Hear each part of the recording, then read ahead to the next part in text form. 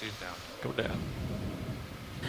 Good morning, this is the Okeanos Explorer. We are diving today on Wagner Seamount. Here on the ship we have... Michael White, NOAA OER. Megan Putz, your biology lead from the University of Hawaii. John Smith, your geoscience lead from University of Hawaii as well. Yeah, right here. Why don't you back up a little bit, Dave? And on the phone, we are joined by some folks out in Hawaii at the University of Hawaii. If you guys could introduce yourselves, please. Right underneath me. Yep. Okay. Sure, this is Chris Kelly with the Oceanography Department at the University of Hawaii. It's better. Yep. Thank you. And what So the about current's at gonna the wanna NOAA push you facility forward as in well, Hawaii? right? So that'll drift into the slope. This is Bruce Mundy at the NOAA Regional Center. I'm with the Pacific Islands Fisheries Research Center. Thank you. And at the PMEL facility in Seattle. Hi, this is Eric Middlestead from the University of Idaho, talking to you from PML. Thank you very much. And has anyone else joined us on the line today? Tom Hansky, Mobile, Alabama. Side a little bit to help Good morning. after we get on bottom. I was thinking that. I was like almost both turning 90. All right, so on video feed 3, there is a one of our multi-beam screens where you can see data that was recently collected on EX1708, the mapping cruise that went to the Musician Seamounts just recently. And Mike, if you wouldn't mind talking us through what we're looking at today. Sure. So we had a short but looked like wonderful dive yesterday on the Bussy Seamount, down here where my cursor is. We then transited overnight. We edge matched the EX1707 data collected on Brahms Seamount to the west here, and then transited up to here on Wagner Seamount, where our dive will be today. And for everybody's reference, our dive tomorrow will be on Verde Seamount to the northwest here. Two things, and I want to start with this view, and maybe John, you can chime in. This seamount's a little different than the ones we've been diving on, because it looks like not only is it within proximity to some other seamounts, but it also looks like it may be in a more complex geologic setting. Maybe on some ridge lineaments, maybe the seamount has a couple of different things going on here. Do you want to say a few comments, or folks on the line, Tom, Eric?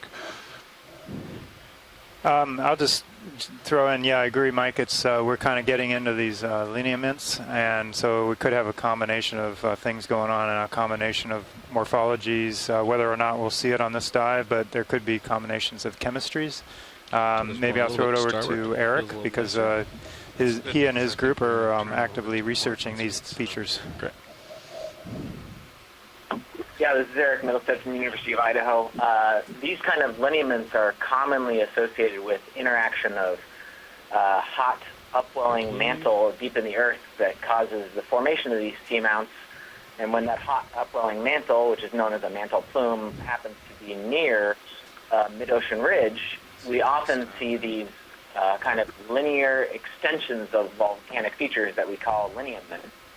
One of the more well-known areas where we see this is in the Galapagos, and the chemistry and kind of form of these seamounts is currently being investigated and is debated about whether it's kind of controlled by stresses in the lithosphere or some other feature like melt transport, so transport of molten rock underneath the crust. And these lineaments we're at today, so Wagner and Verde Seamounts are part of these lineaments, are interesting parallels to what's going on in the Galapagos, and hopefully we'll get some information today and the next few dives that will help us illuminate what is kind of behind forming these lineaments. Excellent, thank you. So for folks following along on shore on feed 3, we've zoomed in to our dive today. And I just wanted to stop here. We're on this sort of cone cluster, and we're actually going to be diving on the northernmost cone. And my guess is that these cone clusters are likely some sort of secondary volcanism on top of this ridge feature. And today's dive, we're going to be starting at a depth of around 2,518 meters, and then we're going to do pretty much a straight transit, perpendicular across contour lines in red here to the top of the cone, Yes, we'll take a look. reaching a depth of 2,275 meters. We did keep this depth, we did keep this dive relatively short, so we would have plenty of time to spend on top. Looks like we're already being rewarded with a fish and an anemone. So, Megan, maybe this is a great time to pause and we can talk about the biology on the screen and the biology we expect to see today. That's great, Mike. Yeah, so we are seeing a fish, and I think I'll let Bruce take this one away. Okay, well, this is an unusual one. It's a cusk eel in the family Ophidiidae. However, we've seen this 2 or 3 times before in the past 3 years on the Okeanos Explorer expedition.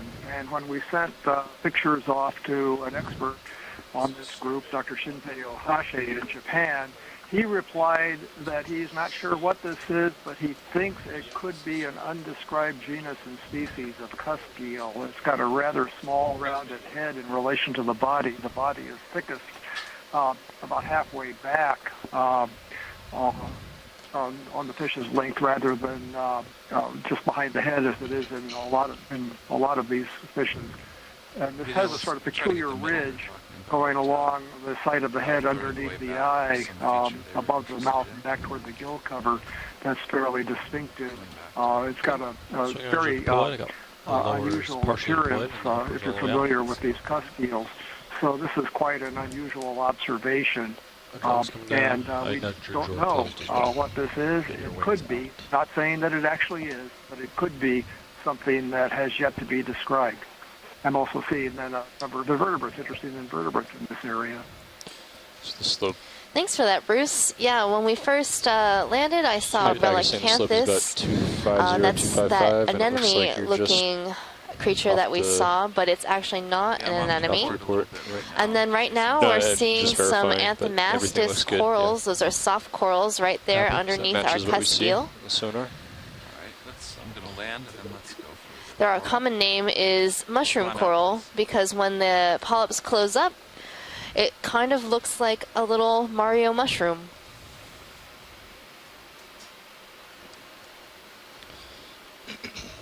Does it allow you to grow? I would hope so. Good. But I haven't eaten one yet. We do have 4 in the lab, but they have been preserved in formalin and ethanol. Maybe the ethanol one would be tasty?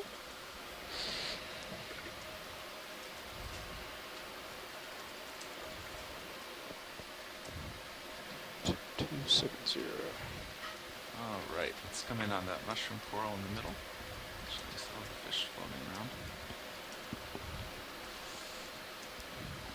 And then next to our Anthomastus are some hydroids, and the fish is photobombing us.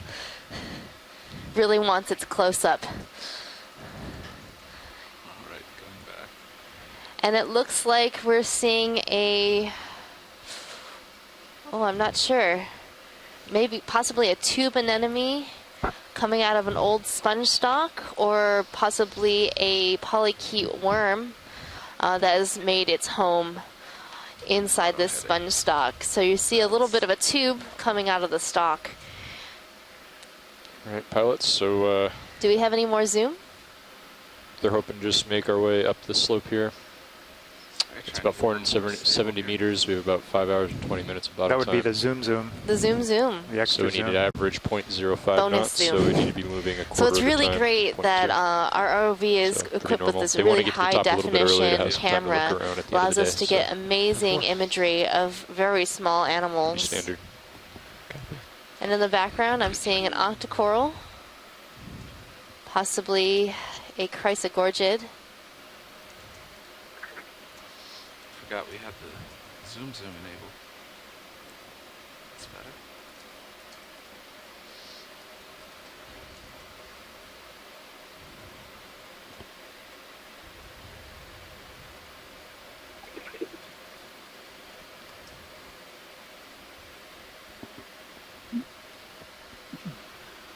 So it looks like the tentacles of this animal are pinnate, meaning that it has lots of other projections coming off the main tentacle. So it's making me think this might be a polychaete. Does anybody on the chat or on the line have an opinion about this animal? I was thinking it might be a sabellid or something like that. Any more Zoom video? Yeah, polychaete. Okay.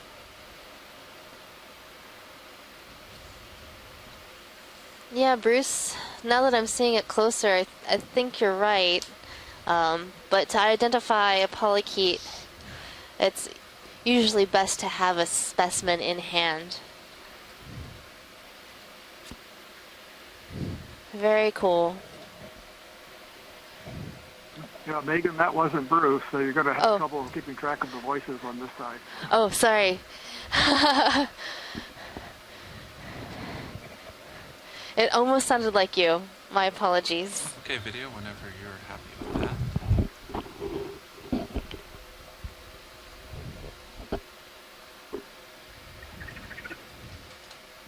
Alright, co-pilot. You can tell when I speak because it's all about the fishes. All about the fishes. Well, you did chime in about that one worm the other day, right? Before we the green bomber. get too focused here. So just so you guys are aware, I do the wind is right. hanging around 18 to 20 knots coming out of 030, which is roughly where we're pointing. So the other day we saw a swimming polychaete that has these two organs on the front of its head that it might drop if it finds a more or less predator. South, kind of And laterally along it has this slope. bioluminescence in So it that'll allow if that were to happen, the what would polychaete be to the game plan escape here? while the If the ship were to predator is lose distracted propulsion? by the bioluminescent bombs. Swing around. Yep. It was a highlight video, Space, so what please would you do check it out. Let's say we lost propulsion right now. One second. Turn right haul in. So also in this area, I'd I'm say seeing some come up- crinoids Come and up, an anemone. well off the bottom as fast as you can before you start feeling that move. And I think you there would might be swing some around- D2 would interest swing in around to starboard. collecting a rock in this area. Seriously. I've been back to talking with starboard. Eric on to get the into tow, chat, and we were going pointing to wait a south. little Yeah. while. So Okay. Trying to I find just something head out more there. ideal, but there are plenty of Yep. rocks to be chosen here. And our bailout right now is due Trying east. to find something so, more in place. That's a bit of a tall order. If anything were to happen where we'd need to do the bailout, just be prepared for that. I appreciate the effort. No problem. It's just a game of waiting and If you have control. waiting until The highest point is possibly run out of 2270. options. So if we were to pull up on the winch, we'll see. at full 30 to 32 meters per minute, Sounds it good. would take about 7 or 8 minutes to get above the feature. Okay. Okay. The depth. All right, watch lead, sorry, back with you. What would we like to look at next?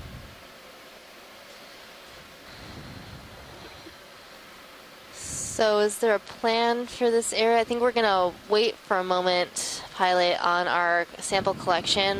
Let's look around and see if there's any more interesting biology in this area before we leave. Okay. Yeah, pilots, just to pass on that we'd like to try to find some kind of rock that's as in place as possible that we can still get, something like a toe of a lava flow that's separated by a crack or something like that. Okay. So this has all fallen down, and you're more interested in something. Right, something that we know that it Understood. probably came from that location. Sure. Video, let's come in on this, see what it is. So we've got about a 5-minute delay.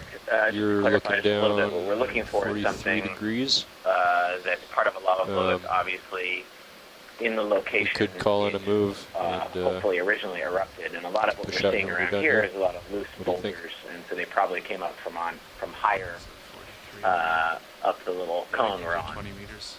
and it's hard to determine the provenance where those rocks came from. They're just kind of sitting loose. Did Watchley say they were looking for rock in this particular area? So right now we're looking at a black Yeah, no, coral. I'm okay with it. Okay. And in What the bearing do middle, you you're want? seeing some 250. really fuzzy polyps. I think those might be reproductive in nature.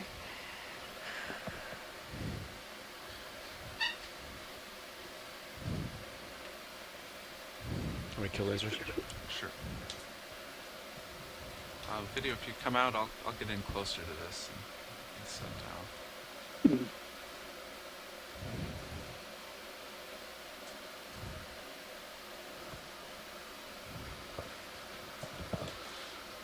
Put lasers back on just so I have a reference.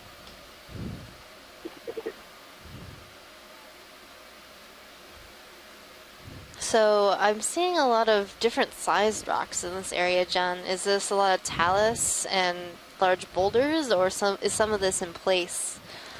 I think these all look, what we're looking at right in the main screen is all boulders that have tumbled down or slid down the slope from lava flows from above. So they, over time, hundreds, thousands, millions of years, these lava flows will break up from just physical weathering, physical processes, earthquakes,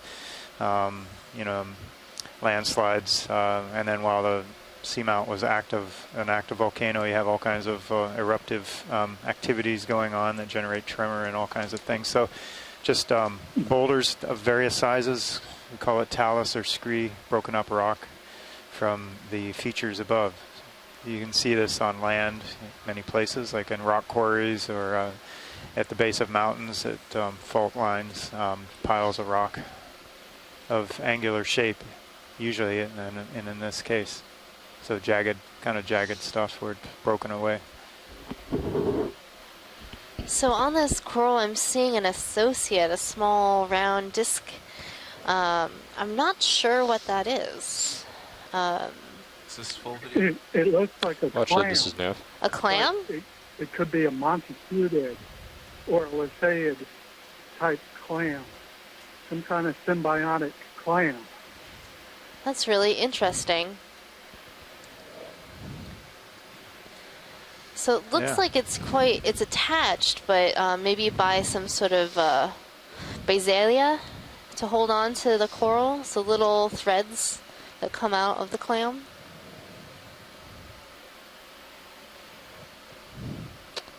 I'm not sure, yeah. Bridge, this is Nev. That the clam produces. Go ahead, Nev. Yeah, we'd like to request a ship move, interesting. please. Okay. We'd like a move of 20 meters, bearing 250 There's at several 0.2 families of knots. these small 20 meters, bearing symbiotic 250, speed decimal clams. 2. That's correct. Right. We're happy with this. All right, should we move along? I think we should move on. Come on out. Thank you, All right, pilot. watch lead, we've got a ship move underway, just a short hop. Okay. Are we looking to get a rock right away here, or do you want to? Not from this location. Okay. Looking RV for, nav bridge move initiated. something Thanks, that Bridge. maybe didn't fall down the slope. Yeah, we'll keep moving up slope then.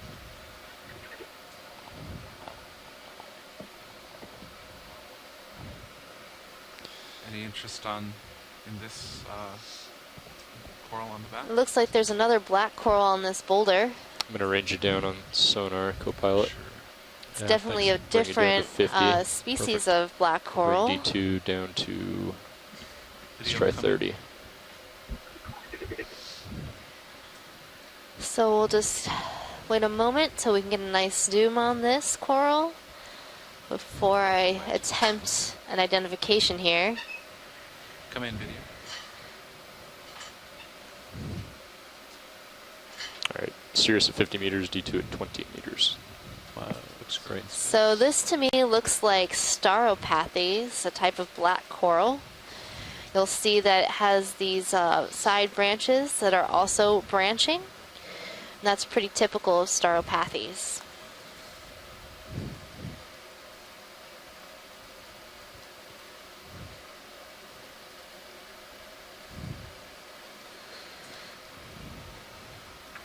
Hi, Megan. It's Chris. I would agree with that. And I'm not on the chat right now, but that first one looked to me like it could be some kind of heteropathes. What do you think? I'm not sure about heteropathes. I'm looking at the heteropathes right now. It reminds me more of Stauropathes. Maybe Tina will have an opinion about this later. Heteropathies, I would agree with that, but that other one. Oh yes, the other one, yeah, I think is heteropathies. That orange area right in the center. Yeah, we saw a couple of those, I think, before, and it does look quite heteropathies-like to me. They tend to have that, you know, reproductive polyps located along that main axis of the coral. And there's another coral hiding around the corner of this rock. Oh, there is. Down in the shadow. So even at first glance, it didn't look like there was a lot of life down here, but every time we move, I'm seeing something different. Yeah, and you ask about lava flows in place. I think this one in the center is probably looks like an in-place pillared flow. The one kind of bulbous looking next to the big boulder of about the same size.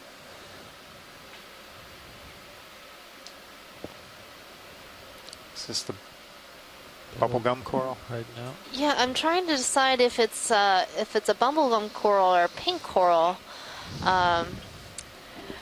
It looks more pink coral-like to me, but I can see where you'd think it might be bubblegum based on the cluster of polyps at the end of the branches. There's some polyps that are not closed up at the bottom. Any more zoom video? Good shot of the manganese crust here on these rocks. This botryoidal texture, which is a Greek word for grapey. So it looks like a bunch of small grapes clustered about. So this material precipitates out of the seawater at a very slow rate, millimeters per million years. So why does it have that texture? I don't actually know why it grows that texture. It's a good question, but it does. It's a common indicator of that crust. If you like, and the crust is made up of all kinds of metals and elements, manganese, iron, 4-minute delay or so. Cobalt in it. I guess it has rare earth elements in it. So it's a potential product for deep sea mining down the road. Pilot as per. So what makes this type of crust so valuable to deep sea mining? And how would you collect a crust on such a large boulder? Are you just going to scrape up talus that's been covered, or you want to try to gather stuff that's in place? Well, the materials that it's made up of are things that we use in our modern life for cell phones, solar panels, airplane wings, car parts, whatever. So there's a limited amount of that stuff on land, and it's not always easily accessible because it may belong to, may be found in other countries. So the deep sea that's a big resource. Getting it, that's the big question. How would you get it? You'd have to grind it off or chomp it up somehow, so that could be rather destructive. This is a good example of a geological contact here, where transition between two different units, two different rock types or morphologies. So we're transitioning into a more intact lava flow unit. So this looks like it's a kind of a flow unit that's maybe I don't know, less than a meter thick, but mostly pillowed. As you can see on the top, these bulbous forms are moving down slope. So the underwater eruptions erupt kind of in this toothpaste style of lava flowing out, effusing and creeping down slope. And then it's breaking away here. You can see this blocky pattern in the front and creates all this talus or broken rock that moves further down slope on its own. And then in between of all this light colored material is this sediment that rains down from above. Okay, that's good. Hey, this is Eric at PME On. This would be a great place to try and grab a sample, see if we can't break off one of those little buds. Should just have another minute or two swing. Okay, Eric, do you see any move, right? in particular? So actually moving up on the flow unit or on the edge here is what are you thinking? Well, it would depend on what I know the arm, I think, has a strength limit of 200 pounds, John said.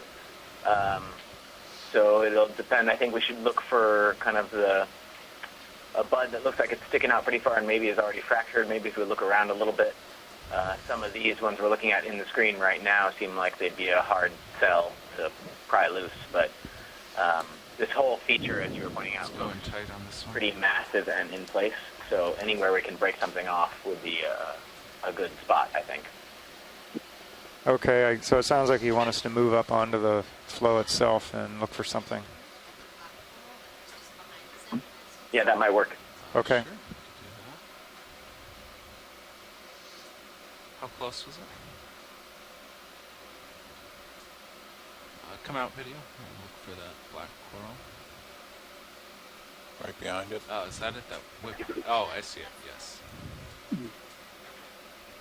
little far away. Let's try So I'm from here. seeing another type of black coral here on a long stalk. I think we're too far. So I think this might be Alternatipathes, a type of black coral that has a very feather-like shape, but a long stalk. And along the stem you can see a line of polyps, and on each one of the branches there are lines of polyps. So it's similar to the Heteropathes we were looking at, but this is a different species.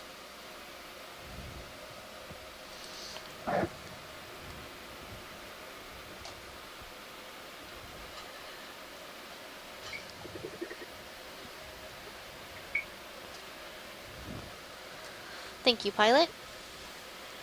All right, come on out.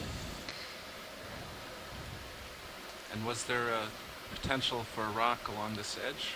So, pilot, the deal with the rock is they want to be able to break something off. Right. Of course, right here it looks like that wouldn't be possible. And I know you prefer to be able to grab something that's relatively loose, or we can ram it with the skids to see if it'll break, but I don't think that'll happen here. Yeah, ideally we're looking at something that's cracked already, of course. So the onshore geologists asked if we probably move up onto the flow when ready with the ship move and see what we can find. All right. So how thick would the manganese crust be around here? I know it takes a long time to precipitate.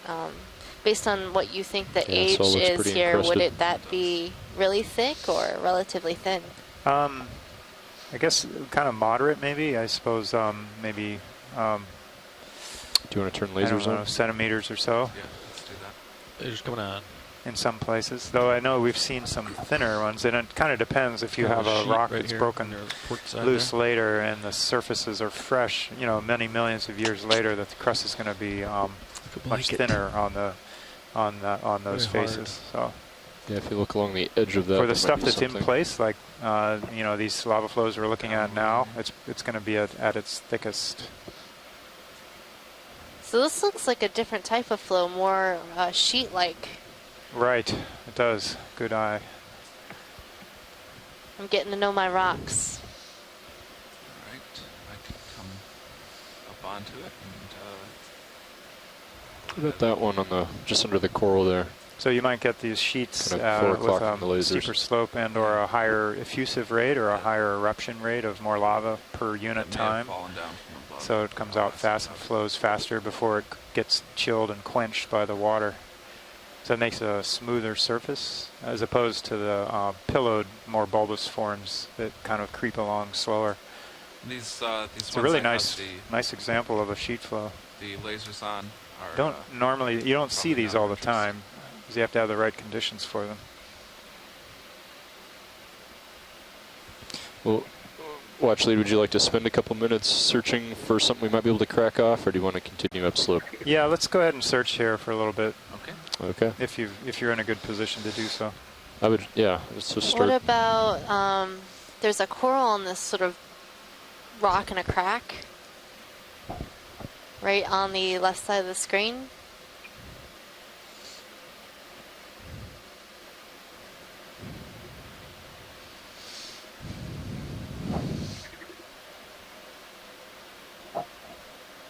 Oh, yes.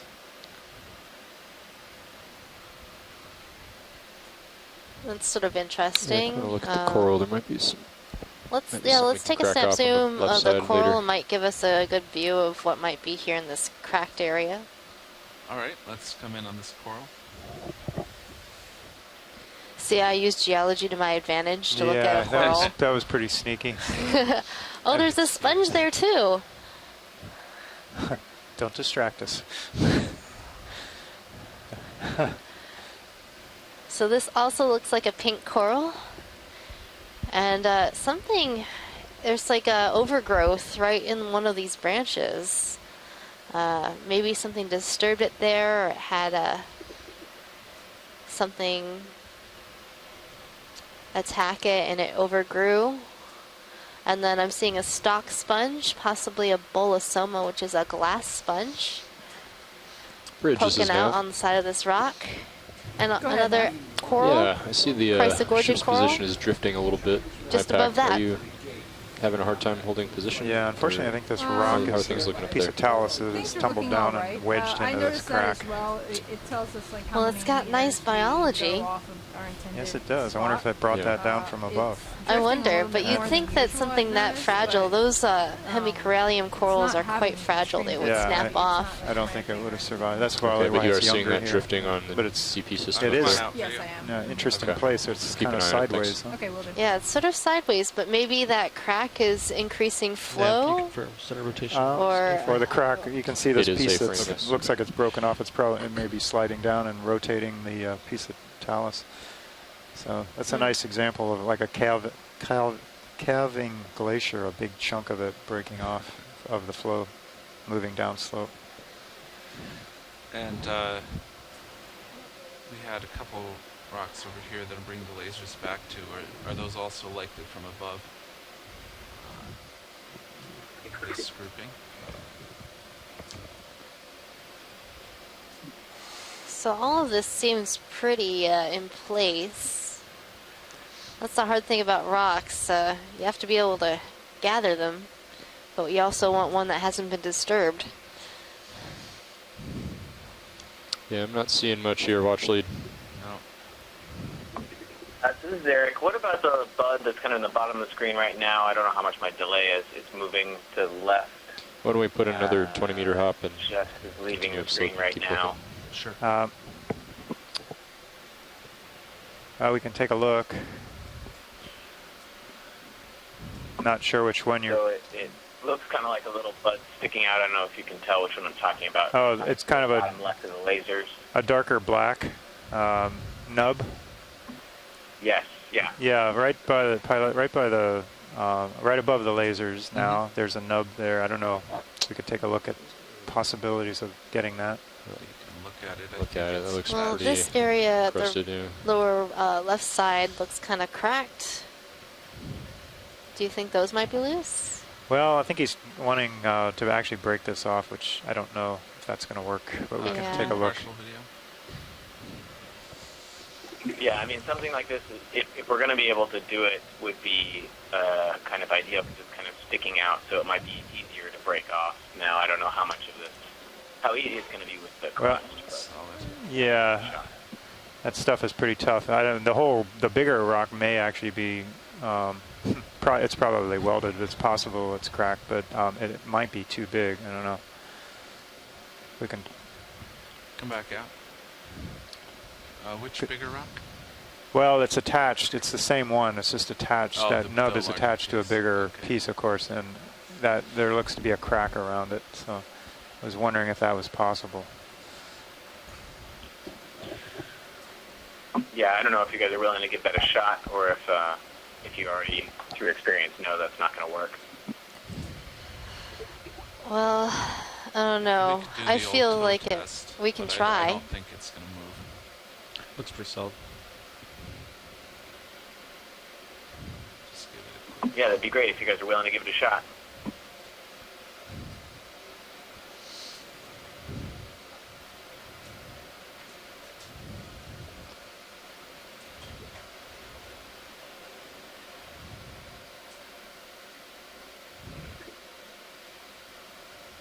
Nope. That is pretty well stuck. Yeah, the usual procedure is we bump it with the ROV. It's got a little more oomph, and see what happens. It looked like it was pretty stuck. Nothing happened.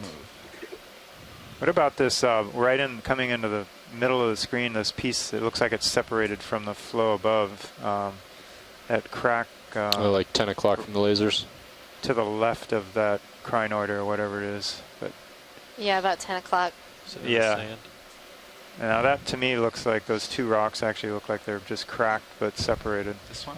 Yeah, that one. What do you think about that, Eric? Yeah, I would agree. That's what that looks like. It looks like it's attached. You can see the one right below it is cracked and still just even more in place, but probably easier to get the... Well, I'll leave it up to the pilots, I think, whichever one they think they can grab. We're going to see if it moves. I think the left side's pretty well attached, yeah. Yep, try that one below it. Oh, that's pretty big, but...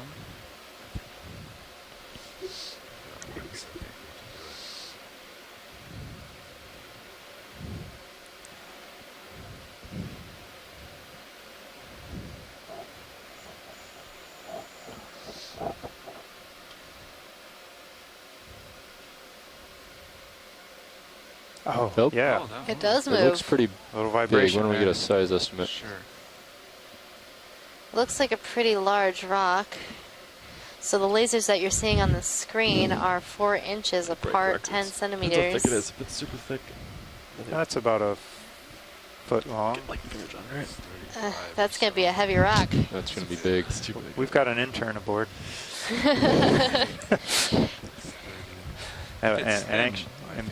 What's that? It depends on how thick this is. If it's a nice thin piece, Yeah. we could do it. If it's thick, I'm not sure. Well, there's the one to the right, which is a bit smaller. I don't think that one moved. Give it a poke. Did we bump it? I didn't see it. We did bump it. We'll give this one a try. Okay, we're going to give this one a try, see how big it is. It did seem to move when I bumped it. We are limited also on how much weight we can bring aboard, so... Yeah, we want the ROV to be able to come to the pilot. surface without use of the thrusters if we do lose power. So the ROV is neutrally buoyant, or no, it's positively buoyant, so that if we do lose power or for some reason the line does get cut from the ship, it will float to the surface and we can recover it. So we don't want it to be neutrally buoyant or sinking negatively buoyant. Yeah, I think that's a starboard one. Copy. Give it a poke, see what we got. So all the time while we're exploring the seafloor, the thrusters are thrusting us down to keep us down here. Great. Here we go.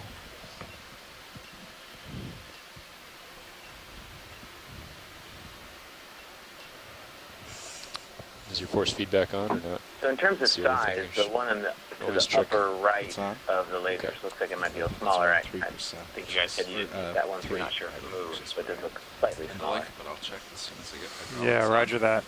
I think they'll we'll try and take a look and see if we can get this and see how big it is, how thick it is. Basically, is what that will depend on. Okay. No, I would. Sounds good. I'll let you do your thing. Okay.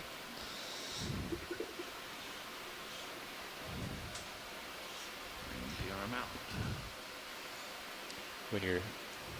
When you're yeah, jaw closed exactly. Yep.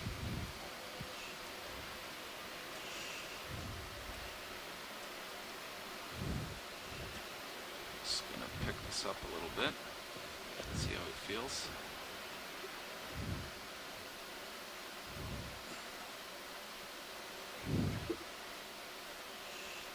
Feels heavy. ROV nav bridge. Go bridge. I would like to adjust my heading about 5 degrees to port just to keep the wind on the bow. 5 degrees to port is fine. Thank you.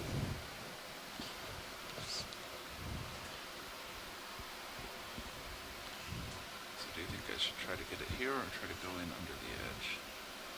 I think I can get my fingers in this way. Yeah, that'd be I'm gonna try that. be worth a try.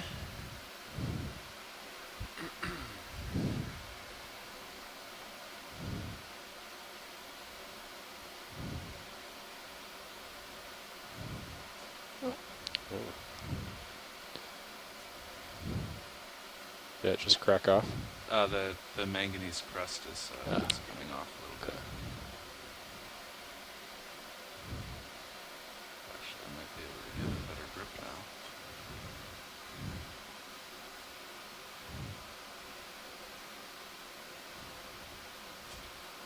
Now it might be in a position now where you can really get the fingers around it. Yeah. Okay, moved it out a little bit.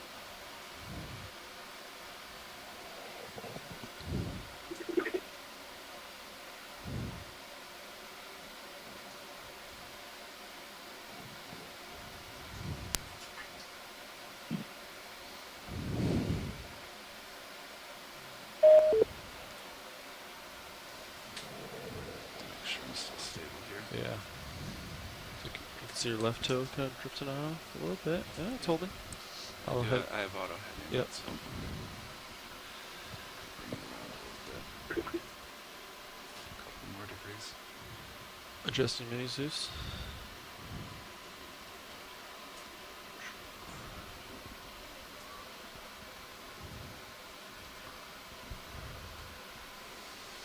Yeah, maybe try to get the fingers under it, maybe. Watch the coral cutters. Yes. Maybe I'll try. Also come in from the right side. Yeah. Yeah. I'm gonna give that a shot.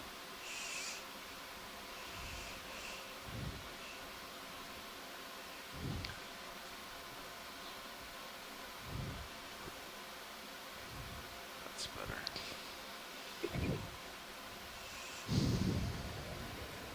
Want me to bring wing in a little bit or leave it? Starboard wing. Yeah. Okay. Come in on starboard wing. Going in. Well, John, how does that rock look to you? Wings all the way in. It looks good. I think I'm going to rotate it. unless Eric says something different, I think we'll keep that unless you think it's going to hinder us from collecting further as far as it being too heavy. Looks similar to ones we've collected before. I think it's fine. I think it's right on the border. I can't comment on the weight, but this looks like a nice grab. At the limit, Thanks. but I think it's all right. Yeah, so Eric's okay. I think we'll keep that one. Okay. Put it in the box. I'm not carrying it. I'm just saying that right now. That looks quite formidable. Over. See your wrist. Yeah, wrist. It's a beast. Yeah, so your elbow's all the way tucked in already. Yes. Bring that up a little and do this with the wrist. Very nice. See how it is. You're going to try to make that rock box nice and full. Slide it right in But there. I know you will be trying to pick stuff off it, living things. Yep. Hopefully there's something good on that rack. Looks like you're pressing the box in the front. I am. No, I'm trying to. Yesterday's rocks had quite just a go number drop of it in, different so you don't accidentally organisms press down living the on wing them. while it's deployed. Dropping it. There you go. It's like operation. Wow, that was a perfect fit. All right, pilots, great job. And we are fortunate. We landed by the Bring the sheet wing flow, outboard. so it was good opportunity to get something we know is in place. Can't get much better than that. And that was already cracked loose for us even. Z-bias after that. Yes, I will. Can you help me? Yeah, that was great. Yeah, Thanks sure. a lot. Twist it up here. Pretty close to my mini Zeus. I want to swing outboard a little bit. Okay. Now, Thank you. that's better.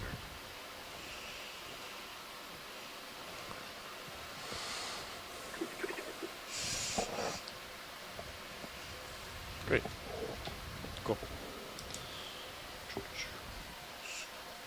Okay. Draw this off. Nice job, Dave. Thank you.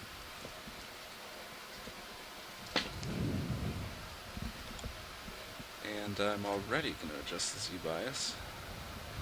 I think that's a 4% rock. Let's see how that goes. Mini Zeus back to you. It's centered up. Thank you. Swing arms still deployed. Take my monitor back.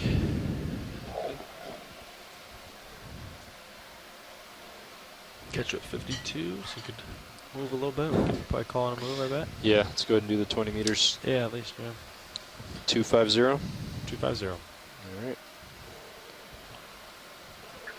All right, one Bridge is collection now. done. It's a 3% rock. That's pretty good. Go ahead, Nav. Yeah, I would like to request a move. All right. 20 meters, bearing 250 at 0.2 knots. Let's see. What do we got here in terms of biology? Well, like many of our dives, it looks a little sparse at the beginning, though yesterday was a complete change to that. We had dropped into a high-density community halfway up the slope because of our shortened dive, but it never stopped. So just stay tuned. I'm sure we'll be seeing more biology as we move up the slope. Thanks, Bridge. So right now we're at a depth of 2,410 meters. We're seeing a lot of diversity in terms of black corals. So now we're seeing another heteropathies that we saw earlier with those dense polyps centered along the main axis of the coral. Those are likely reproductive in nature. We saw some stauropathies, alternatipathies. So this might be a good depth range for black corals. So this is this isn't the same one we saw before. Well, but it was one of the first ones that we zoomed in on was this one on the side of that rock. Right. And then behind it was a different one. And behind that was another coral, a pink coral. Okay, video. Let's move on.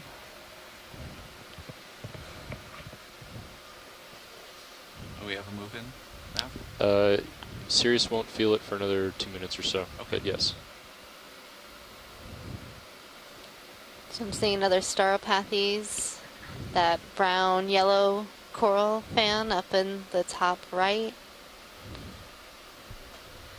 And other heteropathies passing to the lower side, end of the screen near the bottom.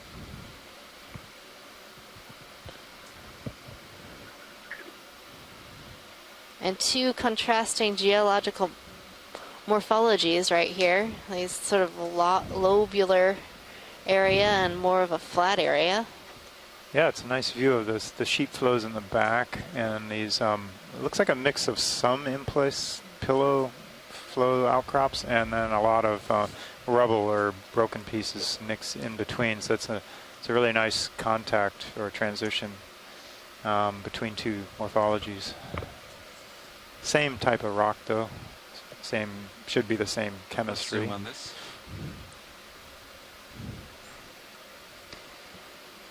Right now we're zooming on a crinoid. And then right below it I'm seeing a xenophyophore.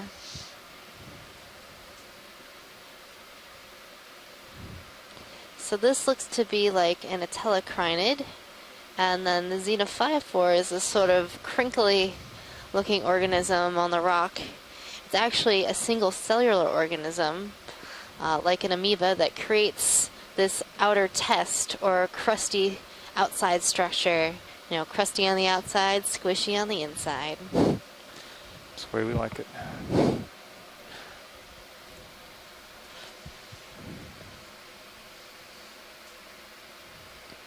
And in the background, we're seeing a single polyp of a baby octocoral.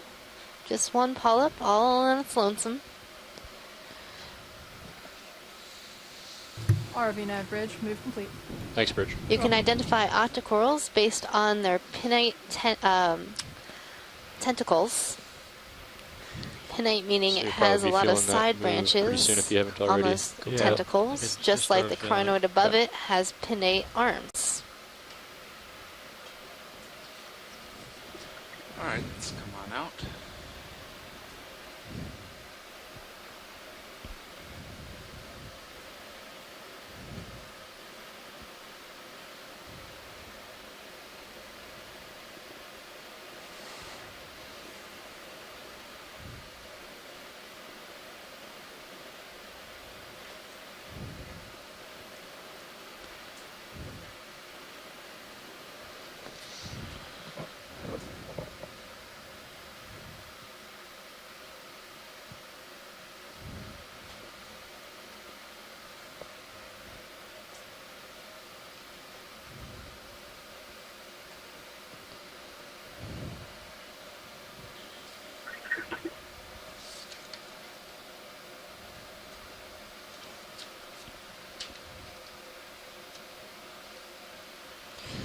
So we're currently making our way up to the top of this cone feature on Wagner Seamount.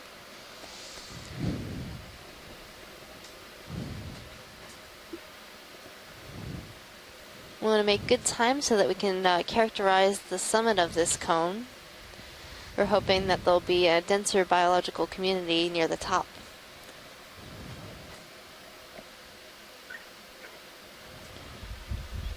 Coming into center screen, it looks to be a dead stalk. And below it, a nematocarcinus shrimp.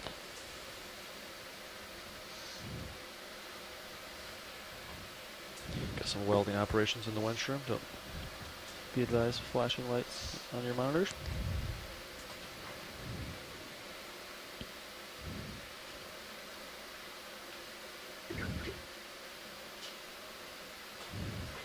Lots of these black corals.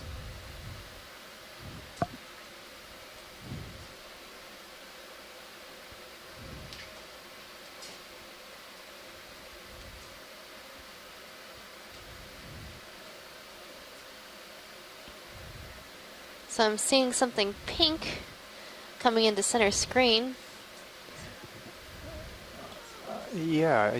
Is that a dike? I don't know what that is. In the video feed 2, we should take a look at that. Oh, I see that. We'll look at that feature next. Don't think it's geologic. Yes. Yeah, you're right. Yeah, now I can see. What is it? It's a crack. Oh. Oh, filled with sediment. Yeah, it was. I thought it was projecting upwards. Yeah, it was so in video feed 2, the Sirius view, there's the interesting crack in the lava flows with sediment in between. It was kind of confusing us a little bit. And what we're looking at now in video feed 1 looks to be a pleurobranch, or a type of mollusk.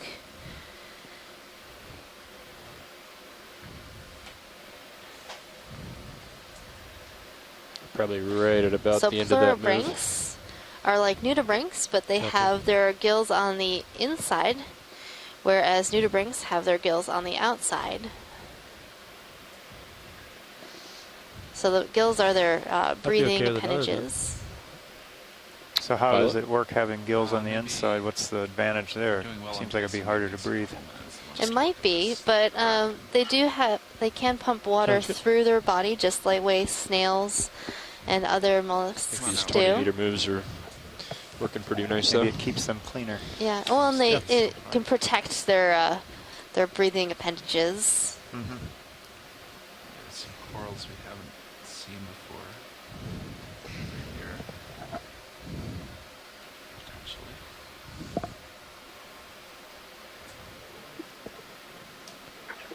So I'm seeing some more stauropathes, chrysogorgid bottlebrush coral, likely chrysogorgid geniculata, and then right behind that, an anthomastus, or soft coral, mushroom coral.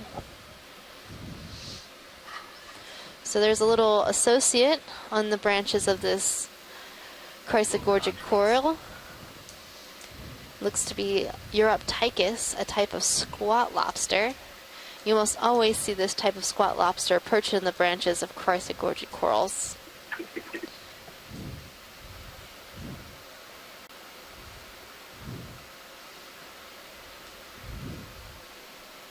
But they don't eat the coral, right? They wait for other prey to come in?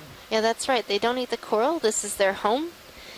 And so they feed on other prey as it comes along.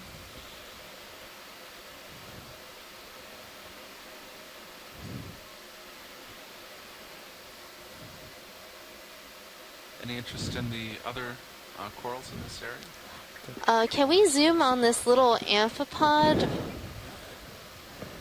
That's max. Or isopod? We're at max zoom. I think it might be an isopod.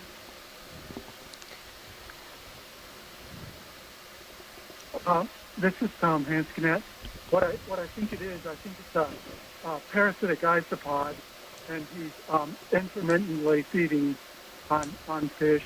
It could be an egidi. Egidi? Yeah, as opposed to a sinusoid. The eyes are larger, but you really have to be able to look at the dactyl eye to see if they're prehensile to separate them. Well, that would be a hard zoom for us to get. So I guess to really identify this would be to have a specimen in hand.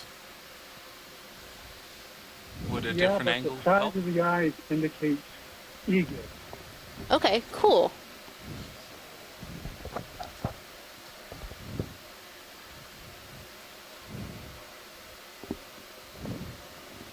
That's interesting.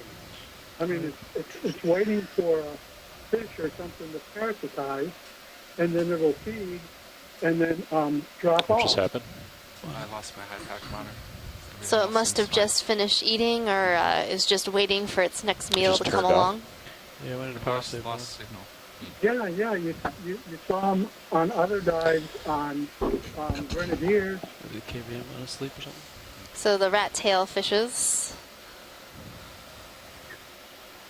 Yeah, but it's not a specific. It's not an obligate parasite. It's the intermittent one. Video whenever you're happy. Got you at 61. That's really interesting. Probably settling out from that move, so Alright. no rush. But. This is a start here. Get that. Going back to the sea star. So I think I'm seeing a sponge on the far in the distance on the left-hand side, and just numerous of these Snap in on this. Staropathes corals. And now we're looking at a starfish. I'm sliding down. From this angle, I cannot tell what it is.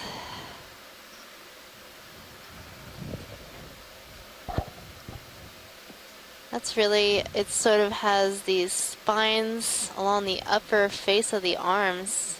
I don't think I've seen this starfish before. Hopefully Chris Ma will see it soon and have something to say about it. I don't think I've seen that one.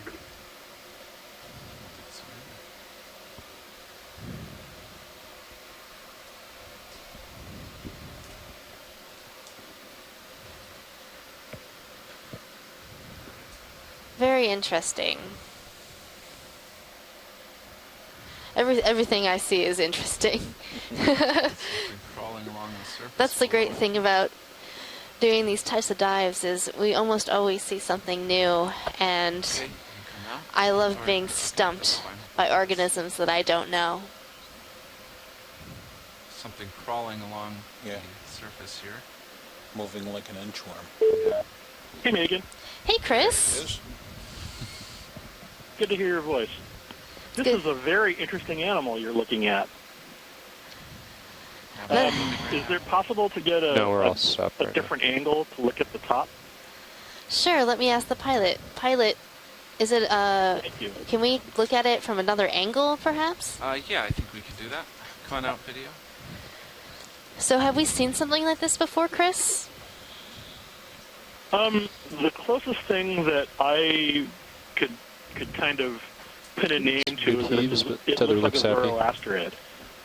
But the other Zoroasterids that I've seen never have spines Trying to that are maintain like a this 17 distinct. Watch. I mean, Yeah, see it go between 20 and 15. they're big. Course, Usually yeah, Zoroaster I got this itself one pretty high up, is so I should be fine. the species or the genus that we see. It's usually much bigger, and it has spines, but they're not.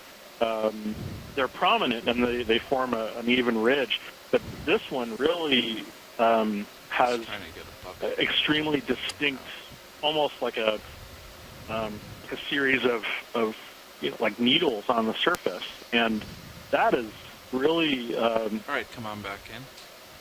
I mean, part of me could just sort of write it off as being, oh, it's another species of Zoroaster, or maybe it's a smaller one, but it's a really bizarre looking one. Yeah, that's what I was thinking. Well, Scott France said that we may not have ever seen one of these in the entire 3 years of the capstone expeditions. So it is apparently seconded or thirded as far as it being unique. Let me try to adjust lights. I think it's pretty good lighting. But if you think you can improve wow. it, go ahead. It is, okay, it's a Zoroasterid. It may even be Zoroaster. It might be a small individual of those big orange ones that we typically see. I think the species that we were calling spinulosus. I didn't catch the size. Are the lasers on, or are we too close? Yeah, I think we're too close for the lasers, but we'll zoom out and see how large this is. I think it looks relatively small. Yeah, we just have a small subject. Okay. Keep coming out. Because one of the weird things about echinoderms is that they will often develop certain characters first, and then, oh, I see, so it's meters. Few inches across. Yeah, so it is relatively small. I'm going. Kevin, go back in. That's well. Okay, so basically, sometimes echinoderms have characteristics that become very large very quickly, and then the animal catches up in terms of its growth later on. And I think this is probably just Zoroaster spinulosus. But again, one of the weird Zoroaster that we see, the big orange one with the really large spines, it might change color and just grow up to match the other characteristics later on. It's like I said earlier, it's got something weird about the way that the spines are arranged, though. So is this something we would want to collect at all, or not necessarily? I think this might be a difficult collection given its location. Yeah, I'm not 100% on collecting this one. I mean, if it was the last thing you saw just before you had to leave the bottom, then and everybody was dying, and it was already on a rock, then sure. But yeah, I'd say there are other things that are worthwhile. This is an interesting discovery, to be sure. But I think I could go with calling this a juvenile Zoroaster spinulosus, the one that we've seen on the dives. They're not as common. It's not as common. They're not very commonly encountered. And like I said, the ones that we have seen, especially from the last couple of legs, are orange instead of white. But that could change with growth, or it could simply change with the kind of food that they eat. But yeah, the spines are really something strange. I'll have to look into them. A lot of times these animals, when they're collected in museums, the characteristics, such as the spines, are broken off just almost always, and because they're in trawl nets, and the surface characteristics, such as the spines, are just completely shorn off. They're brought up in a net, they're dragged for 3 or 4 hours along the bottom, and then they're brought up to the top, and then they're bumped around. So it could just be that it's just very, very unrecognizable compared to the specimens known in museums. So all right, it's an interesting observation at the very least. So I'll definitely be poring over that a little bit later. I see you're on a sponge now, so have fun, and I'll be watching. Thank you. All right, thank you for calling, Chris. So that was Chris. Thanks, Megan and John. And now we're looking at a glass sponge. Megan, you're muted. Oh, that.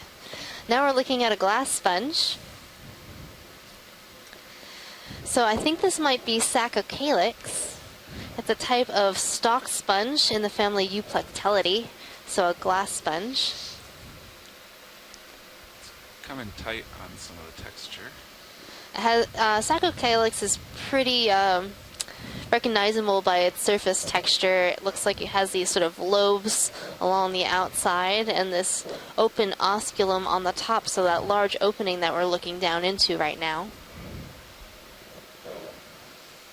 So sponges have a lot of very unique words to describe parts of the sponge, like osculum and atrial surface, dermal surface. So it's really hard for non-sponge taxonomists to get the handle of all these different words, but they really do help us describe what we're looking at and have other people understand what we're seeing. So your word of the day is osculum. Push forward. Sounds good. It's a black coral directly behind it. Okay, I think If we just tip up, tilt up. All right. Oh, you're right. It's different. We have a ROV nav black bridge. coral here. Oh, this is a different black coral than we've seen so far. I just wanted to give you a conditions update. It looks like our wind has This might increased. It's be holding around 20 feet right Umbellapathes. now. The ship is still But holding let's nicely, see but if I want to let you anybody know. on Good the copy, line thank you. knows. You're welcome. Tina Molitsova is going to chime in soon.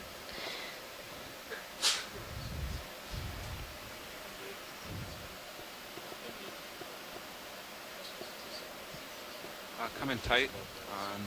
Let's look at the base of the branching. So Scott French is saying Umbellapathes as well.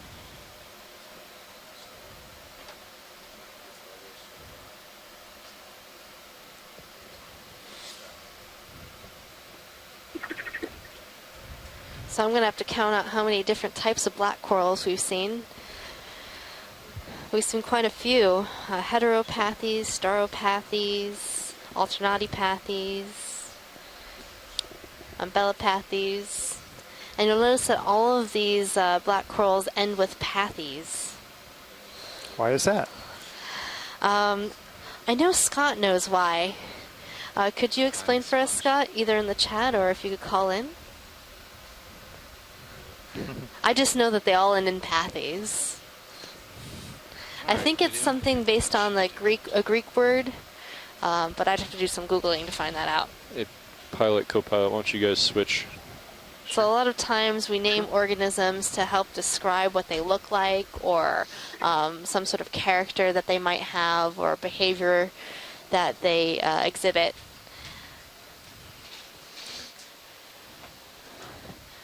So right now we're going through a pilot change, and then on this rock behind our Saccocalyx, I see a different kind of I'm gonna black go ahead and coral, call on that move too, possibly so a one of the tracks Bathopathes. upslope. Yep, that's Bridge, this is Nav. 250. Go ahead, Nav. Can we get a move of 20 meters bearing 250 at 0.2 knots? 20 meters bearing 250, speed decimal 2 coming up. That's correct, So thanks. Scott's telling me on the chat log that the name of this group is Anthopathes, which means against disease. And it was thought that the skeleton of black corals had medicinal properties some 2,000 years ago.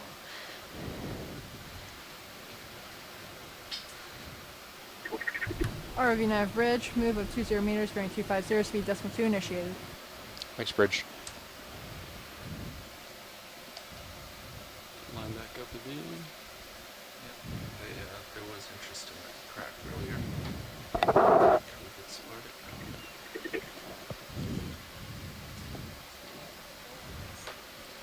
So I'm seeing a sea pen settled in the sediment in this large crack. What do you call large cracks in geology terms? Fractures. Fractures.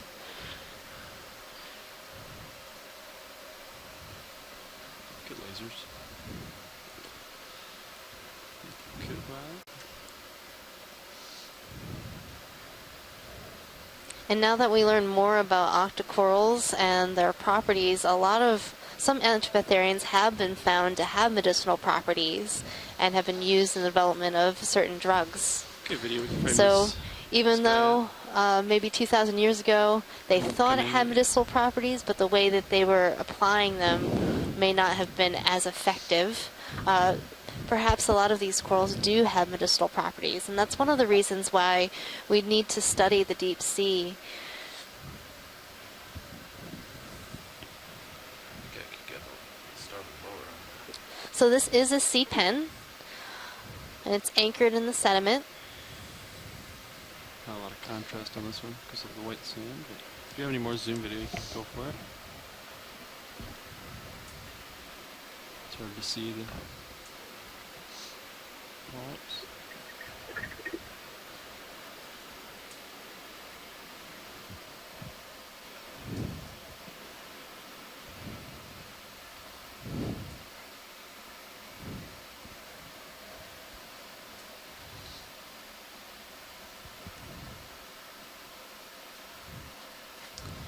So this might be a Protoptilum, or in the genus Protoptilum.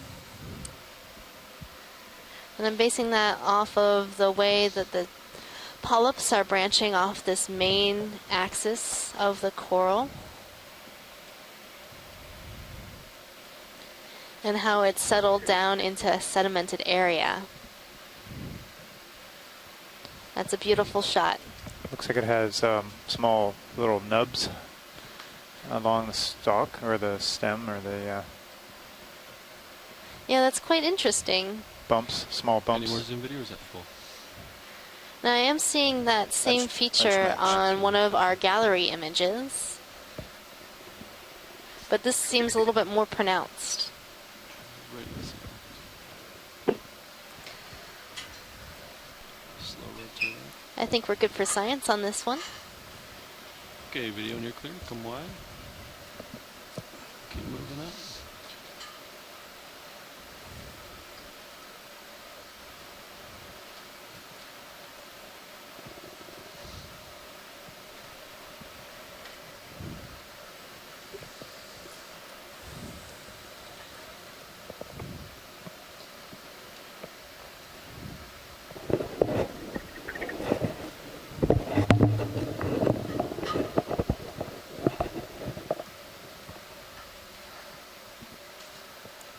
So if you're just joining us, this is Megan Putz, your biology lead.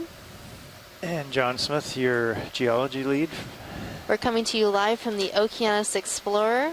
We are currently exploring up in the Musician Seamounts, which is a seamount chain north of Hawaii. Today we're diving on Wagner Seamount. All of these seamounts in the Musician Seamount chain are named after famous composers. We are currently at a depth of 2,396 meters and looking for some interesting biology and geology today. Yeah, maybe it might be just the start of it. So right now, coming into view, we're seeing a Walteria sponge, or a glass sponge, in the genus Walteria. Move just about complete. Thanks, Bridge. And I think another kind of black coral right next to it. Zoom in a little bit. Video. Yeah. And a fish on the left. And a fish. Into the center. I'm gonna acquire fish here. Bruce, do you think this might be a Synaptic Eel or an Ophidiid? Let's see. It's probably enough with lasers.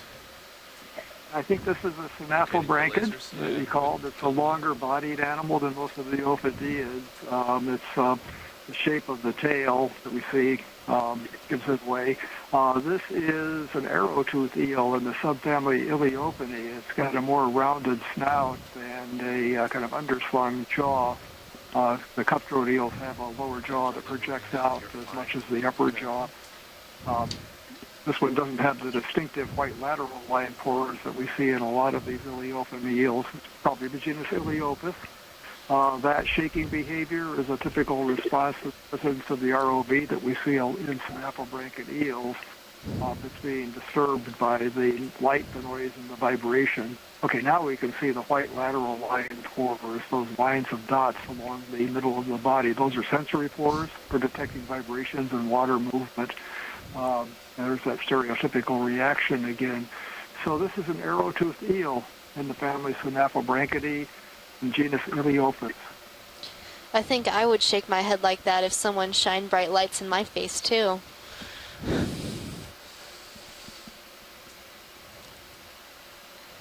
can take a little more zoom video if you got it.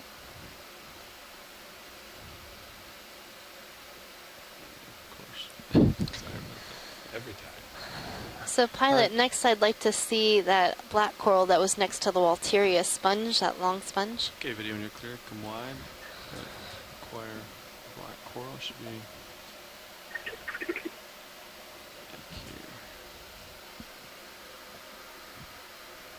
Bring is just back on while you fly. So this looks like be yet another genus of black coral. The darker one? Yeah, the orange-looking one, the tall one. And behind it is also another black coral, Umbellapathes, that we looked at just a little while ago.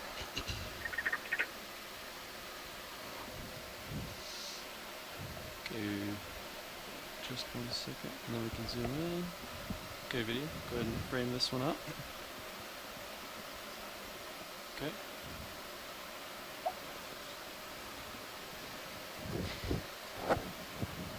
These black corals have always been pretty tricky to me. Trying to decide what I might want to guess what this is. Could be, I don't know.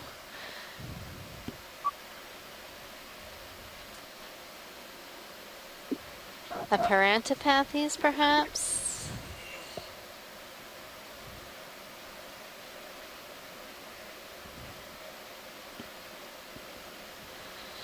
So Scott French is also saying Parantopathes. Tina, do you have any opinions about this particular black coral? Tina Molitsova is saying Heteropathes.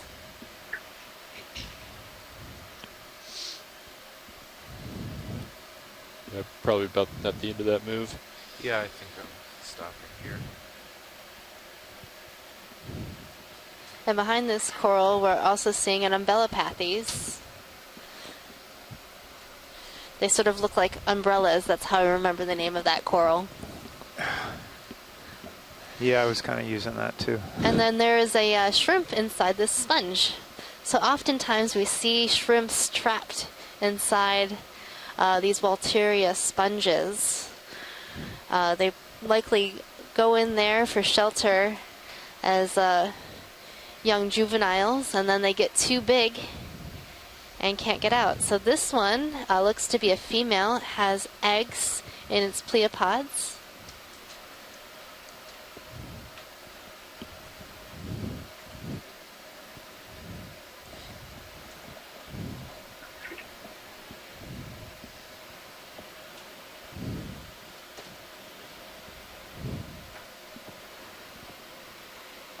And here's another fun science word for you. When a shrimp has eggs like this, we say that it is gravid, or holding eggs.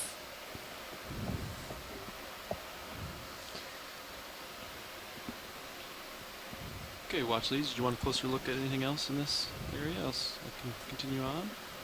If we have a little more zoom, it would be great to see if we can see the cheilipeds on the shrimp, and then we're also seeing some amphipods perched along the branches above the shrimp. Okay, video, do you have more zoom?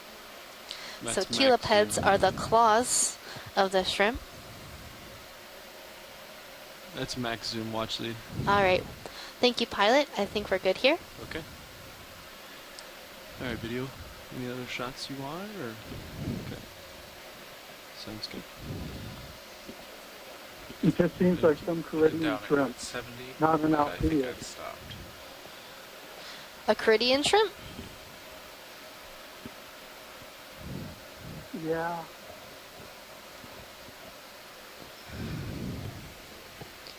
I see nothing ahead. I think we can probably do another move.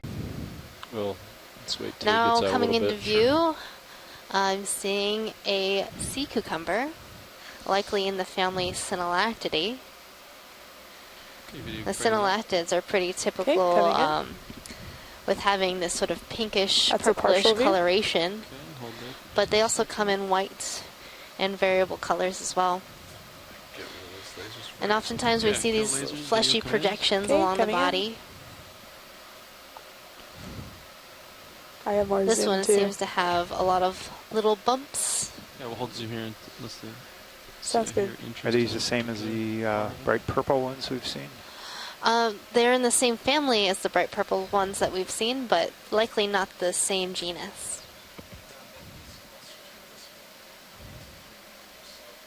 Oh, it is. Okay.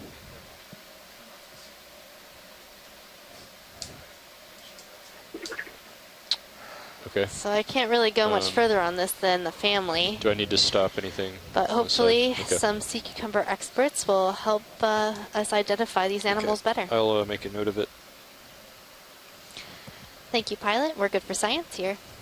Excellent. Video when you're clear, we can zoom out. Coming out. Keep moving up. Thank you, video. There we go.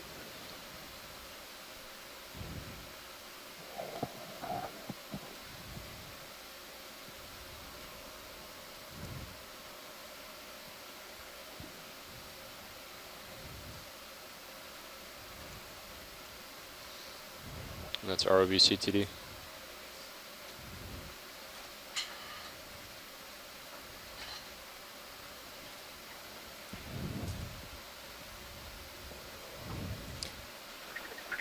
Oh, I think I might see a primnoid coral. Center screen on the bottom. White one. Go by, can you grab lasers as I settle in just to get the size of this guy? So primnoid corals are typically white, and when we zoom in, we'll be able to see the polyps of this coral. Coming in. To identify a primnoid coral, we're looking for body scales along the main axis of the polyp itself. Okay, video, if you have more zoom, you can take it. Okay. Kind of sand background, not a lot of contrast, but so on this coral, I think I'm seeing at least 3 body scales, putting this coral in the genus Norella. So this is a primnoid coral in the genus Norella. Sorry, video. It's okay. We'll get you a stable shot here eventually.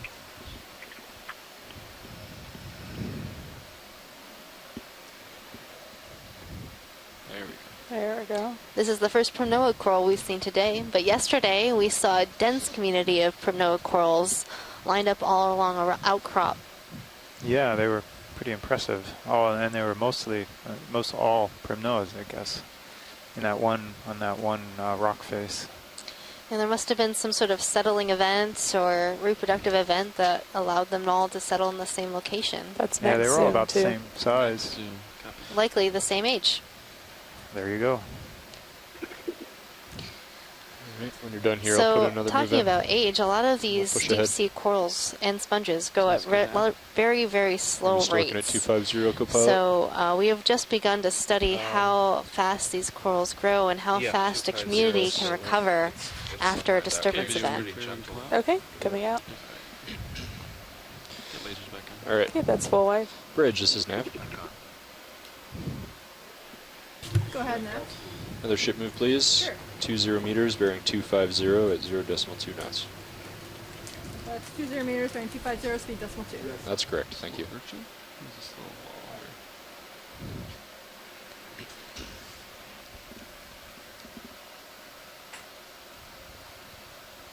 here. Video, let's frame this little guy up. Now coming into view will be a sea urchin. This looks to be sea urchin in the family Aspidodiadematidae, likely genus Aspidodiadema.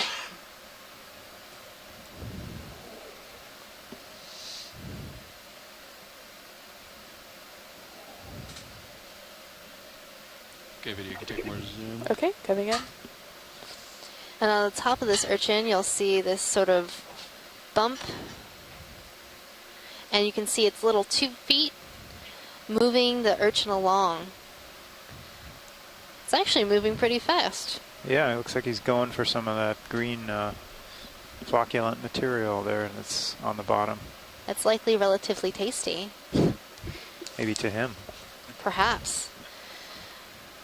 So the mouth of this urchin is actually on the underside, so it doesn't really have to do too much to be able to feed on this flocculent material, as you say. I also love how it just moves straight into our camera view, perfectly lining itself up for its beauty shot. And so to identify these urchins, we're looking at these little bumps that the spines are coming out of and seeing if they're lined up, and that's typical of Aspidodiadema.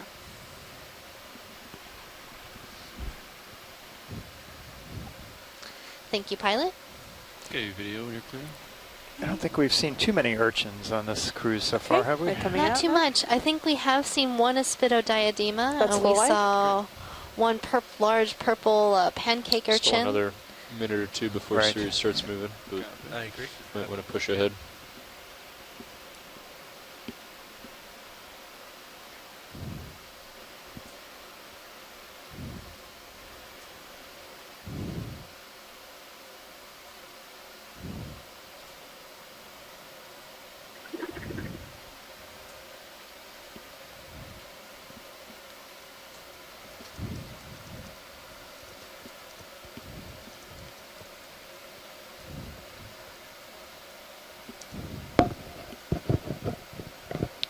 Erratic ping there on the USBL. Yeah, that's not uncommon. That wasn't so bad.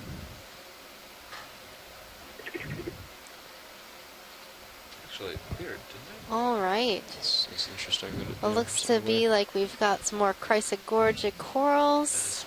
Another synallactid sea cucumber. We just saw one of those. Looks to be about the same one. Very light pink in color. There's an interesting sponge coming up on the right. Yeah, that's what I was going for with the sponge. Yay, a sponge. Yay, a sponge. And then a gastropod on the rock, perhaps? The orange guy? Yeah, that orange left? one. Let's look Yeah. at the sponge first, Okay. and then... Great.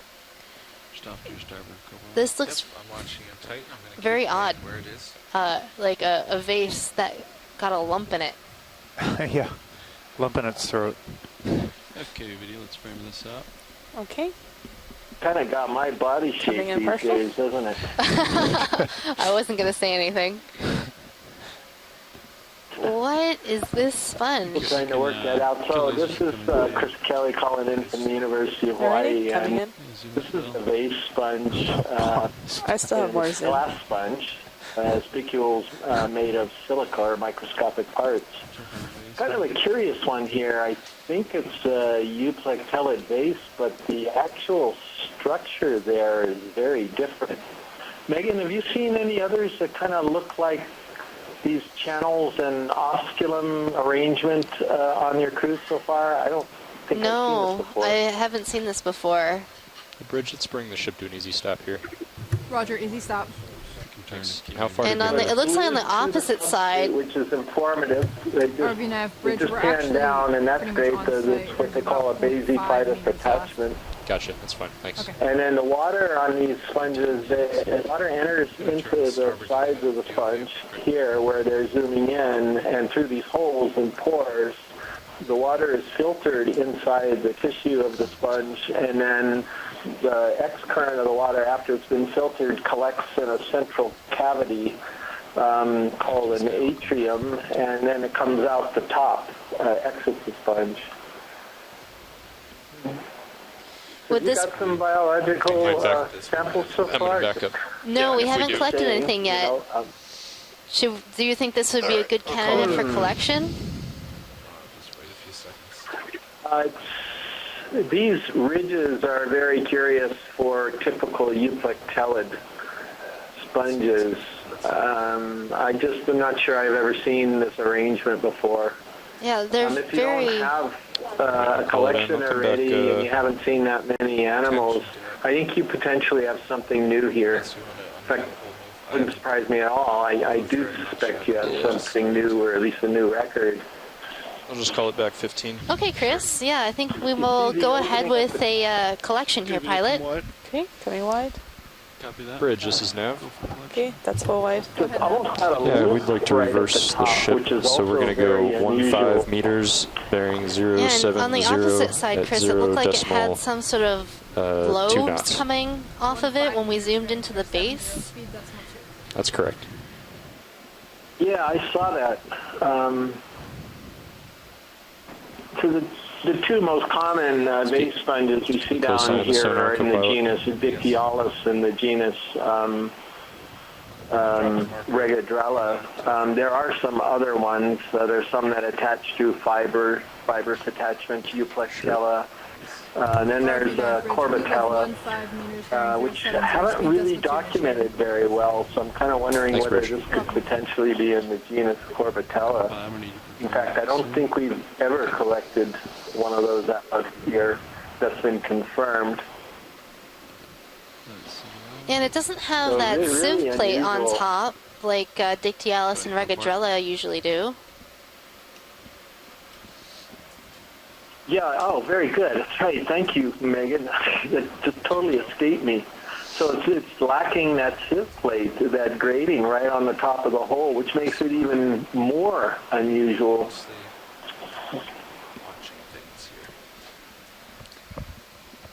Wow. Yeah. And there might actually be something inside, some animals living inside those little darker spots. Yeah, I was wondering if that was something on the outside of the sponge or inside. I didn't see anything outside when we zoomed. So maybe we'll get some associates along with this collection. Looks to be maybe a foot tall. Should we try to collect the whole thing? Well, that's always really useful. That's preferable because the actual microscopic parts can change from the base to the top. And if it's a new species, which I think it definitely could be, to be able to describe it, it's really helpful to have the whole set of spicules for the sponge. Watch the pilot. Go ahead, pilot. Do they want try to pluck it from the base or kind of cut it near the base? I think we should try to pluck it from the base. Okay. Copy. Chris, do you think it'll come away from the rock relatively easily if we try to just pluck it? I suspect it could be a soft sponge, but I'm not positive. If it's brittle, it'll just sort of crack right when he grabs the bottom. If you can grab it below that, yeah, down in there somewhere. But even if it's a soft sponge, he should be able to tear it off. He might leave a little bit of the base attached. There's nothing you can do about that. Because they glue themselves on pretty hard onto these rocks.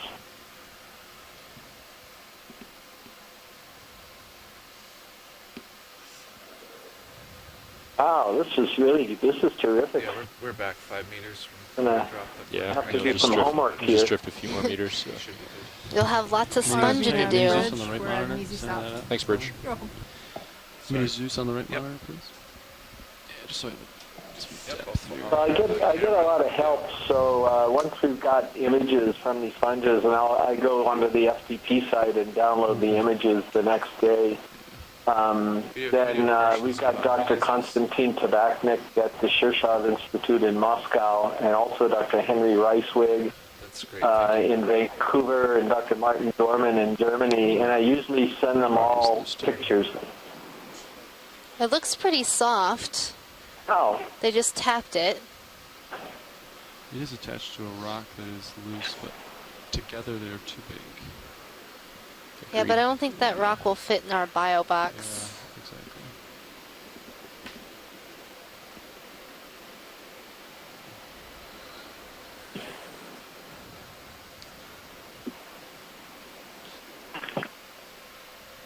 So you might want to practice kind of feathering in as you close the jaw. I was going to go for a full close. What's your force at? 4. Good force 4. Am I going to hit the rocks? Hit the fingers. I think I'm going to cut it pretty close to here.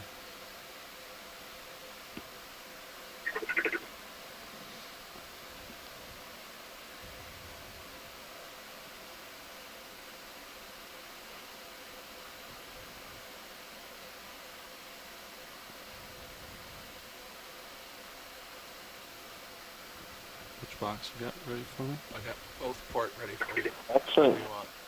So I'm pretty sure that's a soft sponge by the way it behaved when you grabbed it, and it wouldn't surprise me if you've got some associates. Whoops. There it goes. It's floating down. Okay. Well, that gives you a good view of I'm gonna take your other the texture on the opposite side that I was talking about. I'm going to try it.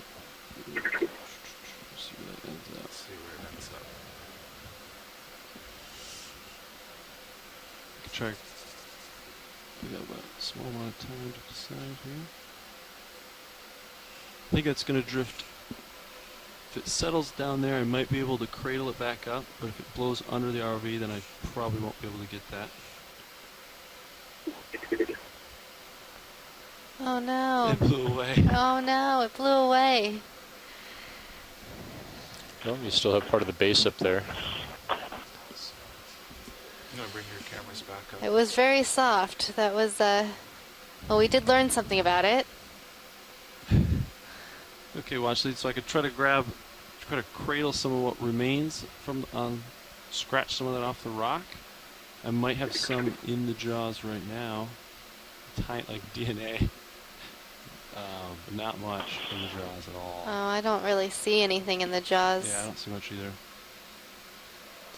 So Chris, should we try to grab this last little bit on the rock here? Well, we could, but is the current ripping so... I mean, wouldn't it just be right underneath the ROV if you took a look, or is the current ripping enough to really take it away? Yeah, well, it drifted right underneath the ROV, so if we took off, it probably would just spiral away somewhere. Yeah. Or if you want this base, we should grab it before we move and look for it. I don't think it's going to fit. We could try the base, and if we... Could you put that rock in the bio box that has the base on it? Because No, it might have the same thing happen if you try to grab the smaller piece. I think it's too big for the bio box. That was the initial problem. Yeah. I think the rock's too big for the bio box. We could try to get some of it off the rock, and then after that we could go look for the remains. Yeah, I guess you could... Yeah, maybe we can just take a quick peek and see if it's there. Yeah, well, we watched it float underneath the rock meters. boxes on the ROV. Got plenty of altitude. All right, let's go for the base. Yeah, we go for the base. But we'll try to back up and see if we can find it.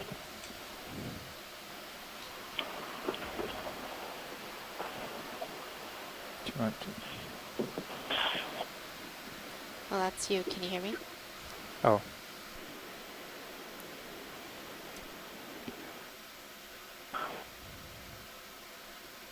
The shrimp is there, not even moving. Yeah, shrimp. Shrimp is not phased by claw of death. It is pretty amazing that it's not even phased by what's happening right next to him.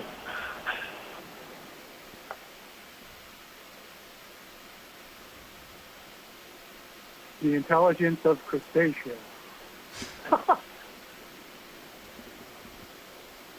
Such a small... Wait. Well, the sponge looks extremely fragile. Yeah.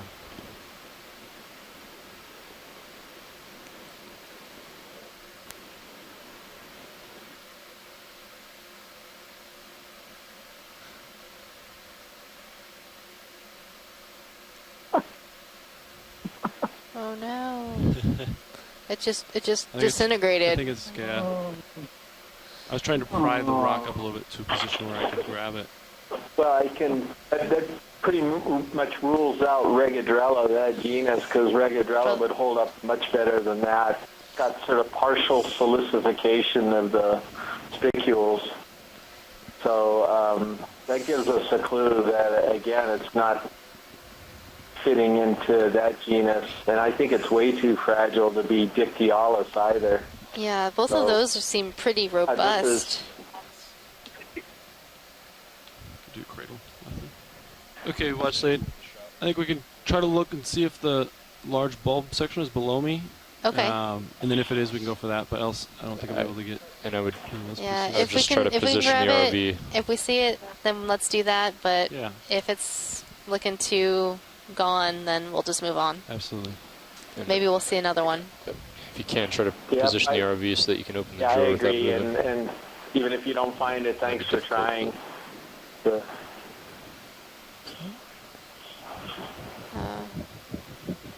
No, I don't see it.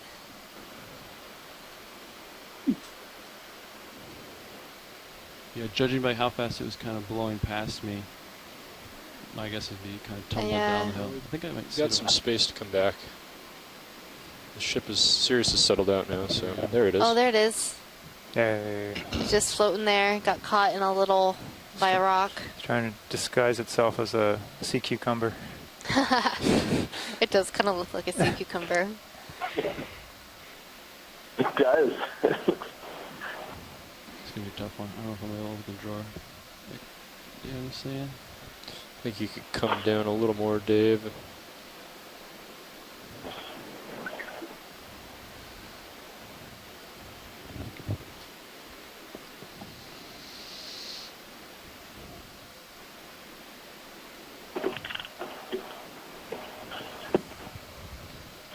So an interesting thing about these vase sponges, people have been watching the Okeanos certainly heard me tell this story before, but there is speculation that this type of design with a vase and a larger opening up on the top allows the sponge to utilize a Venturi effect and actually draw water through the body wall at a faster, more efficient route.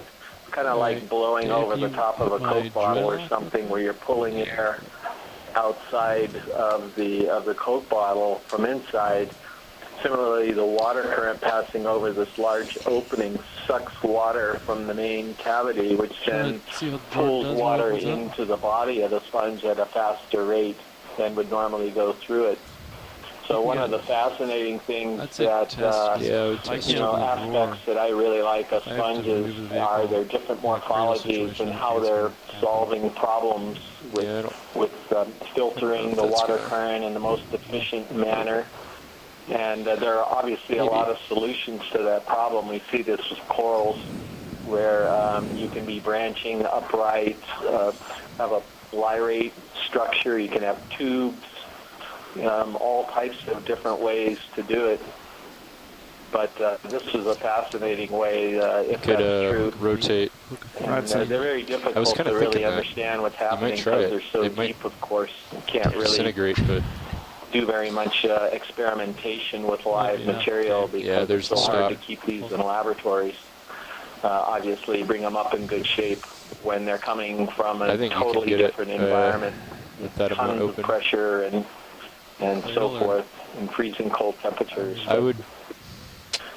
I'd go. Anyway, just thought I would throw out that little nugget while we're waiting for this attempt to grab it. It's tough. That's an interesting I would probably speculation, go for the cradle. Chris. I think so too. I also really like how a number of different animals have, developed a similar strategy to dealing with this current problem, even independently of each other. Try to just get a little bit of force, but not too much. Yeah, exactly. And the corals down here, they all are kind of oriented sideways, not like the reef corals up in shallow water that are photosynthetic. In that case, a lot of their morphology is based on exposing as much surface area to the light, the downwelling light. But down here, they're not photosynthetic. So they actually get all their food and energy from what's coming laterally, carried through by the currents. So that's why you get a lot of fan shapes down here in bushes and things like that. So these tube sponges also are really great because the current can change directions completely, and it doesn't matter. They have a cylindrical shape, so they can filter from any direction efficiently.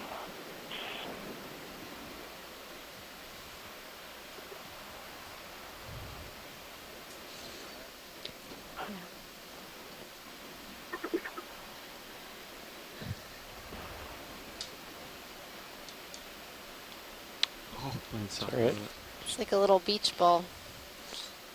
Being very careful not to cut it in half. Oh. You're going to have to get a little bit of force on it.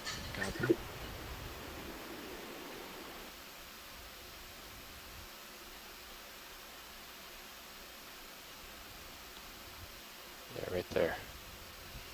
Slowly, slowly. Watch your grip. Beautiful.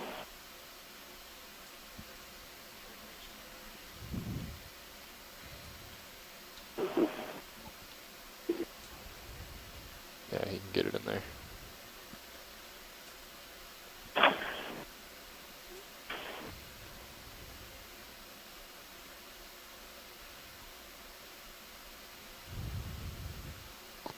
Close your fingers and push it in.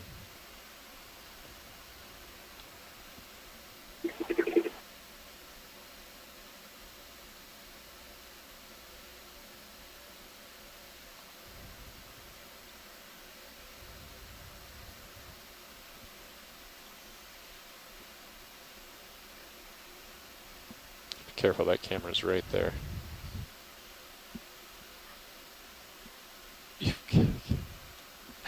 So the current... This sponge is not cooperating. It was like a sail. And now it's in the skid. Okay. I have to let it go. It was half in the box, and then the current kind of blew it out of the box. Oh, man.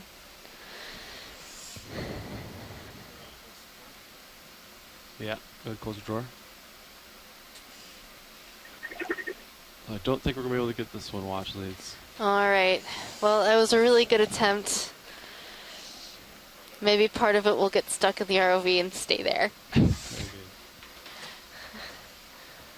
Unlikely. Yeah, thanks for trying, guys.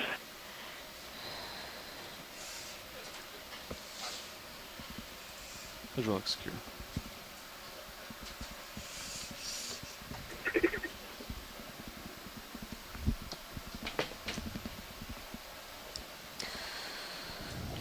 Well, sometimes that happens, folks. You can't always get a sample. But, you know, there's always something better over the next pill of lava. All right, let's get or centered chute back up. flow. Get another move in. Maybe we'll see this same sponge again and be able to try it. It's a second attempt of collecting it.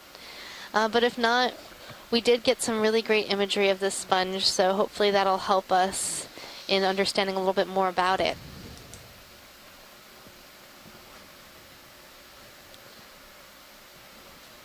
Why don't you line back up at 250, Dave?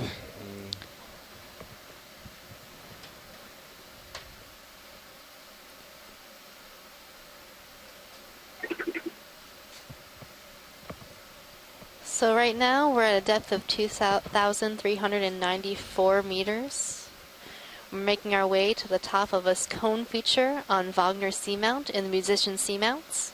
This is your biology lead, Megan Putz, coming to you live from the Okeanos Explorer. I'm going to go ahead and call the move in as you get lined up. Bridge, this is Nav. Go ahead, Nav. Yeah, we'd like 20 meters, bearing 250 at 0.2 knots.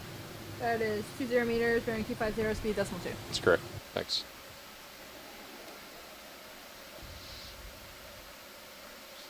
I think I see a fish there, Megan. You see it coming in the center right now? A fish. I do not see a fish. Good. Video, go and zoom in a little bit.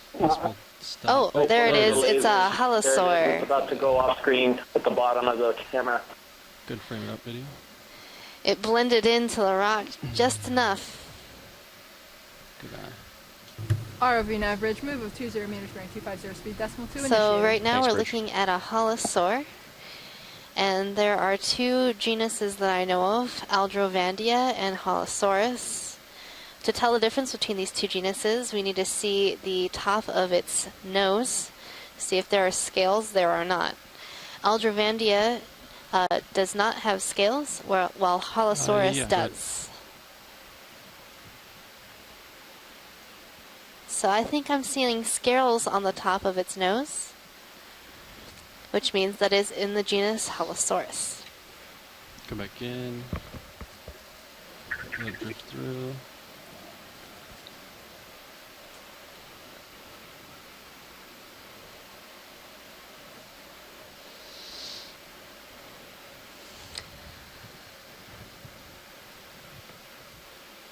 I really love these fish. They look sort of like little eel-like dragons of the deep sea.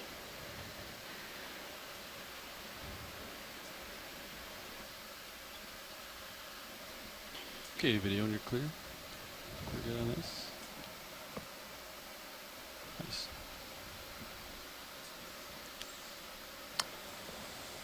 Copy that.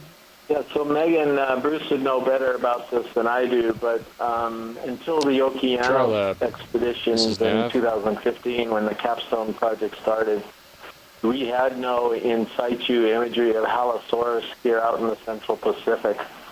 All we had was Aldrovandia, and in part we could have caught some TriLab, this is Nav. on submersible video, but we just couldn't zoom in on the head like this camera is able to do and really confirm the there's ID. a dive super out So there. that whole genus now is definitely known, and kind of know exactly what it looks like down here in its native environment because of this remarkable ROV.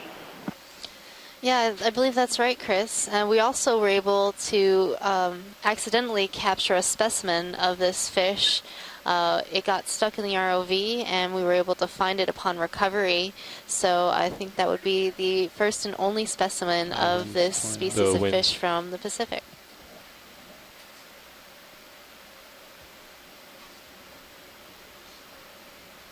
Show me something amazing, yes, this is Bruce. Yeah, that's basically right. It would be from the Central Pacific. They've been collected over in the Western Pacific along the edge of the ocean there. It'll be really interesting to look at that specimen, and I should contact some people about that because we don't know what species we're looking at since it's such a big range extension. It could even be an undescribed species, but again, it may not. But having the specimen is extremely valuable the same thing that we just help passed us, over. Get a better identification than we can from the videos. Coral mushroom, a black dot. Maybe it's just a hole in the rock. That's what it is.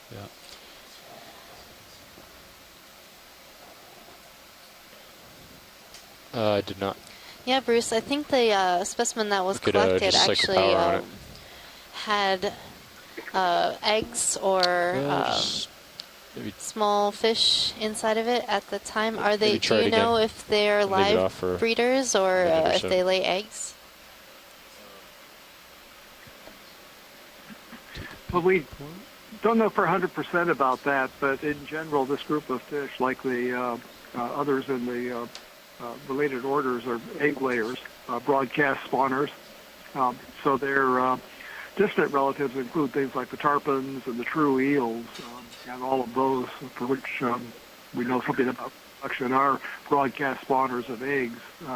These have, the Holosaurs have larvae that drift up in the water column into the plankton.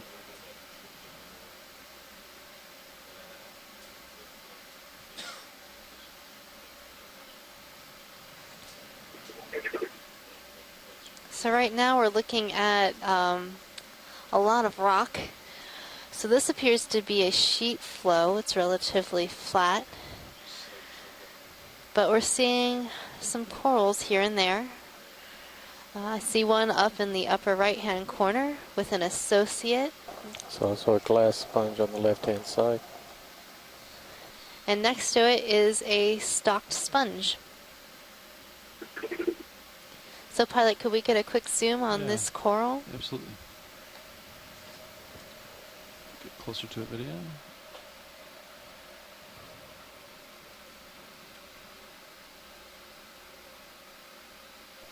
Looks like some nice round rocks there.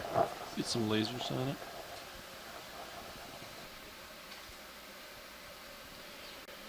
Okay, video, come in.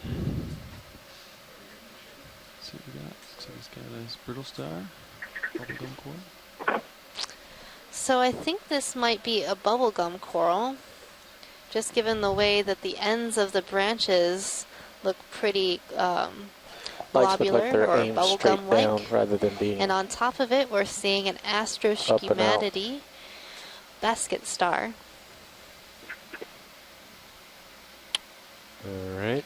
So it's typical to see these basket stars wrapped around the branches of paragorgids, as well as other corals. Take a look at that sponge too. Brought the camera back on, Dave, and it didn't come back before we head off of it. Yeah, it did. Yeah. And behind it, we're seeing a stalk sponge, likely in the genus Calophacus.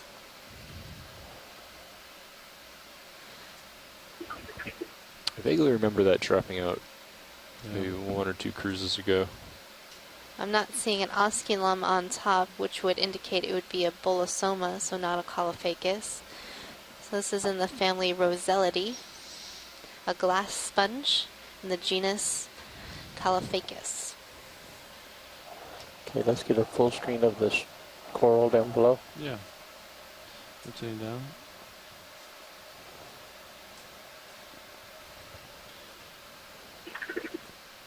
Get a full specimen of this. I think we're good on this specimen after we get a full So shot. probably just have another minute or two of swing. Okay, video when you're clear. Okay. And video's clear. Great. No. Let's make some tracks. Let's push forward and Still get another nothing. move in. Coming from below. They really want to get to the top and characterize it. Are the lower swing arms fully deployed down? Just about, yes. I'm going to go ahead and call in another move, co-pilot. That's fine. It looks clear ahead.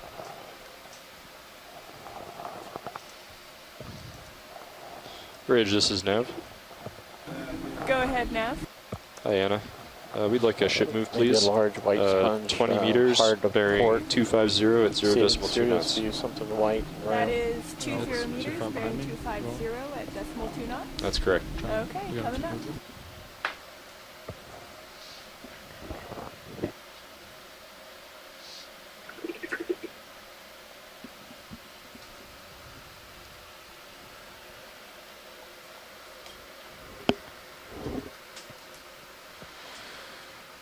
So here we see some chrysogorgic corals with a squat Nav, lobster bridge, associate move initiated, 20 and some meters, black bearing corals, 250 likely at decimal 2 knots. stauropathes and Thanks, Bridge. heteropathes.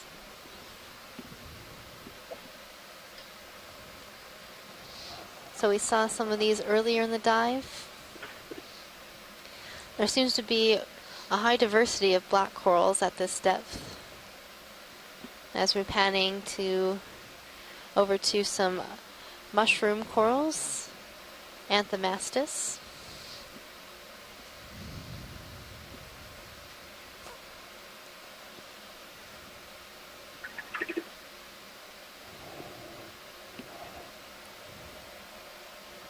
I think we've seen these already too.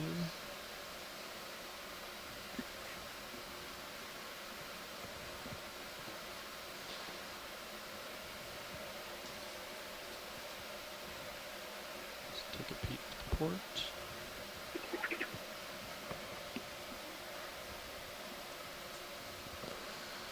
And we have one rock that's like full of Anthomastus.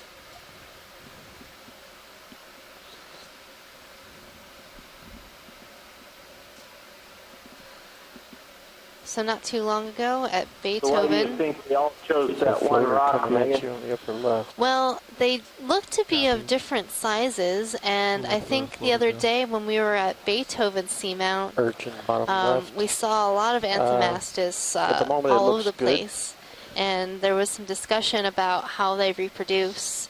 I think they can reproduce asexually. So if Have we these s- ones did that, that would be a Yeah. reason why they're so close together. Have we seen the urchin? They haven't had Oh, time yeah, to it's move not away and settle. Or it could also be another reproductive strategy. If they're internal brooders and they let their Can frame this up if you want it. larvae go as a mature larva, they might just settle near the other adults. So I'm not sure if other people know a little bit more about these coral and how they reproduce, but that might be an explanation to why we're seeing so many Zoom in on the clustered so urchin, close verify together it's the same as previous. and of different Looks very sizes. similar. Yeah, I completely agree with you, Megan. Who knows if that's true or not, but there is one way to test it, which hopefully will be done sometime in the future, which is basically to grab one of these rocks, maybe that's small enough that has a number of them on it, and then do genetic testing. This would be more of a scientific study perhaps for the Nautilus or some other group, but actually do genetics on those and see if they can determine whether they're all related to the same individual. Yeah, that would be an interesting project. Okay, video. When you're clear. Video's clear. Okay, come out. Keep moving. And then we just looked at Aspidodiadema, type of sea urchin with very, very long spines. Now I'm seeing a different coral, possibly dead, on the left-hand side. All right, should be feeling coming that into move center screen now. soon if you haven't already. Yep, I'm moving. Copy that. Going for ROV nav bridge. Go bridge. Move complete. Thanks, bridge. Yep. So I'll be interested to see if this is a live coral, and it looks to have some associates on it. So let's see what's on this. Okay, video, you can frame this up as I get closer. Oh. I'm not sure that's a coral, Megan.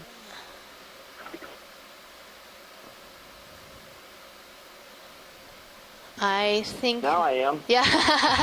Take one zoom if you got it. Yeah, so this looks like Pleurogorgia, and it's partially dead, and has been colonized by some hydroids and a couple barnacles, and part of it is alive, with live tissue that we're looking at now. Still up. Coming up. And here up top, we're seeing some barnacles. So barnacles are really interesting. They have these little legs that are out in the water column capturing food. These look like stalked barnacles. So they're on little fleshy stalks that are attached to this coral. Video's clear. Okay. You can come wide, video, when you're clear. So the common name for these types of barnacles is gooseneck barnacles. Okay. Time for the move.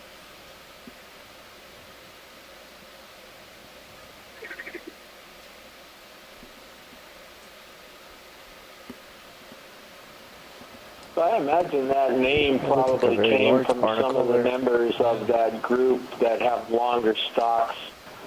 Megan, that would be a guess to warrant sort of a gooseneck name. I gather that's why they call them that, because it had a really long curved stalk or something. But anyway. And now we're zooming in on a different type of gooseneck barnacle. After this, looks more gooseneck-like. Copy. Do you need a closer look at this watch lead? Else I'm going to keep moving. I think that's good, but there was a different type of black coral over to the left that I'd like to take a look at. Okay, we'll take a quick look at that video and then we'll head out. There it is. Partial. So watch lead, this is Nav. Go ahead. Go ahead, Nav.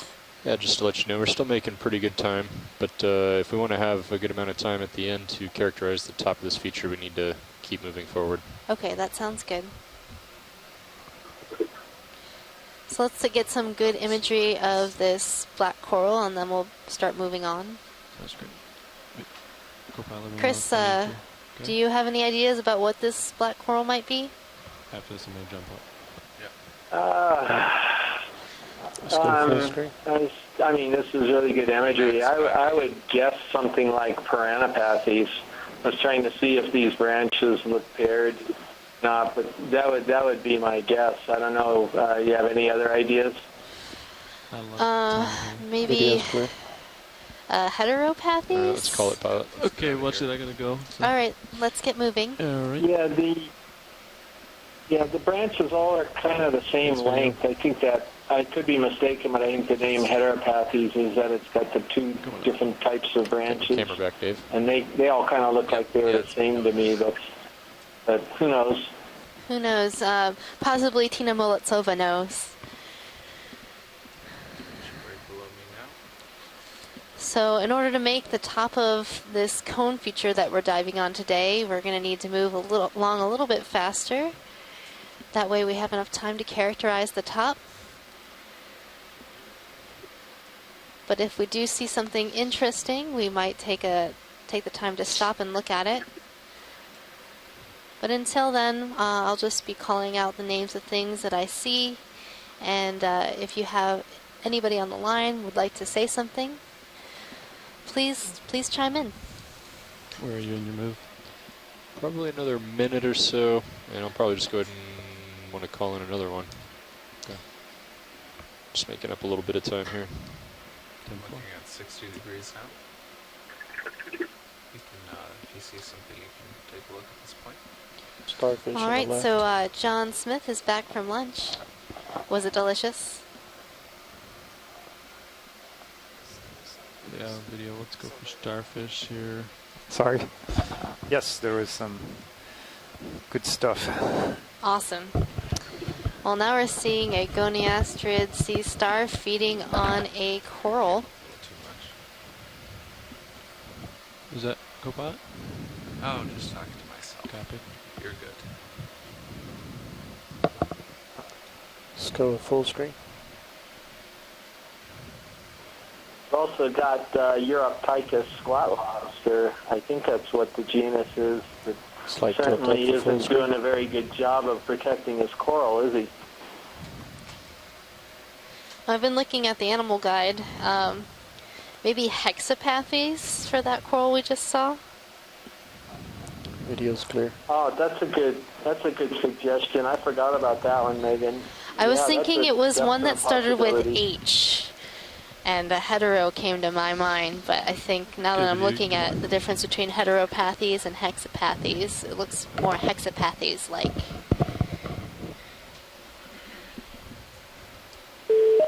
Hey, Megan. Hey, Chris Ma. We've seen that stock coral on the right. Oh, that's right. Chris is on the line, isn't he? Yes. The other one. The other Chris. The Chris and Chris. So, the sponge one. So, the sea star you're looking at is actually a sea star that I described. This one is called Zoroaster aronde. Probably about done. And it has sharp spines along the edge and right along the surface of the arm. Call another. I got to tell you that it's one of the wonderful things about I might just go ahead and do a 30 here. Enjoying since you entered the Pacific was exactly how many times you observed like a ship move, please. A lot of these species 30 meters, bearing 250, doing 0.2 knots. Relative to what I knew about them before, which was essentially that they were a dried specimen in a museum someplace. There were, records of a lot of these animals present all over the Pacific, but we didn't know anything about them, and frankly, I wasn't expecting to pick up a lot more about them. And then all of a sudden we started seeing them. I almost didn't recognize them because, oh, look, it's orange. Who would have guessed? One of the great things is just all of this added ecological knowledge about a lot of these species that, had to put it together with the museum specimen later on. And, I think I just was tallying up totals for some of the species from the paper that I'm writing on these, and I think we have close to somewhere between 200 and 300 just occurrences, and close to, I believe, 80 to 90 species that we've just observed. Go full screen. Throughout the time since Capstone started. So the amount of information we've been gathering relative to what we've known before has just been a huge contribution. So thanks very much. Thanks for that, Chris. So Megan, this coral we're looking at, my suspicions are that it's actually a coralliid, and Pleurocorallium tichinoi would be a candidate for what that is. It obviously could be a plexaurid or maybe even a paragorgia, but I think it looks most close like Pleurocorallium. I thought it was more paragorgid-like. But did you see that it was on a dead sponge stock? The paragorgia and the coralliids used to be combined in a single family, and they were split quite a few decades ago, I guess. So there is some resemblance. The coralliids have that harder, more durable skeleton, and the paragorgids are a little bit more flexible, and that's what I was kind of looking at. And it looked to me like it could have been a hard, durable, flexible skeleton. The polyps are all retracted on it. And the way the corallium actually closes up like that, it forms those kind of dome-like sort of calyces as well, if I'm remembering correctly. About 2157. Plus, it can also have those little balls of polyps right on the ends of the branches. But who knows? We can get some more opinions on that. Yeah, I thought it looked a little bit like what we had collected the other day, that white corallid paragorgid, and when we got in the lab with the polyps all closed, it had that similar look to it. So that's a possibility, whatever it was that we collected the other day. Do you remember if the branches felt hard or soft on the... I missed that collection. They so were I didn't see it, spongy. So I was able to cut the skeleton with some scissors. And so it didn't fracture the way corallid would. Okay, well that rules out correlated, so yeah, maybe it's a paragorgia there. You have a minute, so see if there's any interest in any of these guys. I think we've seen these before today.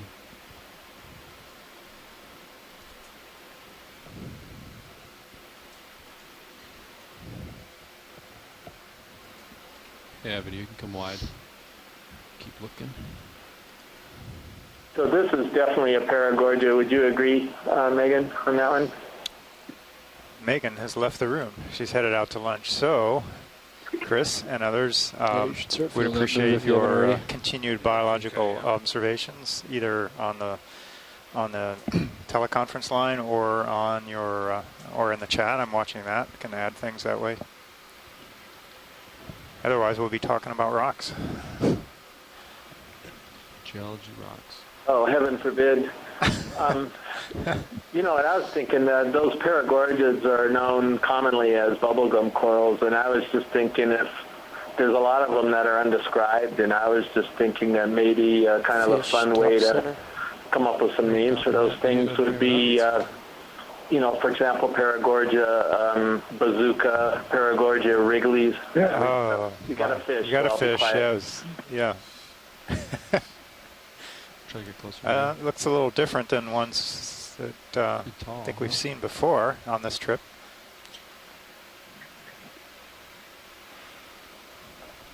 You know, this is the same thing that we saw at the beginning of the dive. It's got a dark spot on its side that's a little unusual. Maybe some damage. And the white markings on the head are a little different. But this is the something that we think might be an undescribed genus and species of a Cuskiel and Ophidia. Again, the head is relatively small. The eyes are fairly large. My video just froze up here. So, you know, we're getting a good view of the pores on the head. That's an interesting thing. It's got a fairly wide body, about halfway back along its body, that gives it a slightly different shape than most of these have. On the frozen image that I have on my screen, we can see the modified pelvic fins. So you're just at the beginning of this 30-meter move. On the underside of the fish, in this case up near the throat. Yep. Okay, now so, it's back again. Very long dorsal and anal fins, the fins on the top and the bottom, that are connected with the tail fin. That's typical of Cuskiels. Although you can see the tail fin's a little bit distinct, the caudal fin, that is. And just about every individual of this, whatever the species is that we've seen, has scarring on the body, which may indicate that they forage fairly actively among the rocks to prey and get scraped up, scarred up a little bit. So that's probably an undescribed genus and species of a Cuskiel. Well, thanks, Bruce.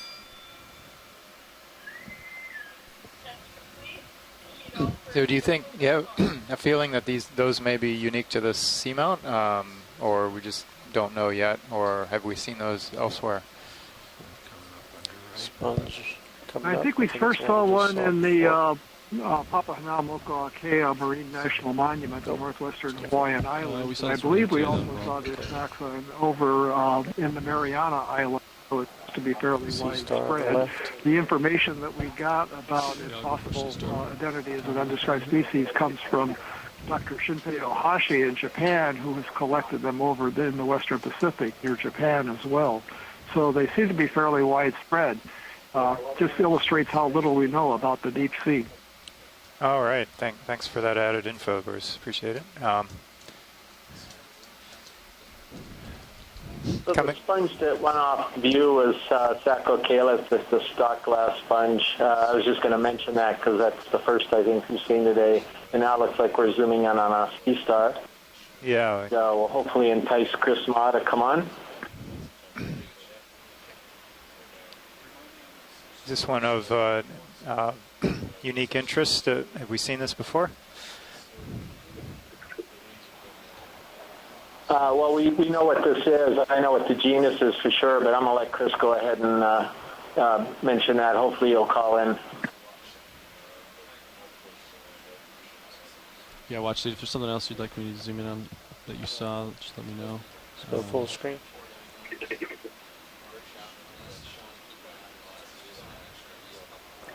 I'll give you a hint. It's named after somebody who has a cape. Hey, John. Hi. Hey, Chris. Chris Ma. Chris and Chris. Position here relative to Sirius. 10-4. Somebody with a cape. So thank you for stopping and taking a look at the sea star. Has Chris already given you something, or? He was hinting at the I name. gave him a hint. I told him it was named after a guy who has a cape. Okay, thanks, video. I'm going to move on. Oh, okay. Yeah, so this is a sea star called Zoroaster. It's strange star just went off screen. It's actually a fairly typically, it's a what you call a sort of a typical deep sea species. You see it all over. This kind of sea star is found around all over the world in some of the world's deepest depths. I believe that's how the name originates, actually, Zoros, as opposed to Zorro. This one might actually be the same species, or is at least the same genus, as that white one that we saw earlier today. This one I think is pretty big, so they tend to be fairly large and have very sharp spines along the middle ridge along the arms. And I've had these things puncture airplane controls gloves before. They can be quite unpleasant sometimes. They're not toxic; they're just very sharp. But speaking to your geological background, co-pilot, there are fossils of this sea star that occur in Antarctica from the Eocene, from relatively shallow water. And so sea stars like this are actually interesting at this point? because they show evidence of do you have any questions? occurrence in different bathymetric habitats. So they've kind of gone up and gone down. Roland, how do you like the lighting? In different depth ranges Can we extend it out a little bit further? And there are fossils like this sea star co-pilot from the Jurassic as well. So sure. These are very interesting kind of looking sea stars take the upper swing from the perspective of a person such as myself who can sort of compare the living and the fossil swing arm and push so, deploy. All right. Nice, you know, we know only basic information about their feeding. They usually dig small like snails and clams out of the sediment. But beyond that, we know very little about them. And, other than how widely they occur and the fact that they've been around for a very long time. Yeah, that's good. I think I remember drawing and stippling them in my undergraduate paleontology class. There's definitely a possibility that you've seen them at some point. At least something similar to them. Yeah, similar, right? Say again? My advisor in grad school light in the very near. collected these from fossil We can deposits bring in the lowers out a Antarctica, little too. and every one of those fossils was a hard-earned treasure, from what I'm Bring told. those to outboard a little bit. Did he make belt So buckles it's out going to of be them? left and right, so make sure you push the port one left and the starboard one right. Better not let him hear you say that. Start with the port side, and we're going to Anyway, go a little outboard. it's always a good thing like to see You can these, actually and just bring it all the way I'll around all the way till back. it stops. let you See how that looks. move on, but definitely That's full outboard. sort of a cool looking Same thing animal on the starboard side. to see, and Lower another record for the big swing paper outboard as documenting well. the Down. animals from this area. Thank you. All right, thanks, Much Chris. less harsh. Thank you. Awesome. So for the other biology types out there, if you so what see happens is something, sometimes we get into do something of interest, zooming. point it out. Otherwise, we'll move on up the And, slope so that we can hopefully make the once in a while we stop on a summit critter and have where some time up there. a little more light is required. Focus towards the middle. Also for so they'll bring the swing arms in. Eric, and our then it'll, geologist on the line, if you see be some rock overlooked and sample bring it that back you out, so. think would be worthy, I'll be on let us know. standby for that. Coming up just a tad, looking down. Sounds good. Yeah, about getting 50 another rock degrees sample pilot. would be nice. We're Right still around on that here, it ship looks a little move, rough, though.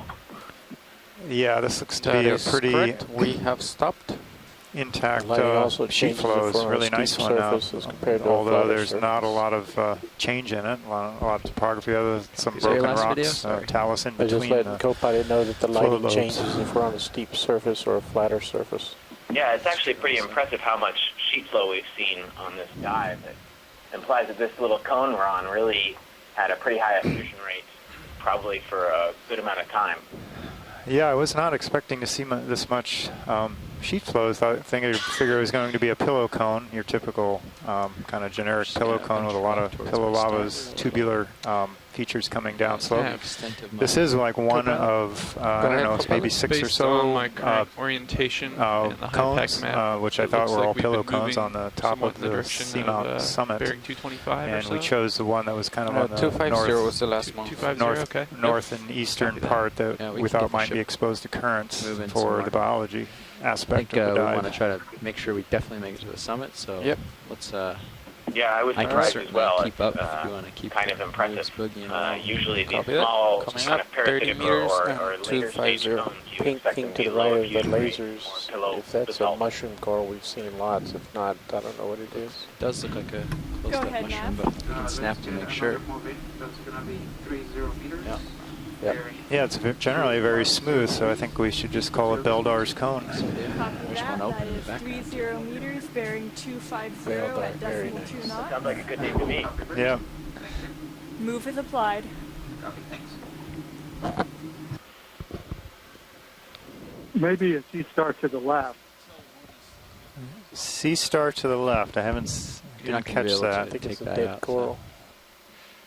I see this Maybe crinoid maybe a fish down crinoid there or something yeah. of a similar Snap nature on just that to make rock. sure. Oh, and an And urchin. an urchin down there. I guess they've seen all of those already. Yeah. So crinoid and urchin. I don't see a sea star. I'll keep my eyes peeled. I did bring my camera up to about 40 degrees on you, pilot. Thank you. And you should have a little bit more tether before the ship move. Yeah. I'm gonna sidle along here and take my time. I don't want to be stretched out too much.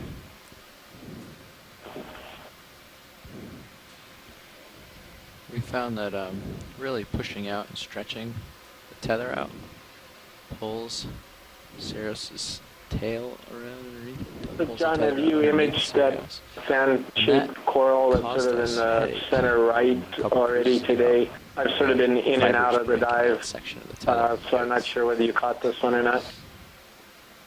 Yeah, That would be Sorry, the you brownish, frozen. the black. And never mind, my screen was frozen. I thought you were sitting there for a while. Okay. No, I think we've imaged a lot of those. Those black corals. Is very. We've imaged a number of those already today. A little heavy today. Did we pick up that big rock? We must have. Oh yeah, there it is. Jeez, we are nice and light, or nice and heavy. Good size rock.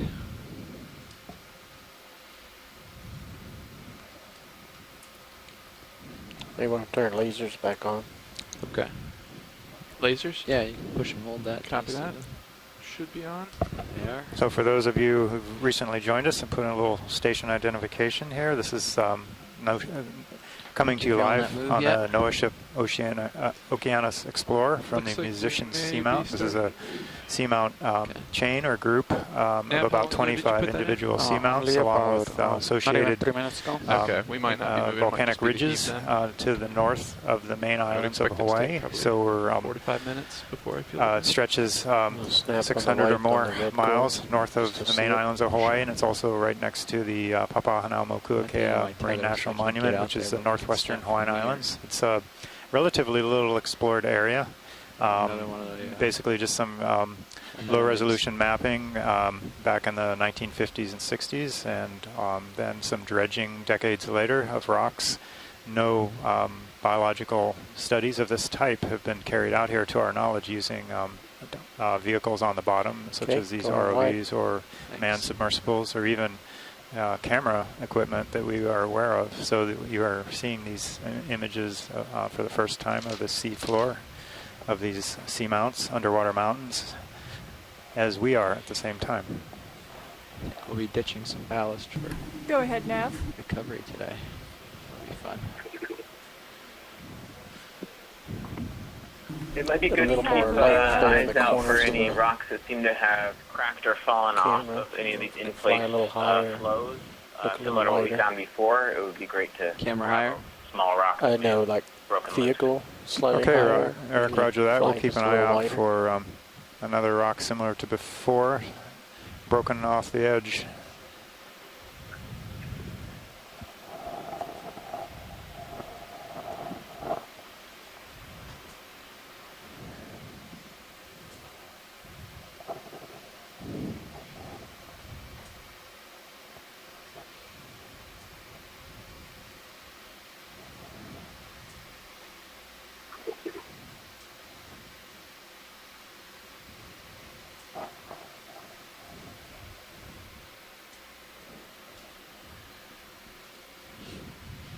Sure thing.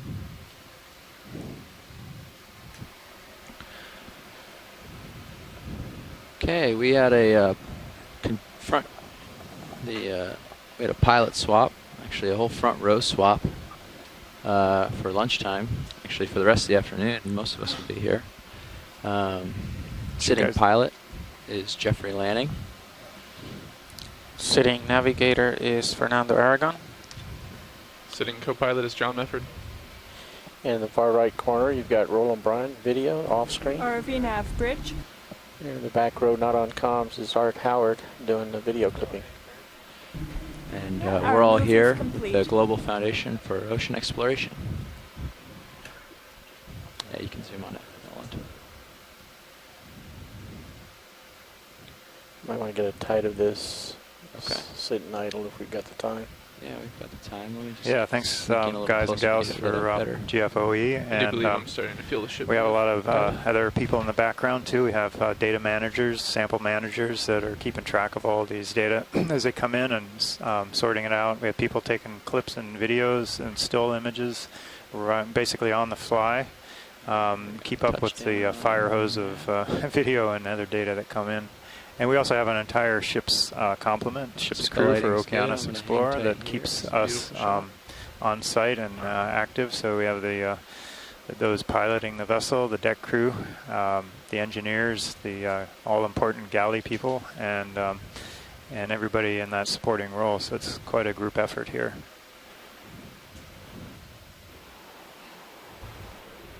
So this is a sea anemone, and it's one of two families. It could be in the family Actinosolidae, or it could be in the family Actinomene. It's just a little bit difficult to tell, but down here in deep water, you can get some really huge anemones. This is an example of one, and this isn't even one of the largest examples of these things. Okay. But they can, with their tentacles, they can be, 1, 2, or more feet across, or even more than that, actually. So really, really beautiful animals, and they kind of spread out. They don't sort of clump very often, these big ones. So they've got sort of a peculiar lifestyle. My screen is frozen, but you may have moved on already. Just wanted to point that out since it was such a beautiful close-up. Yeah, no, Lasers Chris, we're clear still for a on it, but Okay, I guess we're probably going to move off it now. But thanks. Yeah, these are like one of my favorite deep sea animals. Next to the goosefish, fish, of course. Pilot's clear.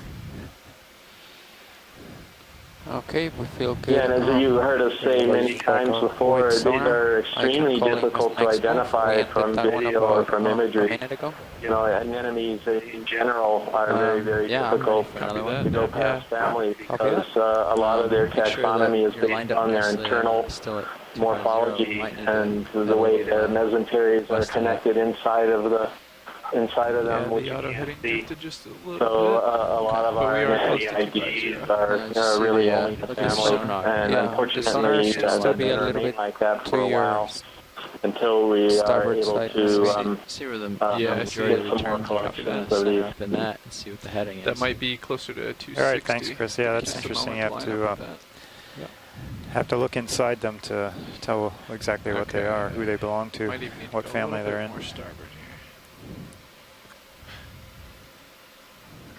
Right there, I think it's good. That would be okay. That's somewhere between 260 and Give us a 265. I turn think either side of those to would be side to fine. see the strike of the We can probably do 260 side. nav. yeah. Okay, 260 coming up. And there's a Right. starfish in top right. I see that. We'll get Thanks, there when Dan. we get some room. You may have a sea star underneath that coral up in the upper center of the screen right now. Facing north. Yeah, we Go do ahead, see Nav. that. The land, and I'll head up to that sea star since we're facing this way. So, We'll report southern strike after this. So, pilot, if we could take a look at that star, if we were in a position. Copy Yep, that. headed over 30 right now. meters, bearing 260, speed Dark decimal urchin 2 there, knots. bottom screen also. See that? You see that green blob that's going down center, below center? Yeah. Too? That's a really interesting urchin, I think. Yeah, we'll take a look at that first on our way there, I guess. Let's snap on the urchin. Many things to base. look at here. I think it's just dead and covered. ROV nav Wow. bridge, actually, move it's initiated, green. 30 meters, bearing 260, That is speed decimal green. 2 knots. Yeah, so believe it or not, even though this looks very symmetrical, our best guess on these things are that it's an irregular urchin, not a regular. I don't know if you caught that, irregular urchin. And possibly Chris certainly this and knows the a sea lot star, we have about urchins about in 5 addition to minutes sea video, stars, so so we maybe can he can come best on and we talk can. a little bit more Sea star. about this. But it's similar to some things that we imaged on previous cruises in previous years. And I think we even collected one of those, and I'm not sure it's still known what it is. Yeah. Yeah, Chris, I'm back from lunch, and we did collect one of Start these. in, I'll be settling soon. Thanks. Stomach may be extruded. Looks like it is. So I think this might Excellent. be in the genus Yeah, I've watched too. Pylomaticrinus. Hello. Hello. Yeah, I was just wondering how we're doing on the track with reaching the summit. So both Megan and Chris are right. We saw this sort of green sea urchin from earlier on one of the other legs of the expedition. This is, strangely enough, what's called an irregular urchin. This is one of the urchins that's sort of bilaterally symmetrical and tends to... Okay, Roger, thank you. And the group is supposed to be known for digging through sediment. This is in a really strange family called the Urcinidae. Pilot launch And too. as you said, possibly in the genus... Yeah, we'd like to look Urchinus. for another rock. I don't know if you were here this morning when we collected, but one that's looks like it's in place or cracked from an outcrop or something like that. Okay. Well, Yeah. we'll do. And I'm gonna so push ahead a little urchins bit. are very Catch up with the delicate. ship track, They're, and then we can look around we for have rocks some and of these in the collection. Yeah, that sounds fine. Good. See them Thanks. I'll let you when know. they're broken Pilot, into fragments, you can literally see the Sirius pieces is about to through. stop swinging, so you can look for a rock can see, at that you point. can Yeah, light let me passes say. through the Yeah, fragments. That's how thin that test is, probably. The sea star you guys were just looking at looked like it was probably either Circeaster or Caliaster. Should have gotten a closer look. I was moving around and I didn't get a chance to see the entire thing, but it did have a very nice shot of the stomach extended and feeding on the coral polyps. So yeah, I think like calling that or that a white one sea star. Switch priority. Caliaster is probably pick. Oh, and here's another one. I think that's more the same, different color, maybe. Is this another... Coral feeding frenzy today. Do you think it's feeding on this black coral or on these hydrozoans that are on the black coral? You're supposed to have a delay of 30 seconds to anywhere for 3 minutes here, so what happened? You saw this one right away. I'm at the museum. Okay. The video's the connection at the museum is much faster. Oh, this one is very interesting. You guys are moving, right? Yeah, but if you want to collect it, it should be an easy collection on that Umbellapathes. I think we're. I think that moving. one is a good two for one. Okay. Because that's one of those new things that I don't know if you've had a chance to collect yet. Okay. And it's on an animal that you They guys come over the top of you. would be interested in anyway, right? Go one ahead, of Nav. the Yeah. black coral. Yeah, Okay, I think easy that might stop, be an turn up. interesting collection. And we'll We're do in- just an inverse move my 5 meters. my recommendation / suggestion / request would be that one would be a great collection if you're able to do so in Go ahead, Nav. an expedient fashion. While you're pondering that, we zoomed in on a sponge, and it has got a totally bizarre attachment there. It looks like it's got 3 stalks. At first I thought it was a pot-bellied hyalinomatid sponge that we have collected before, but that's bizarre. It's who knows what that thing is. It's pretty interesting. So suddenly we get a little burst of interesting creatures. That. We had the ship move back a little for you. I just want to know what you call a pot-bellied hyalinomatid sponge. ROV Nav bridge. Well, it's just, it attaches to the substrate with a fibrous or lophophytous attachment. This one does not do that, but everything else about the sponge looks like it's one of those. It tends to be kind of a globular sponge with an osculum on the top of it. It just sort of sits on the bottom. You know, sort of like a Jabba the Hutt of the sponge world. That's awesome. They did say they wanted to collect it. Is this definitely a collection? Oh, wow. Yeah, I think this is definitely a collection. Okay. There's also a mice. We are positioning the ship for it. We were in the middle of a ship move, so we had to stop it. We actually are moving back a couple meters just to make sure Ceros doesn't become in an unsafe position. But shouldn't delay us on the collection. I'm just getting the tight shots required before. Okay, pilot, that sounds good. So I think we are going to collect this Umbellapathes with a lot of associates. I'm seeing hydrozoans. There was a mysid. There's an amphipod. And also this sea star. The rotator is not great for this. Now, I'm pretty sure the amphipod and the mysid will swim away when we start to collect this. But you never know. Going full screen at the top. Okay.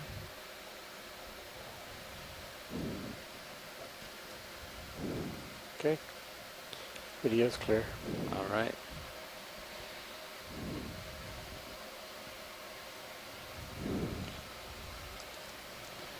Jelly and Sirius view. Yeah, that's cool looking. ROV Nav bridge. The 5-meter move is complete. So, Let me know if I need to change my main cam the two of orientation, you, pilot. I've got a little cam on you. I was named go, Starfish after You can just someone. push it all the way back. What and do you make sure think that it should be keep you in called? view. Copy that. And just keep Oh my goodness. Oh, we'll have to think about it. Yeah, camera's all the Give way us down. a second to ponder that one.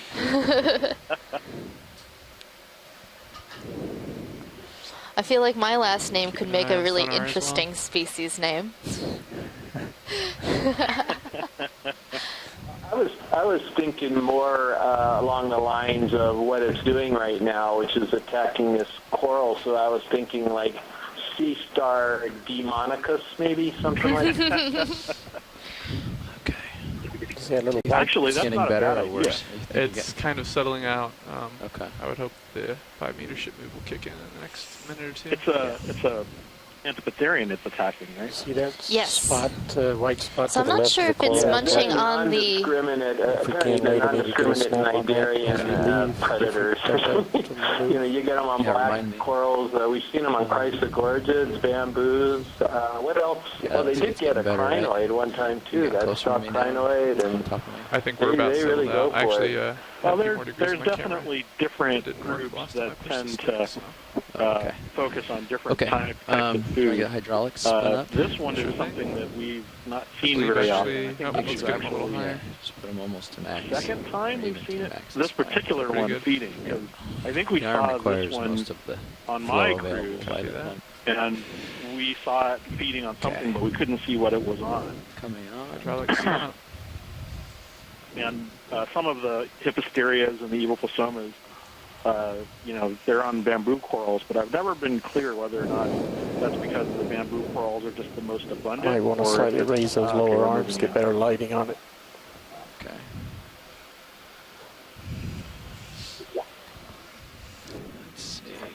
Anyway, for a name, I vote for Fafner, which is the dragon in Wagner's Der Nibelungen. I like that. I think we're on the same page, Bruce. Something to do with evil. Well, we can write its own leitmotif for it. So Wagner, his most prominent contribution to music was the development of the leitmotif, which is a sort of short Go real slow and see where this song bite I'm afraid that I'm not long reminds you of a certain character. Raise the lower arms for you. Grabbing the... So we'll think of a nice song for this sea star. Maybe something a little in a minor key, mysterious, about dangerous. Vader Eye. Vader Eye. I don't know if Vader engulfed things though. More if it was levitating something. Well, he looks like he's levitating. To this mini up Right. Yeah, I was singing that for Megan this morning. Camera last night. Yeah. She didn't. She was too young to know that reference. Kill the wabbit. I've just dated myself. Yeah. Yeah, like me so too. the issue we're having, actually, is he's in this little crevice, and the jaws are about as wide or wider than the bottom half of this coral. Unfortunately, I know Bugs Bunny very, very well. Grab the star. How many years older than you I are? try to like dig into the dirt a little bit and grab the coral and its roots and I everything. think the mice had bailed already. I don't really see them, but maybe he's still there. It's hard to... Or I can try grabbing the coral from the top and plucking up, and hopefully just seeing it me pulls so out small. with the bottom half included.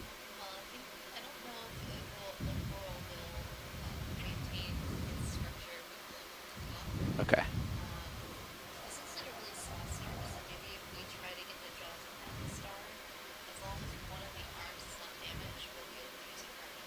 So try to grab it on the top and bottom.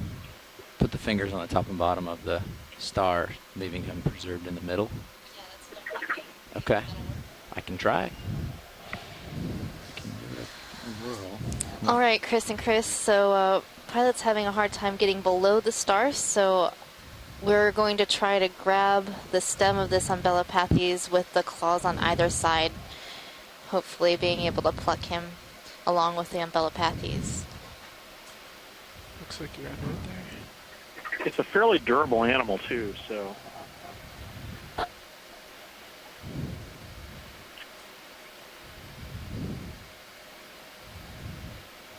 It's a very delicate coral he's on.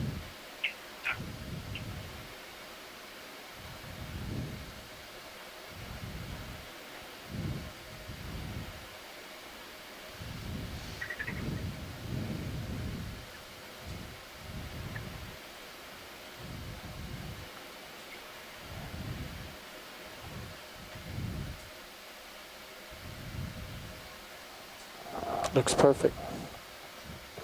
Got a Oh, we got a bonus rock. Bonus rock. Okay. Hey, maybe plucking it from the top would have worked. Which drawer are we going to want to stick this in, Pilot? That's pretty marvelous do we have for any the samples black yet? coral folks because they get a really nice specimen biological from samples. base all the way to the top. Okay, we'll go with the Yeah, port that's box. a beautiful specimen. Port inner. Port inner, okay. So I'm going to go ahead and extend the pin, correct? You can extend the The port Starfish pin. is still That's on, correct. right? Copy that. Yep, it's in the jaws. Port pin extended. Yeah, And let me know when you're ready I'm for the sure it draw. is. Are we Starboard. full wide on the mini Zeus? Yes, you are. Starboard rock box looks like it may be touching the wall. Yeah, we might need to Take off. take off to get the drawer open. Well, we can move the rock box out of the way too. Would you mind tilting my mini Zeus around so that I can see the box? Your mini Zeus? Yeah, the Is that good? HT2, yeah. There you go.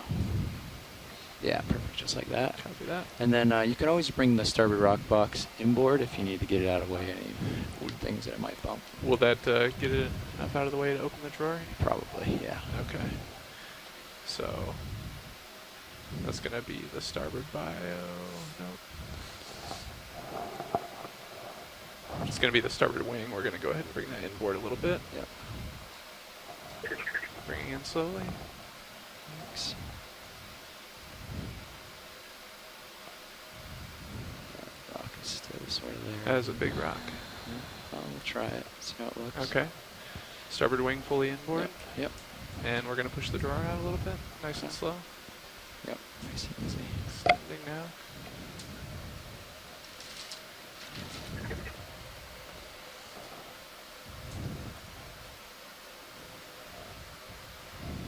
These bio drawers don't look like they're opening, do they? No. Looks like it's still closed, so you can close the drawer. I extended those pins, sorry, I don't know. That's okay. You can retract and extend them again just Copy to that. make sure that they're properly seated. Okay. Starboard bio, Yeah, retracting we now. want to do the port bio. So retract the port bio, extend the port bio. Yeah. Port bio retracted. Port bio extending again. Thank you. Copy that. Yeah. And you can extend drawer Extending slowly drawer. again. Nice and slow. Okay. There it is. Got it that time. Great. And that's actually enough, I think. Copy that. I don't have to worry about interferences. So just sneak right in here, like such.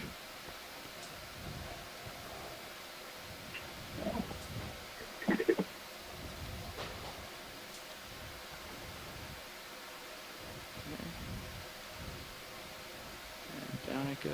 Nice sample pilot. Sea stars in there, corals in there. Okay. Clear for There's drawer. an intact sea star in there. Looks all like all the arms are still attached. It's good. Oh, wonderful. Retracting drawer. Did you get the So that's the inboard. port bio inboard? Yep. Drawer secure. Yeah, went into port inboard is correct. Port Wonderful. pin retracted. I have marked it as collected. And would you like me to swing the wing back out for you? Yes, wing outboard. Copy that. Move that big rock Very nice collection. back outboard. What's the depth?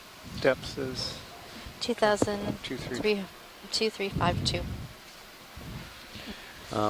We can also, the ship is stopped. So stopping and starting the Cool. ship is one of the big time takers.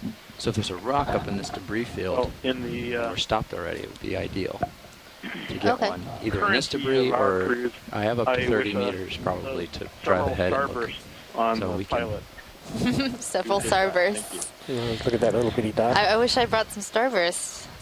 I think that'd probably be a good plan. I think Pilot they have to them in the start ship store. going Oh, ahead. get them in the Got ship plenty store. of tether All right right. now. Yeah, I think we should boogie along. Where's the So, dock? Chris Kelly, are we to the interested left in that and latest, sponge above the possibly pink for coral. collection too while we're here? The ship it a is hold stopped, fast? so Yeah, I'm not sure. right Maybe now we a have lucky plenty of time to creatures. do another collection. Well, I'll just snap real quick and see. If there's something else. Looks like a hold fast to me. We appear to be stable here as well, pilot. Thank you. Calling that a hold fast, right? Indeterminate. Yeah, so you just have to. All right, let's look for some rocks. So I have a little ways to push ahead too, so I don't have to necessarily be this exact debris field, but I'll try to follow the debris along before we get the next ship move in. Looks like there's a sponge stuck to So, a nice Chris, rock. do you have an opinion about this strange Highland Nema potbelly sponge? It seems to have a really weird attachment. Cool, brother. Can we center up And I think we were HD2 a little also bit planning to grab ROV? another rock here, John. Well, we're looking for one, yeah. We put the word out with the front Want me to row adjust my to heading be to on the center it? lookout for one like we got this morning. what you're requesting, It's, video? No, it's it's just in places we the can get, Macy's. or obviously yeah. is in places we can get. Good. I had taken control back before you could put it back to normal. It's my fault.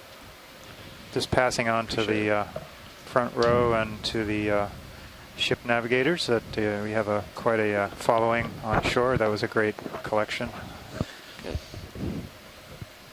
Good teamwork.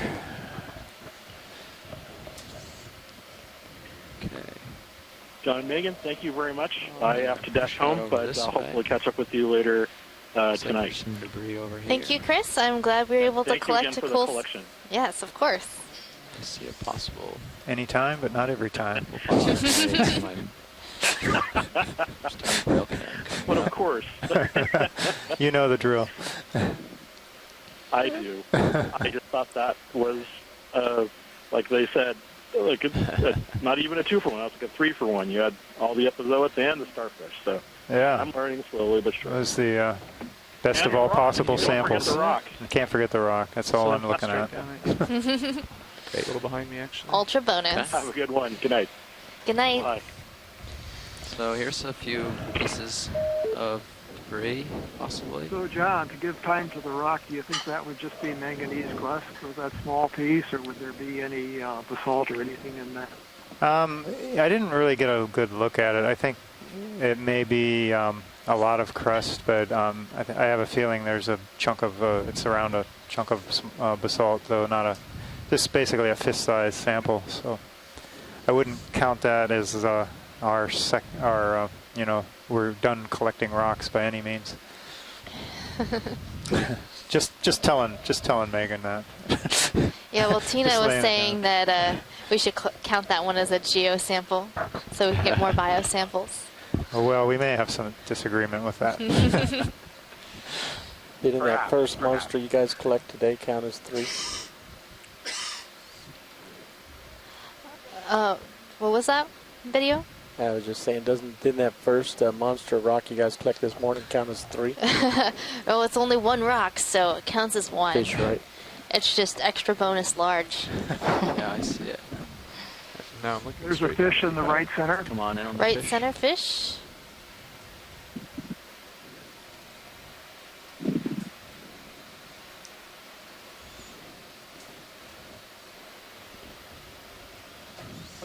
So this is another one of the arrow-tooth eels, family Synaptobranchidae. It's very similar to the one that we saw earlier. It's in the genus Ileopus. Again, the rounded snout, kind of inflated snout.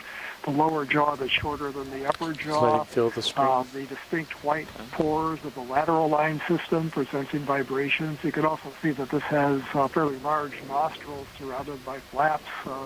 So the sense of smell, sense of motion detection are very important. These are large predators in this ecosystem, feeding on the small crustaceans and other small animals, polychaetes, and things that are in the system. So this is a true eel, unlike the halosaurs that we saw before, which are distantly related but are not true eels. Bruce, we've been seeing a lot of these Ileophis, but not very many Synaptobranchids, or just Synaptobranchus.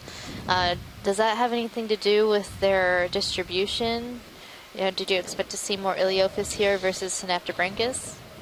There's a couple more plates that fell off. We don't know. We know very little about habitat preferences and what causes the distribution and abundance of the various genera to change from place to place.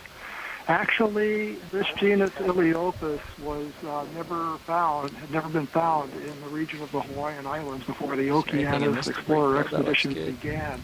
So the presence of this type of eel that in one this in the lower region left is corner one would of be the good. discoveries made on the Capstone expedition in the past 3 years. We know very, very little. You mean the ball or about this what sort of controls the their- one what near the their black coral, or distribution, and that black might be coral's one on of the it, things that yeah. we'll Door, find the one out above about it. when we I do think some that's still analysis cemented of the data from these expeditions. Looks So that's great. It's a good way to show how much we've learned just over the past couple years of exploration here, and up in the Musician Seamounts where we're diving today has never been explored in this way. So this is the very first time anybody has seen this particular landscape, or seascape, as it were. Seascape, right. And you're seeing it live with us with only a slight delay, so promise we aren't editing anything out here. Yeah, well, we say that's what we say. Junk. So don't judge us too harshly. Yeah. So I was seeing a large coral fan off to the right. Coral fan to the right. I'm thinking this might be either a bamboo coral or a primnoid coral. Has a number of associates on it. Perhaps they're ophiuroids. Yeah, you can start it on it.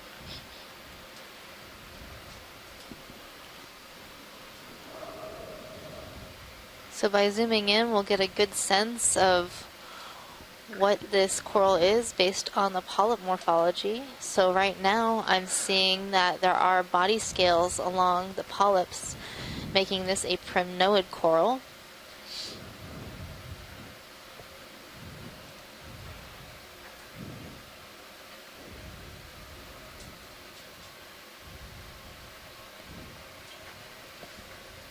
And at the top of these branches, there are some ophiuroids that are wrapped right around the branches. There's a number of them. So we've been learning quite a bit about these ophiuroids from our samples via the Okeanos. Identifying them can be a bit challenging. These particular ones might be in the family Ophiacanthidae. And I'm basing that off the long spines along the arms and sort of a globular central disc. Sorry, didn't have my mic open ready for full screen. Sure.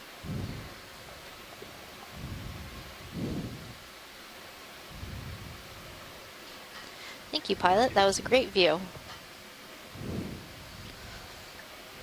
Video's clear. Pilot's clear. The round rock to the immediate right of that coral loose? Yeah, I think they're. I think they're trying to find one that's sort of like looks like a. So we've just been joined by Katie Wagner. Yeah. Hi, Megan. Hey, John. Hey there. They want to do it. Rotate Just going good. Thanks for having me. So what do you do here on the ship?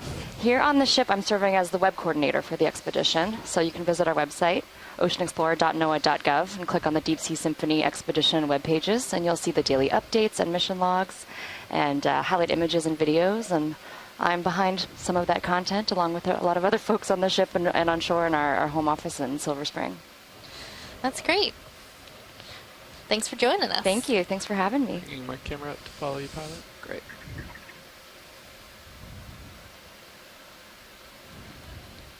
And you might also mention that All right, would you guys Facebook feel following, comfortable with another move? People can ask questions out there and relay them to I'm the good for another scientists move and the when pilots. Pilot. Let's let Pilot get just a little bit Yeah, I mean, ahead here, and then we can get another move in nav. We can get another move. I just want to. So make right sure now that we're seeing a chrysogorgic coral and a sea cucumber in our view.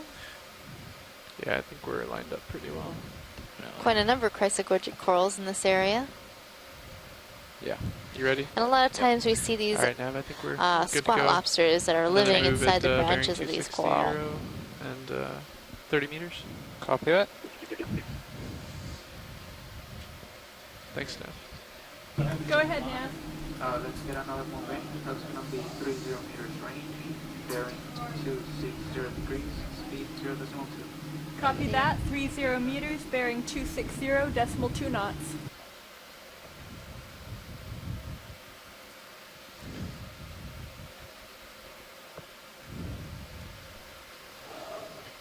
Got you back at 45 degrees ahead of me, Pilot. Great.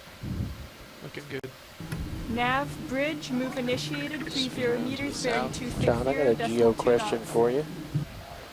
we collect these rocks from the bottom and near the top of these features. What, in geological terms, how old are some of these bottoms as compared to the tops? Is it centuries difference? You know, hundreds, 50 years? What is the difference between when you find the tops and bottoms of these features? Good question.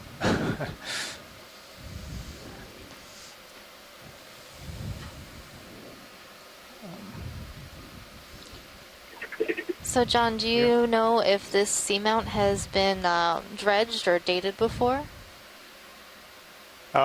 This one, actually, I'm not sure of offhand. This whole series of seamounts are in the range of of Cretaceous age, so they're in the range of 65 to 95 million years old. They get older as you go farther north, so we're in some of the older ones now. So projected to be, somewhere in the range of probably 80 million years. I'd have to look up the paper real quick to see if this one was specifically dredged, or maybe someone on shore has that available right off on the top of their head. So right now in view is a sea pen. I believe this sea pen is in the genus Holicterus. You can see that all the polyps are on one side of the main axis of this coral. Backing a little, sorry. Pushing ahead. And these sea pens are relatively flexible. They anchor themselves on the rock or in the sediment. Top. Coming up the top. And the name sea pen, it comes from the peduncle, or that anchor point, often in sediment, that is long and pen-like. And the feathery top reminded the original scientist that observed this type of species of a feathered writing pen. So I was just looking in one of the in the literature in one of the papers, and I don't see this Seamount Wagner as one that had been dated and dredged and dated, but one that we had passed by on the way here, Brahms Seamount, and then one off to the west, Mahler. Those are in the range of 91 million years old. So I think I said something like 80 something. So this may be more like 90 million years old. We'll do a snap at the base now that it's visible. Thing. And we had a question on board too about the difference in age from the tops of these seamounts to the bottom. Although if you collect lavas from the very top and bottom, what kind of age difference is there? A little bit hard to tell. I don't. It's all surface lavas, or those might be exposed at the base. So it kind of depends on the size of the seamount and how fast it grows and so on. So that one's a little bit variable. But kind of as a reference point, the Big Island of Hawaii, which is a very large volcanic feature made up of 5 different on-land volcanoes and one potentially offshore, that's thought to be roughly 1 million years old, the whole island. I'm not seeing the structure they're looking for on these loose rocks. It's all sort of little balls instead of a definite broken off piece. John, I'm seeing a bunch of jumbled of rocks. Would any of these be a good candidate for collection? There's one that has a really nice black coral on it. It looks a little too rubbly. I don't know. I'll throw that one to Eric, but I think he's going to say he wants something more in place. So. Yeah, I think John's got a good idea of what I'm after here. Yeah, I'm looking pretty hard at it, so I'm kind of quiet. But there's one maybe to the left that might be something that was in place, but it's not real obvious. Sorry. Kind of a slabby piece. Oh yeah, that looks like a big chunk of crust. Left of that coral, but I don't know. What do you think, Eric? It's kind of roundish. I see what you're talking about. That might work. There's a smaller round piece, kind of just above it. That's pretty small. Yeah, like a hand, fist size. Yeah. Which? So that where the right of the lasers there. Yeah, the small one to the upper right. Is that too small, or would that work? if we can zoom in on it, maybe we can kind of see how much we think it's just crust. So it's about saying upper right. Do you mean upper left? Left to the left now. Now it's to the left. To the This left, one? the one that's wedged in between the round one and the sheet flow. Want to bring my camera down slightly? Yeah, you're just about to touch it with the lasers now. So that's only 4 inches across. So it's right now, Sirius is about to start to swing. So if they wanna, yeah, it's hard to say. I mean, Well, if we can look and see if there's manganese crust better is criteria 2 to or 4 better, centimeters, you're getting pretty close to better getting a lot of options. crust there. Yeah, and I think that other one, the bigger one, is actually part of the furniture there. Now that I see it, so I think we should move on. Find something a little more, something better. We still have basically Nav, Bridge. 3.5 hours of the dive. go ahead, Bridge. Move is complete. Copy. So, John, you said furniture. Is that a geology term, or is that like, you know, we're gonna sit on some chairs? That's like your sponge poofs. Poofs. Poofs. All right. No, it's just part of the woodwork, part of the driveway. Is it built in? Yeah, it's. I think it was part of the outcrop, and it's hard to say it was into the sediment, but it looked a little solid. Now, not this one is a nice. Go ahead, Eric. I was just going to say, geologists really like their furniture analogies. We have things called table mounts, for example. Yeah. Now this is a nice. It's a very nice rock. Boulder of. Ottoman? Boulder of fortune. The partial. Can we just bring that ottoman to the surface? Yeah. Do we just fill it by being close, or do you want to bring this in? Whatever you feel on this comfortable boulder, we're seeing a really dense community of coral. So the definition of a dense community in the literature is determined or generally defined as more than 2 corals per square meter. And here we're seeing tons of corals located on this boulder, which, would you say this is just a little over a square meter? Yeah, roughly that. Yeah, a cubic meter. A cubic meter? I would go with cubic meter. Cubic meter. And all of these coral have thrived on this rock, probably because this boulder brings them up into the water column a little bit more. They're experiencing a higher flow rate of water past their fans and polyps, giving them more food and opportunities for feeding.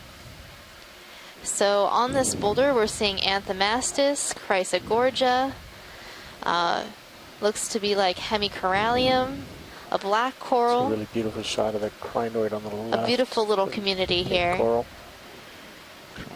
I'm sorry, overoid. And if you were able to get tell how old those were, you could use it to kind of date the stability of that part of the slope, because that rock obviously hasn't moved anywhere significant since those were growing on it. They would have been destroyed or rolled to the bottom or something like that. In the next 2 minutes or so, I'd say. Yeah, the So ship Megan, for stopped folks moving just about joining us 2 now on the minutes ago. feed, have we seen this type of density so far in the dive? I think that's the most dense that we've seen so far in this dive, all located on top of that boulder. Though yesterday, almost the entire dive was that dense or more dense. And it was on low relief lava flows, much like you're seeing now, which is quite interesting. So.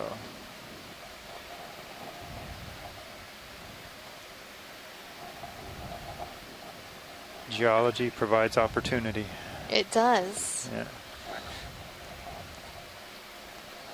What's that saying? With great geology comes great biology, right? Yeah. Yeah. Megan Putz. Megan Putz. 2017. Ooh, put it on a t-shirt. I know, right? Oh, that would be a good t-shirt. I like it.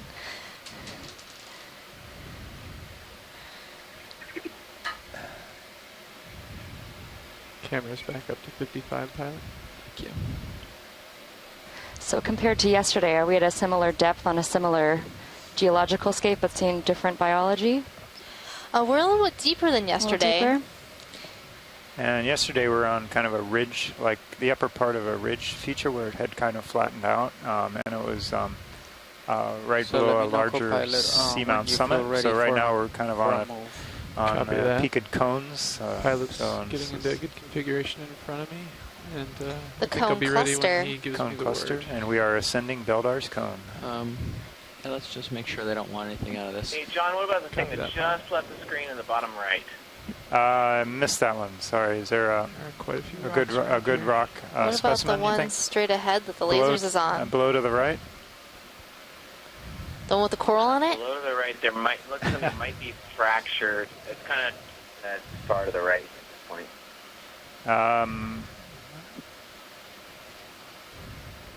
I'm not. It just came into the screen. Looks like it might be fractured there. That kind of square-looking one. It's kind of bulbous a little bit. Bulbous. The one that has the pink Got a coral little on it? pimple on top of it. No. It's further to the right. Okay. Like to the right and down. Okay. Well, to the right and down, I do see a bulbous one, but Kind of biology right in front of it. no, pilot. I think we want to. He's looking down to the lower right. Yeah, it's just barely on the screen right now. Does that look like it's fractured? Kind of right near the center of the screen. I'm not sure. It looks kind of attached to me. I still don't know what piece. Can you guide with the lasers which one he's asking for? Okay. But we I could. couldn't tell. Look. We could make an attempt at it, I guess.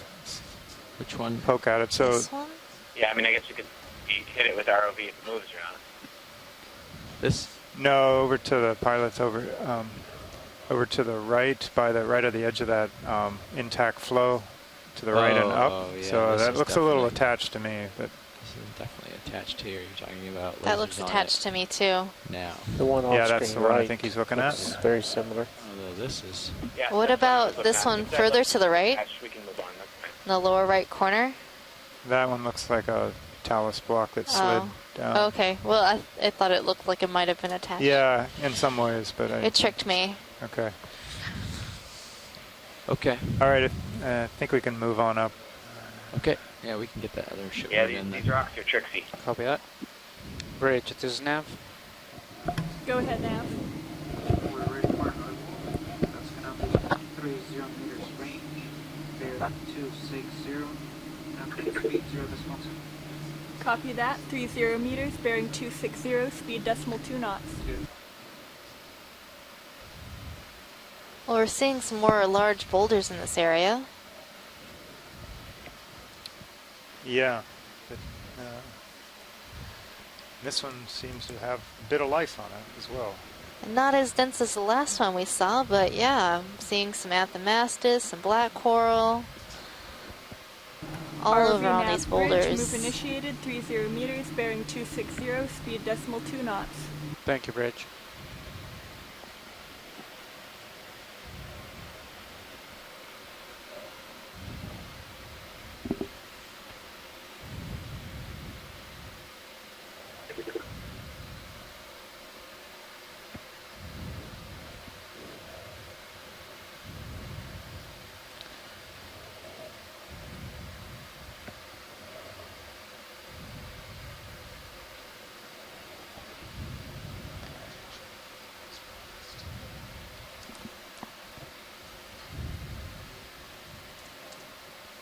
Brought my camera up Right to here. 45 degrees on you, pilot. Thanks. Getting a little out ahead. Oh man, I almost thought I saw a fish, but it wasn't. It was just some sediment, artfully arranged. Playing tricks.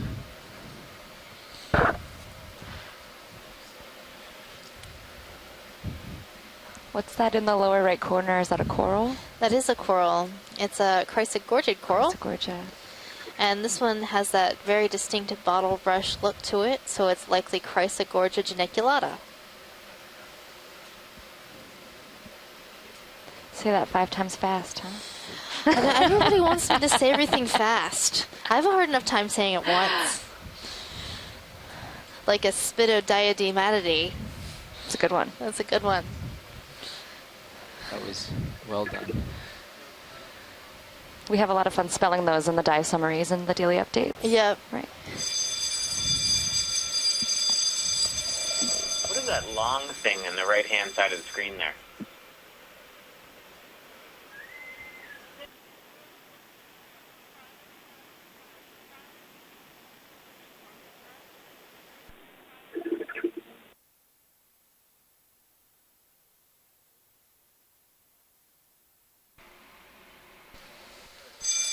Ah.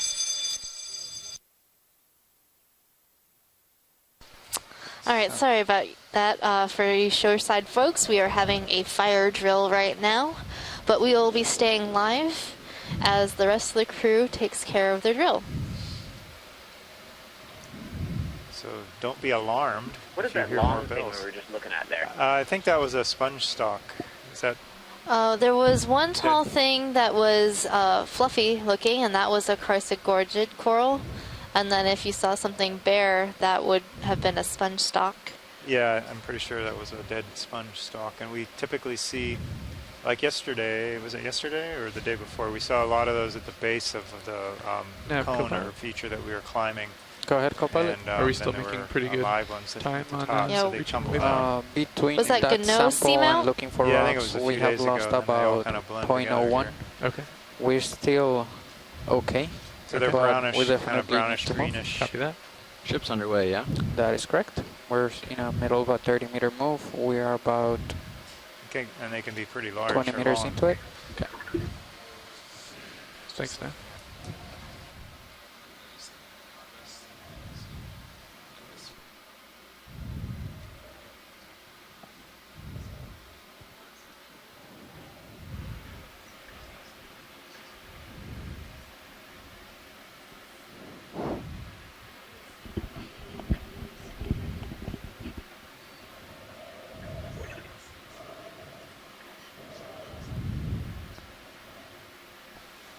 That block with the tall stalk on it, is that the angular one they're looking for?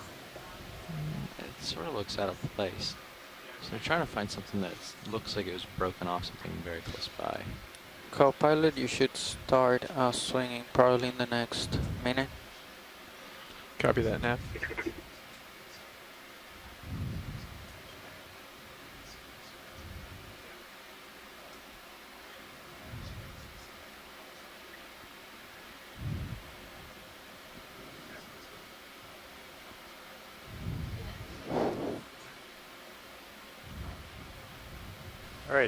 All right.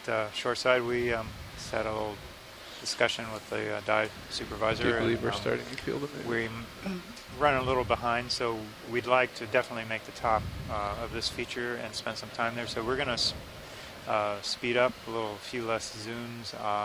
If Eric's okay with it, we might not go as slow looking for a rock here, and then hopefully pick one up near the closer to the summit. That works. In fact, we don't have to be quite as careful near the summit because, you know, rocks that are broken up had to come from the top. There's nowhere for them to come from above that. So, yeah, a lot more less stringent at the just top. finding a loose one up there, hopefully. Yeah. So we're going to continue up, kind of continue, and if people see something really outrageous, let us know. We'll try and take a look at it. Right now we're seeing this Spidodiadema urchin walking around the bottom on its very long spines.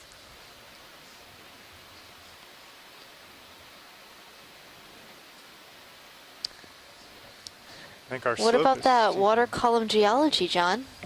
What about it?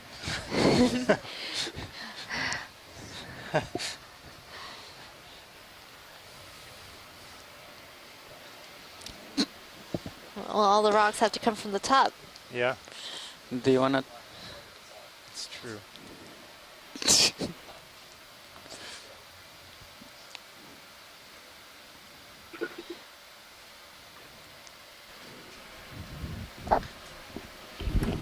ROV Nav, So that's another heteropathes, more Chrysogorgia, Anthomastus. So it seems like we're starting to see the same animals over and over again, which is relatively typical of a community. Yeah, let's keep it going. All right. Okay with that? A beautiful pink coral with an associate Your sonar still shows Astroschηματity basket 260? star. I think 260 is just fine. Smartly posed on a give me piece just of unstable talus. Yeah. And he looks pretty old. Might That take a tumble. Yeah, that looks I mean, about he's right. at I think least, so. Yeah, let's many go tens of 2260, years old, please. I guess, even though we don't really have a good feel for it. So those lasers that we're seeing in the screen are 4 inches or 10 centimeters apart. So that's putting this particular coral fan at about foot across. Foot across, yeah. That's a pretty large fan for these corals. I would say that this is almost fully grown, probably around 65 years old if I were to make an estimate of how old it might be. So Megan, would you agree that's a Paragorgia, or what were you thinking? I wasn't sure if it was Paragorgia or Hemicorallium. It looked a little bit fuzzy, and so it might have been a Paragorgia. So I think Paragorgia grows a little bit faster than Hemicorallium. But I don't know that much about the growth rates of Paragorgia. To request a move, range 30 meters, bearing 260. So I'm also seeing speed some sea stars. There's one over on the rock on the right side. Copy. 30. And then we're coming upon, 260, looks like some sort of ledge. And I'm seeing a lot of Good copy. Chrysogorgia. Or is this another sheet flow? Oh, this is a pretty nice, extensive, consistent sheet flow, so we don't really see much in the way of pillow lava. We just see some undulations in the flow unit. So this is, as we were talking earlier, it's kind of a little bit unusual to see this much the sheet flow, which has something to do with both probably the slope of the feature and the, especially with the effusion rate, how fast and how much lava is erupting. So the more you have coming out, the faster if it's going, and the fluidity of it, and that it would kind of flow down and flow down thinner and smoother faster before it quenches on the surface from the cold seawater.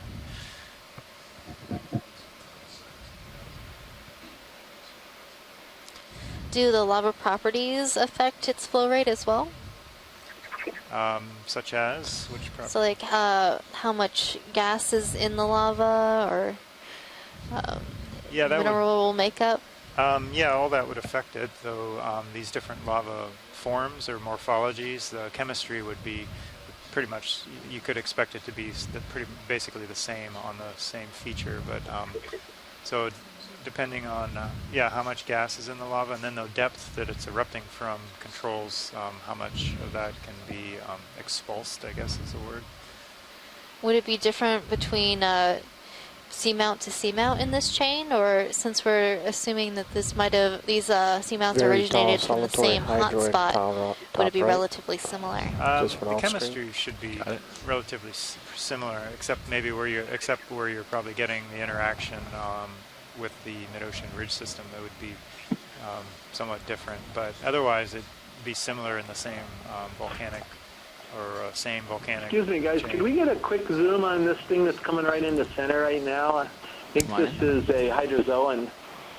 I think you're right, Chris, and we're zooming right now. Let's look at the.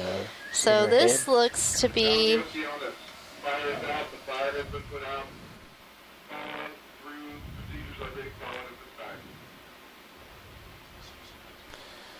This is a tough one, huh, Megan?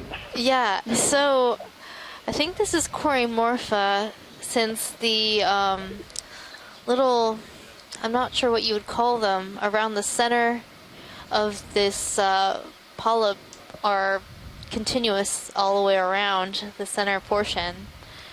So there are two genuses, I believe, Corymorpha, and I can never remember the other one. It's like something with a B. For some reason, I'm thinking. But it is a hydrozoum. I can't help you out because I've forgotten it too. I know we've reminded ourselves of it numerous times, and every time I write it down and I can't seem to remember the name of that genus. But it is a hydrozoan in the family Corymorphidae. So Les is saying Branchiocerianthus. I knew it started with a B. I knew it. Of course, that doesn't always help you with an identification.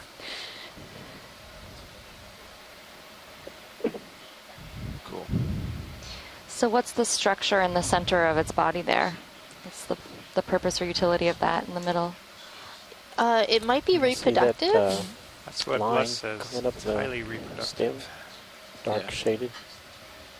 You want to get a closer look? Yeah. Let me slow down on my turn here. Okay, Well, that's the first one of these I think we've seen. In the lower body. Very exciting. And it's quite large. Remember, those lasers are 10 centimeters apart. So this single polyp is, what, 30 centimeters? It's a good foot. Mm-hmm. Yeah, pilot, we can move on. Okay, bringing my camera down on you a little bit, pilot. Thanks. Looking about 55 degrees. Looks like he's lit up Actually there, closer to actually, 60. like in the middle. Yep. And I believe we collected one of these in the Marianas, or possibly earlier this year. I remember watching a collection of it. Maybe it was earlier this year. It was earlier this year. I think it was Josh that got it. So they have a hydrostatic skeleton, so when we pick up those types of polyps, it deflates all the water that they keep inside themselves to maintain the body shape, escapes, and it just sort of flops over like a deflated flower. Wilted flower. So it's better to just take pictures. I mean, for genetics, it was good to have a sample, but yeah, some pictures tell a better story of those particular animals, especially the in situ pictures, or what we're seeing right now, viewing things as they are in real life without Copy, collecting Bridge. them. Thank you. On our underwater safari. It is like a safari. Photo safari. Video safari. Now look, an interesting rock coming up here. It might be in place. Certainly looks like it. Looks a little big though. Yeah, that looks huge. Yeah. The one right by that chrysogorgic coral. Edge, it looks like I think that's too big for a rock box. Right on the edge of that. All right. Okay. I'll turn around so I can drive over top, maybe. Cool. But right along this fracture, we're seeing a line of coral all lined up along the edge. And I've seen this behavior for coral quite a bit. They tend to be concentrated along ledges, ridges, pinnacles.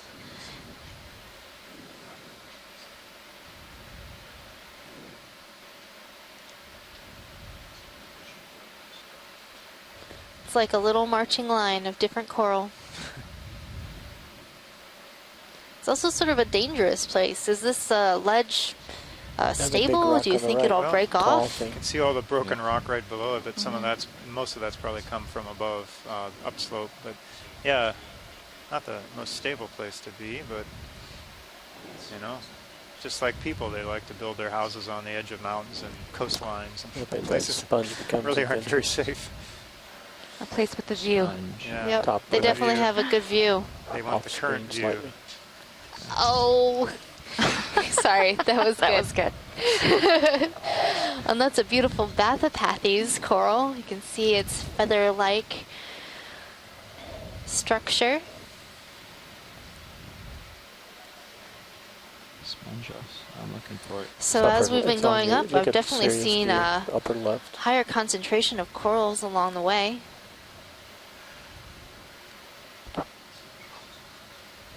In the background, I've been seeing some sponges.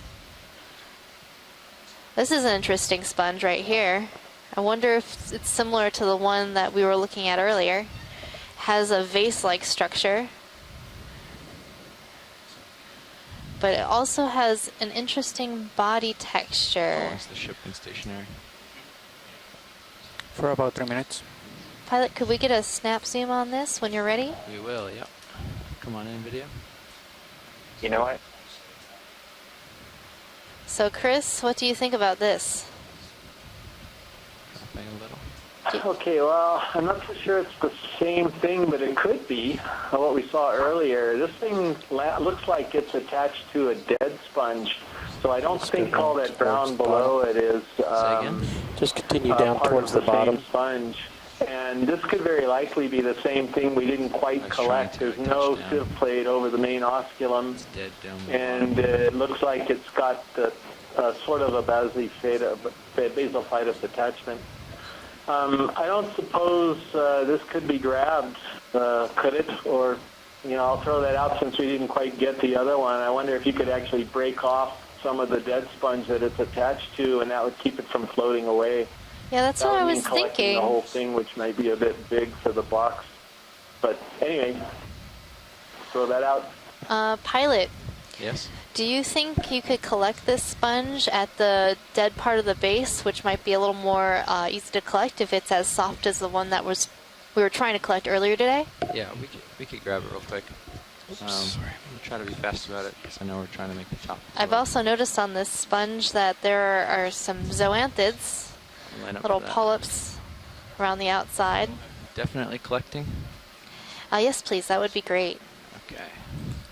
We're not sure if it's as soft as the one that we were trying to collect earlier. It just sort of disintegrated and floated away. Okay. So do try to be careful. We'll be careful. Of course, if we do touch it and it does float away, that'll tell us a little bit more about the sponge. But Chris, I don't know.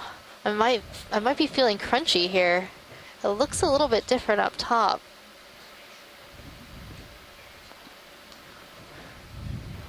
Crunchy or squishy?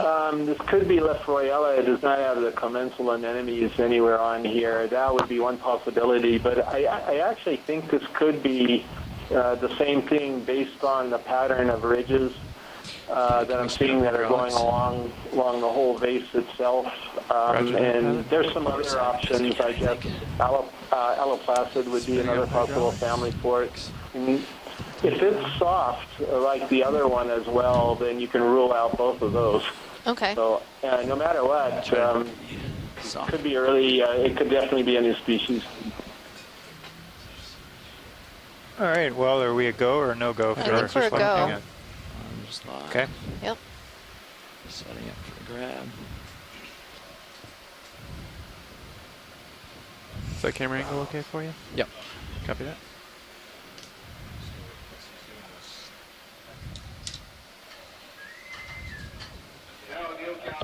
Port side.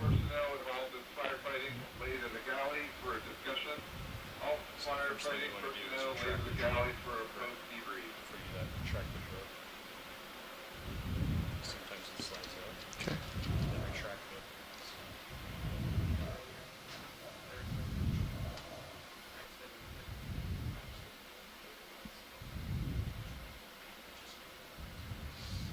Guessing that it's going to break at the base.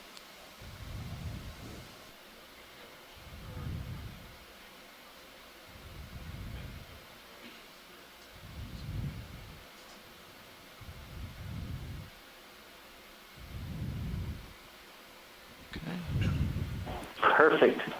Ready for drawer deployment, pilot? Let me just get my arm a little higher out of the way of the drawer. Copy that. Yep. I think I'm all clear now. Looks good. Gonna slowly push out the drawer. Yeah, it looks a bit wiggly, so you might be right. You can see some stuff down inside of it from HD2. Tilt down. HD2, thank you. Oh, looks like it's pushing you a little bit. That's about as far as the drawer can come without moving you. Oh, Do we need to? No, we'll make it work.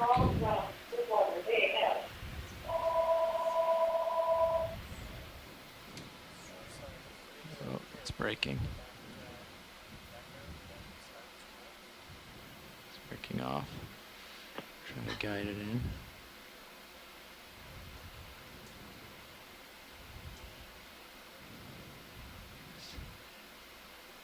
If you need to move backwards, I could try to extend the drawer a little bit. See if we can get it to drop. I'm just going to trap it for now so it doesn't float away. Copy that.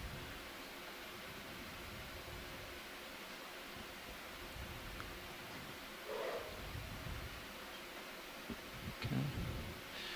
I'm going to come out of joy lock and auto heading. So you can extend the drawer. You ready? Copy that. Ready when you are. Auto out. Joint lock off. Okay. I'm going to extend the drawer. Ready, pilot? Yes, ready. Nice and easy. Careful. A little more for you? No, that's good. Just gotta hang tight. See where it drifts.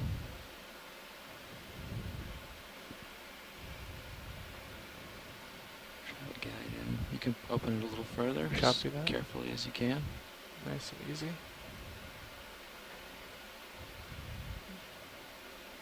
Well done. Okay. And open your claw inside of it also. No, I don't think so. Let's just close the drawer. Ready for drawer retraction? Yep. Copy that. Can you hear me jumping up and down right now? Thanks so much. Yep, I can totally hear that. I can see it too. I'm like Drawer jumping secure. in my seat. I'm so excited. Great job, pilot. That was definitely a difficult collection. It's retracted. Drawer secure.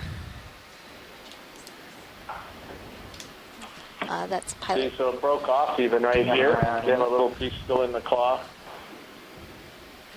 Yeah. Nice job, pilot. So anyway, there's only 2 onboard scientists. Megan is one of them. You heard her voice, and the other guy is John Smith. That's how they run everything. And most all the participants are in rooms like this, or they're watching in offices. Marvelous modern world we live in.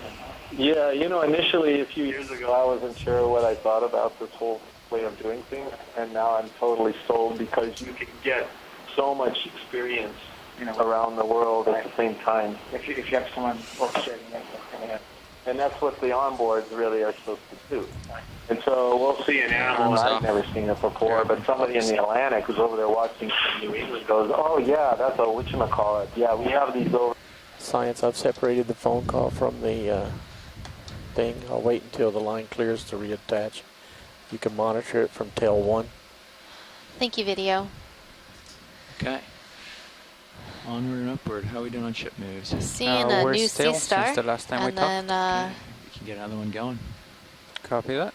are we on our way? Copilot, slope still at 260. Let me verify. Your Stand sonar. by.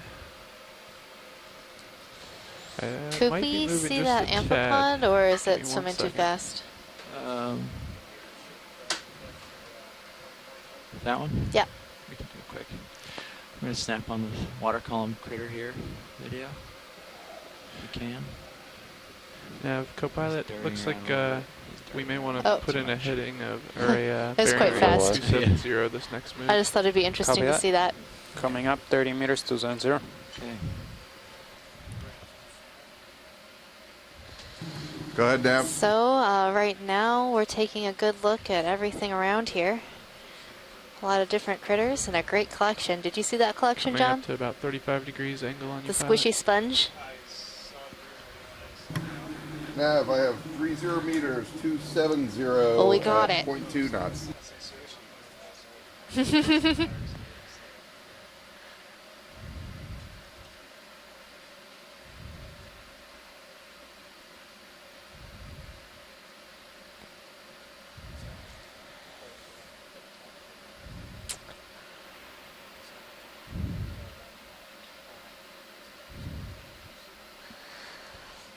Thank you, video. All right. Oh, I think there's some large coral fans straight ahead, on the upper part of the screen. It's a little out of reach at the moment, but we will be there very shortly. Awesome. Yep, almost to the top. It's another one of those green urchins next to lasers. Yeah, I'm stretched. You can take a snap zoom on that. And I'm seeing another one of those little green irregular urchins. Little blue. They're thing at the irregular. bottom left of it. They're regularly irregular. And it looks like there might be a polychaete, a little purple luminescent critter at the base of this urchin. I'm thinking polychaete because of all the little hair-like projections I'm seeing coming off the side. Is he eating him? Or is he I think it's just hanging out? Hanging out, moving along its way. I feel like we see these two together. Very neat. Like a polychaete with a urchin. I think it's a common occurrence to find them together. Okay, video's clear. Thanks.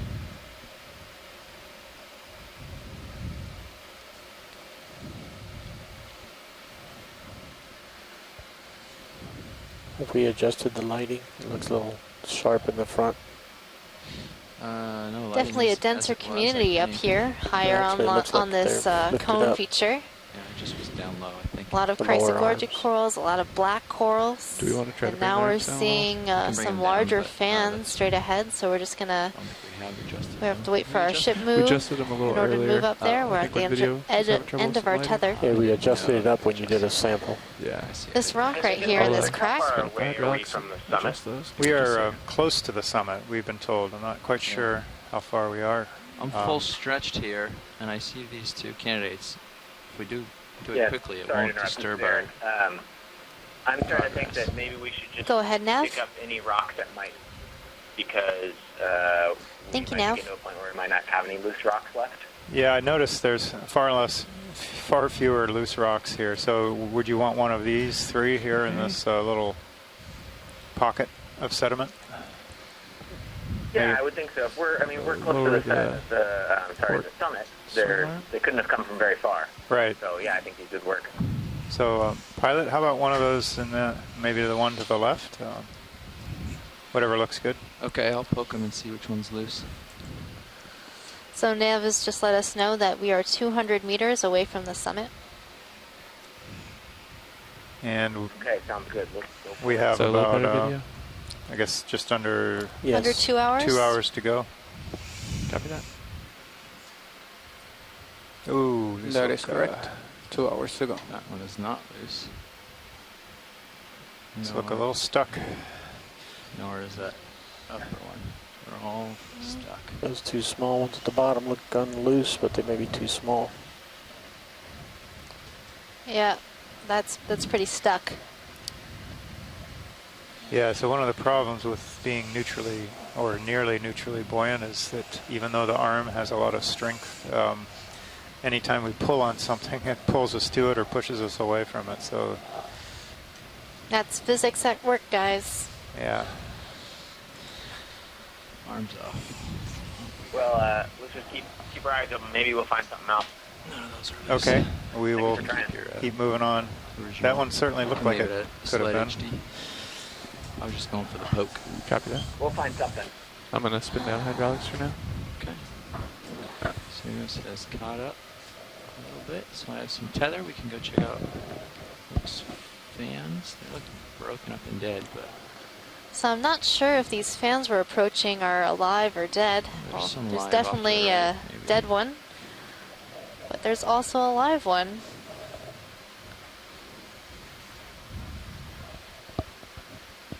And look at all the corals over here. It's a great coral spot. I'm loving it.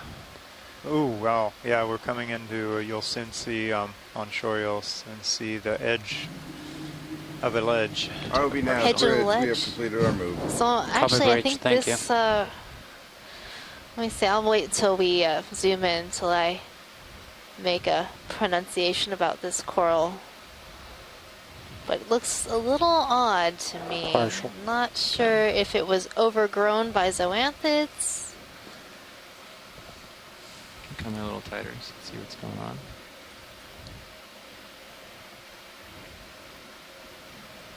Yeah, so this appears to me to be overgrowth of a bamboo coral by some zoanthid corals. So when the bamboo coral probably died and there was free skeleton, free of polyps, over to the skeleton these on the left. zoanthid corals came in I'll and just started follow your growing focus. over that skeleton. And that allows them to make use of this bare skeleton because they do not produce their own skeleton.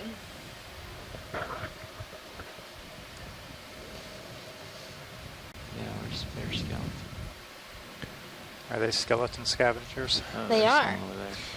And in some cases, we're not sure if these zoanthids outcompete the original owners of the skeleton for their places on it. Down to 60 degrees, or if, there's a bare spot that starts to recede away. It's really unknown what they do here to gain their skeletal position. Sounds like a great plot for a sci-fi movie. Mm-hmm. Definitely get lasers across this Invasion of the zoanthids. Zoanthid snatchers. Skeletal snatchers. Yeah, there we go. Sci-fi channel, here we come. Great. Dun, dun, dun. Now we're going to get scared of corals. Okay. Well, I did read this really interesting sci-fi novel where there was a coral, a cold water coral that would take over people's brains, and it would acted as a mega colony. Wow. That sounds like a good book. You're going to have to share that with me. I will. It was a really good book. That's for people who don't like Jaws. Jaws is overrated. Yeah. Did you say underrated? So, John and Eric, this looks like a little bit different lava flows here. Would you guys mind telling us a little bit about what we're seeing? Sure. How about Eric? Would you like to take a stab at that? It's been stopped for a little while. Sure. Well, the slope has changed quite a bit. Pause too long. Snap. Which Great will little affect screensaver. the speed at which the lava flows. But I'm not sure, John, maybe you have a different opinion. I'm not sure we've actually gone to a different type of flow, just more of a region where the lava is a little bit more broken up. The pieces that seem to be larger and more intact seem a little bit more Copilot. When did the last still. shipment I don't complete? think we've got 23, pillow type Copy that, lava. thank you. What do you think, John? Yeah, right. I didn't really kind of get into this enough yet to see, but I think I agree with you. I think it's just some more broken up of the same stuff right now. And we're clear. Pilot's clear. I'm not sure why. I guess I need to go a little bit farther, but maybe there's a next move going. It looks like there's definitely a change in slope here. Push out. I think we can keep over the this previous ledge. Yeah, I'm wondering if we've bearing got 070, towards bearing the center, things are 270. flattening out. Yeah, Copy. think I want to so. do an experiment. I want to call just 0.1 moves consecutively so you have an idea of how Lots fast of we're rocks to moving, and choose then from. we can And I'm stop it seeing if we some want. sponges in the background. Is that alright? I'm okay with that if pilot is. And some more of these overgrown bamboo Sorry, skeletons what with was your plan? zoanthids. Just calling moves, 30 meters moves at Quite 0.1. large and just bathypathes have and them a large sea pen. Yeah. Things are getting bigger as we're getting closer to the top. Go ahead. Could we zoom this yellow-white colony Yep. coming into center screen? The squiggly fan. 30270.1. Okay, Roland, you can snap in here. Thank you. So this looks a bit different. Perhaps this is a plexaurid. And I'm seeing some hormathiid anemones growing on it as associates. Sorry, Roland. Stable now.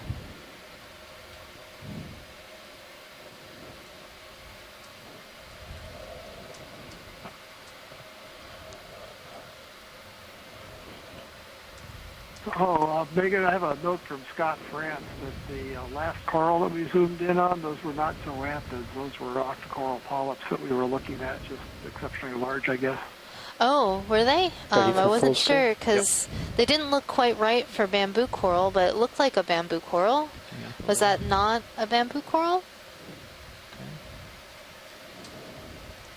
It was a bamboo coral, but you were saying that it might have been overgrown by zoanthids, and those weren't Video's zoanthids. clear. Those are the polyps of the coral. Okay. That was pretty interesting looking polyps then for a bamboo coral.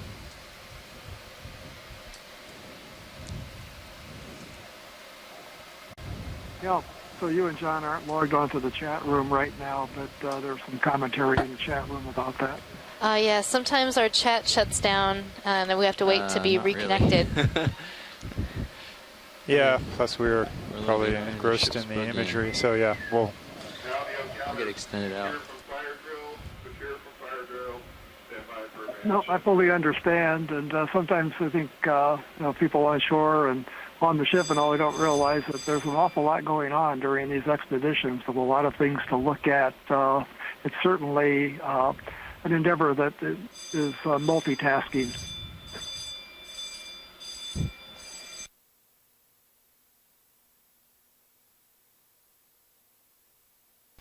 Yeah, you could say there's a lot of bells and whistles around us to pay attention to at this time, especially right now. Oh, so another drill, so stand by. Okay, I'm stretched out again. So any zooms or fast collections are possible here.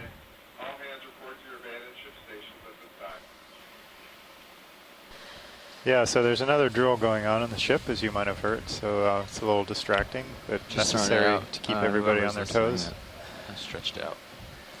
We will not be I brought abandoning my ship camera up to or about 35 on the your video camera. feed. We'll just have to make up Have to our wait for that abandoned ship ship move drill later. So the one thing to be mindful of is It looks like there might be a lot of loose rocks sitting down in that sediment. We might be able to pick one up. Okay, we'll keep looking for a suitable rock here. Definitely plenty of loose ones. So, Eric, you'd be pretty much at this point good with anything that we can get that looks reasonable shape and size. Just be mindful as we Yeah, I think come so. up Anything closer that to we're the summit. pretty confident is not going to be all Sometimes manganese. there's sort of a We're so close shelf to the at the summit. top. Like I said, I think it's Copy that. Be mindful of watching this. Okay. Keep an eye on closely summit. for any sort of shelf, more so than even Copy that. normally. Looks like you have a small coral field coming It up looks ahead like of you. around here we have a lot of these bamboo corals, but they seem to be broken or losing their polyps.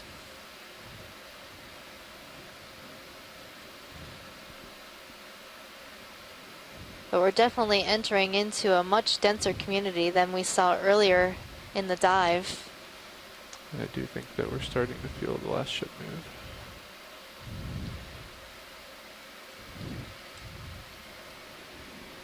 So it looks definitely like the density's increasing here, yeah. You should be swinging slower, co-pilot, since it was at 0.1. Copy that. Say again, video. Look at these translucent things below lasers. Just see if they're sponges. So we're seeing a glass sponge, partially dead and partially alive. The dead parts are those sort of brownish looking areas, the live parts of that translucent white. Attention on the Okeanos. The closest point of land is Kauai Island. And so, Megan, I think this sponge is in the genus Conolasma in the family Eurydidae. It's got a very distinctive, very thin, almost see-through kind of leafy structure.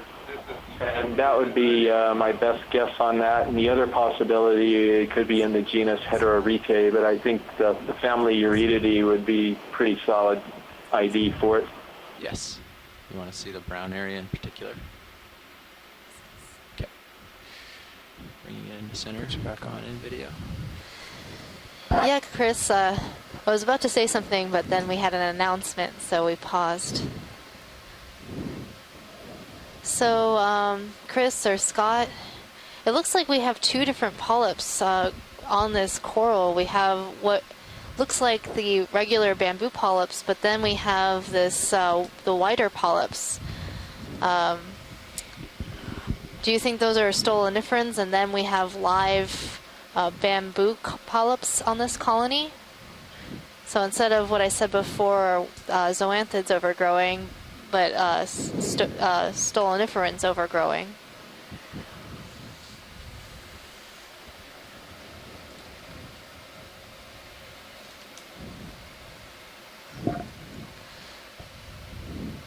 So it looks like a lot of the bamboos in this area have been overgrown with these sort of whiter polyps.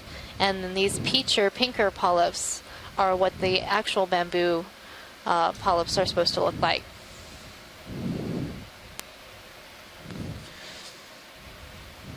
So Scott France is saying that my guess of Stolonifera might be a good one, or it could possibly be an anthothelid octocoral overgrowing the bamboo coral skeleton. No, go by that. Go ahead, Thank you, pilot, for that How far zoom. into the ship are we? We are 22 meters into the move. Copy that. Maybe a few before we get to the end, we might reassess to keep the move going. Well, that answers my question. I was, I knew it didn't look right. Those those white polyps for bamboo coral. Seems to be correct. But my guess of zoanthid was completely off base, given that those polyps had those pinnate tentacles, and that's how you identify an octocoral. Copy that, Nav. Just, it might be. And these fully peach-looking colonies, those big fans, are fully alive bamboo corals. Port side in a bit. Copy that. Well, science fiction is never fully accurate. We distracted ourselves. Well, and you can't always be right about everything. So while I do know a lot about these deep sea organisms, I'm definitely not an expert in everything. I know a little bit about a lot of things. We have a fish and a jelly coming up. Ah, so first the jelly.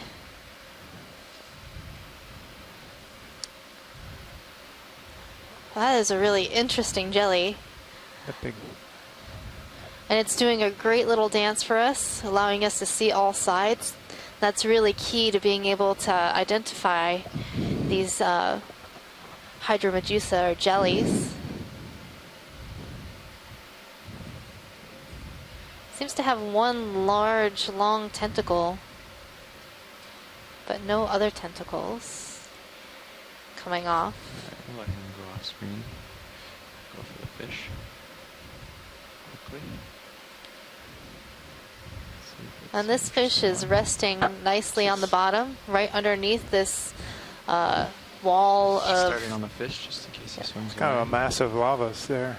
Yeah. Massive lavas covered by sponge. Have we seen this guy yet? No, we have not seen this one. Lasers are clear. Bruce? Copy that. Turn off lasers. Yeah. So if you look at this fish, it has a flat head, a kind of a concave top to its head. And the thing that jumps out at me is that those pores on the side, the whitish pores of the lateral line system, start behind the gill cover at the upper part, go along for some distance along the back, and then just stop. And underneath that, there's a second part of the lateral line that starts lower on the body and goes along the side of the body. This junk lateral line, that two-part lateral line, and the shape of this fish are characteristic of another family of cusk eels, not the Ophidiidae, but a family called the Bathydidae. Bathydids connected to something we were talking about before, are actually life-bearers. They have the eggs develop within the female. They hatch at a fairly small size, and the young are extruded as small larvae, so they're not live-bearers in the same way that, say, guppies or swordtails are in aquaria, but are more similar to the rockfishes of the northeastern Pacific off Alaska through California.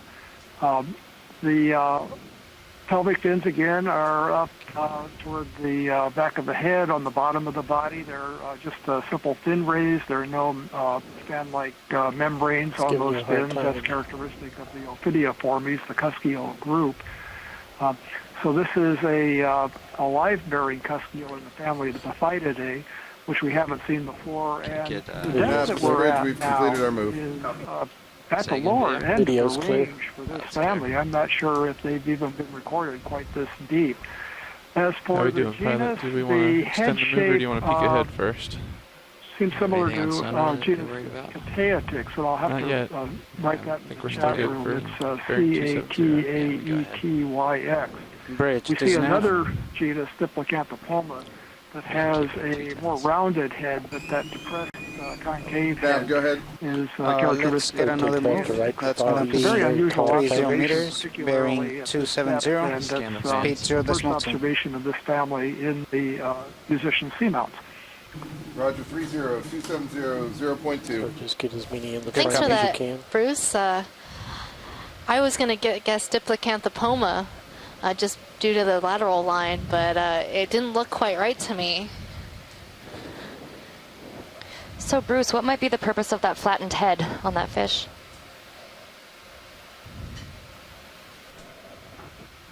Well, that's a good question, the kind of thing we like to ask.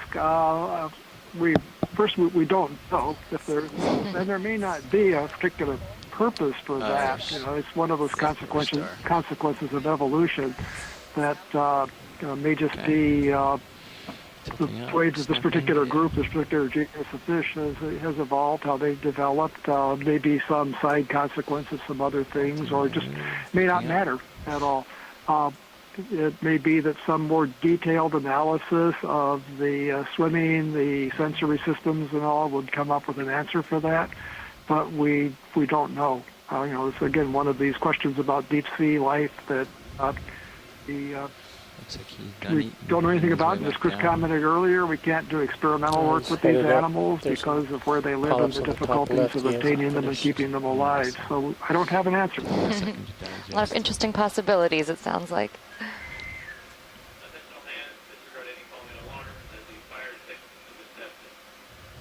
Let's get to the center of his stomach and I'll zoom in more. Okay, picking up. So right now we're looking at a goniastrid sea star feeding on a bamboo coral, and that big sort of lumpy area in the middle is its stomach. It's extruded its stomach outside of its body to devour this coral.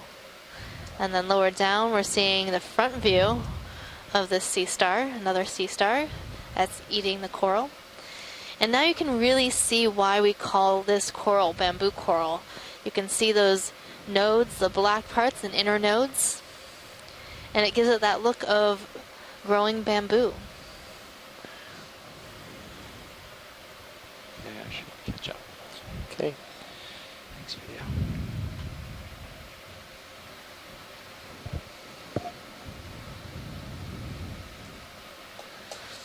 So it looks like we've entered into a bamboo forest here. Just bamboo colonies lined up. Rather sudden. It seemed very big too, and all lined up in like a picket fence. Mm-hmm. And I've seen a number of stars. Eric, I've noticed in the chat that Scott France has suggested a couple times that we might want to collect one of these overgrowth corals. You guys want to take a look at the chat? Oh, thank you. Yeah, we were kind of missed that, so I'd ask. Thanks for the repeat.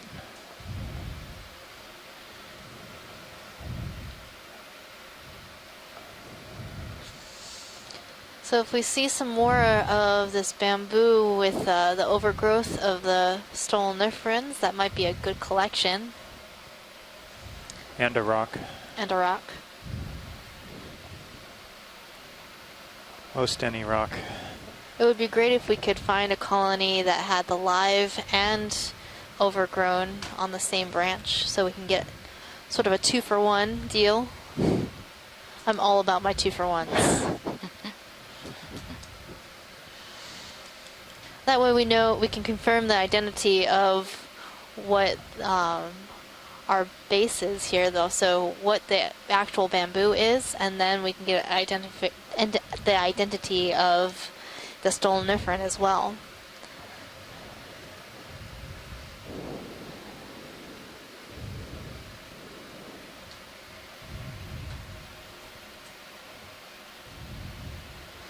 So I have a theory about why we're seeing so many overgrown bamboos and empty skeletons. How we doing? And what is that, Megan? I think it's these sea stars.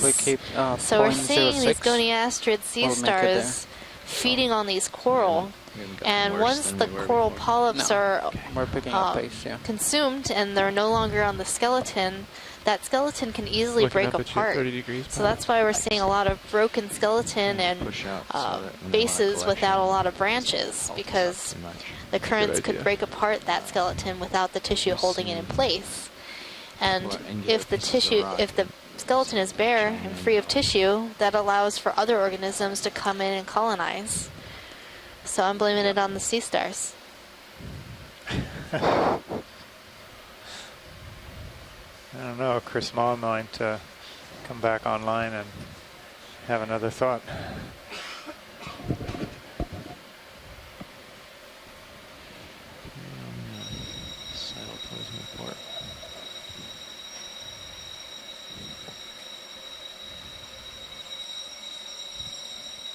Interesting idea, though.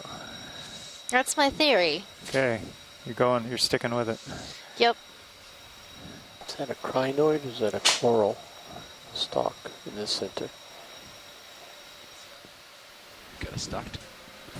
We have a toppled coral over here. Stock coral or stock crinoid. It's like a Go ahead, either Rich. a paragorgid or a corallium. Copy that, thank you. And here we're seeing an Umbellapathes, like the one that we collected earlier in the dive. Thanks. And then another one of those rocks, just populated with Anthomastus corals. Just all over the place. Co-pilot, and our first marine debris. Copy that. All right. I'd be okay with. Let's get a nice zoom of this. Flying the flag of Plastic Nation. Collection. It does look like a flag. It does. Unfortunately. Last ship moves down, is that what you're saying? That is correct. Okay. So here we are, 591 miles north of Kauai, and we got some trash. We got some trash. You know, the sad thing is, almost every time we dive on features like this, we do see some sort of human impact.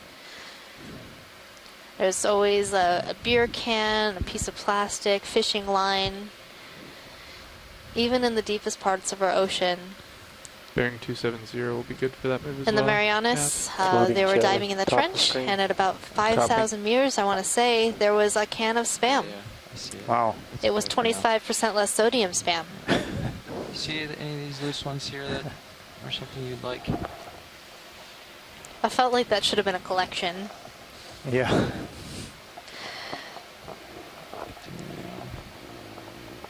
Trench cleanup week. Exactly. Yeah.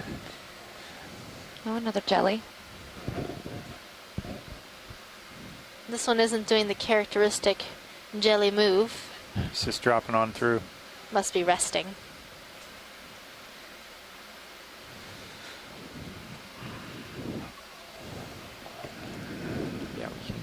Seeing another one of those Saccocalyx sponges, the stalked sponges with the open osculum on the top, so that's that large opening on the top.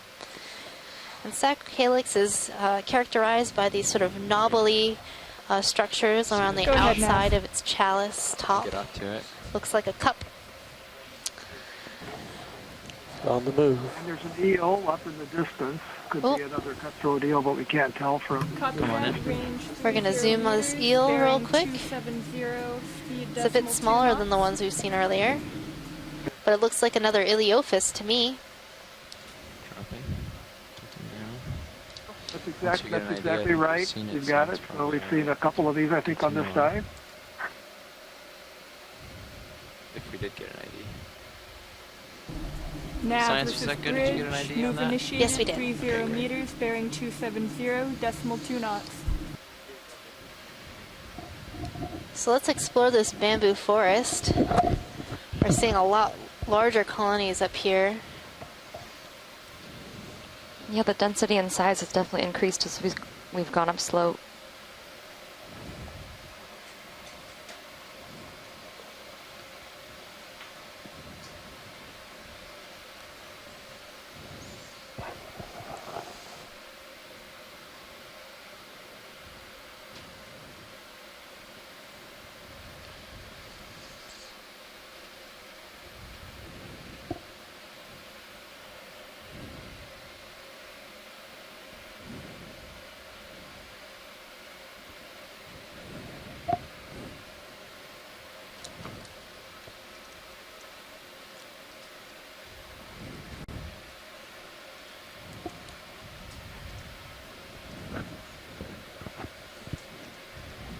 it's interesting if we are getting up to the summit here, flattening out a little bit. We certainly are seeing more life, and that's what we were hoping for by getting to the top and spending some time on the top.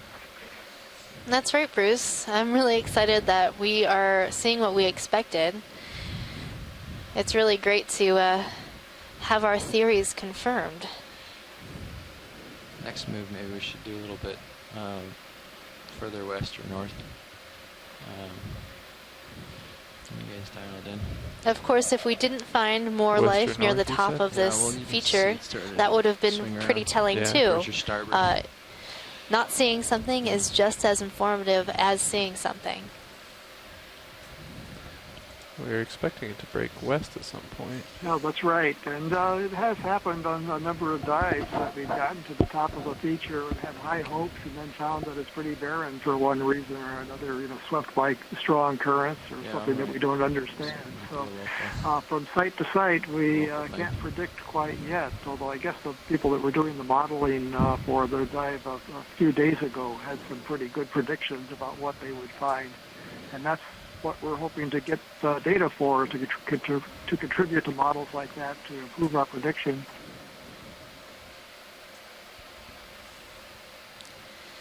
And that's the thing about models. No model is correct, but some models are useful. Now we're reaching the top of a sort of outcrop, and it's just covered with a dense community of coral. Numerous black corals, bamboo coral, chrysogorgiid coral, soft corals, and then some paragorgids. It's almost overwhelming.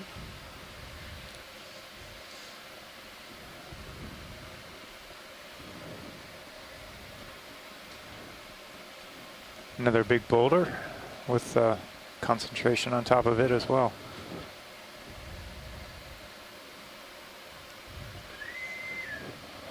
How are we doing on that move? 20 meters into it. Okay. What time was that initiated now? See a few pieces that look loose around here. I think it was quite stretched out. Did you want to poke and prod? 2354. Copy that. Thank you.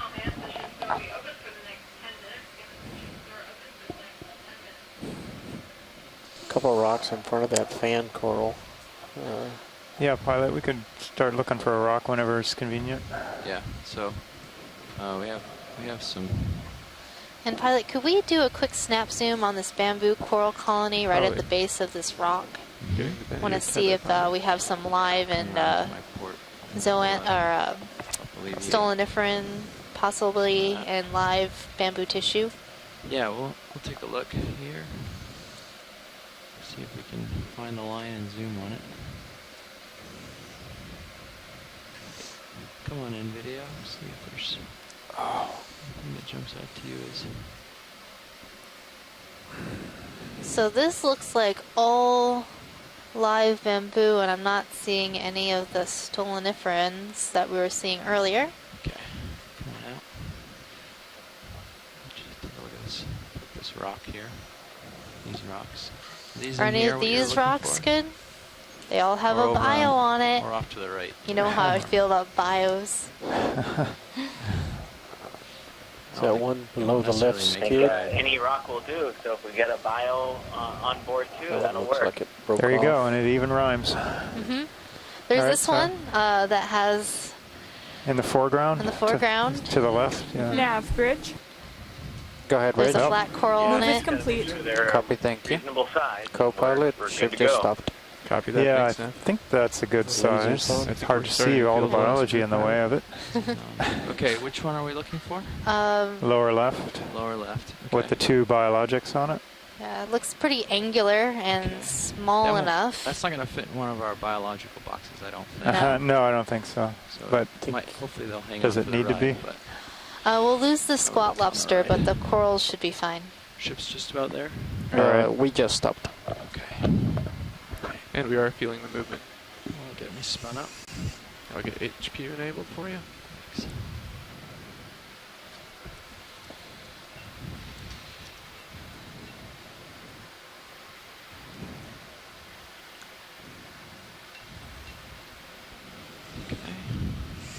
HPU enabled. Right. Starting the arm. Arm is live. Moving around. Reaching out. This will be specimen 4. Help me keep an eye on D2 if you can now. And feel free to turn your head a little if you need to keep me in view. I'm going to give this a little prod. We might end up continuing on if it's not loose. That one is in fact loose. So we'll put it in the port box. Could you swing the port box inboard, please? Copy that, pilot. Moving inboard.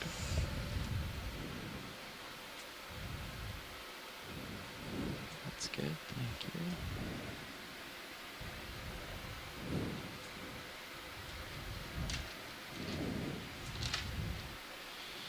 Box is open. In an effort to get to the top, I think I'm just going to grab it and put it in. That's okay with you guys. Okay, sounds good. Unless you really need a lot of zooms on it. No, I think we can tell this one is fine.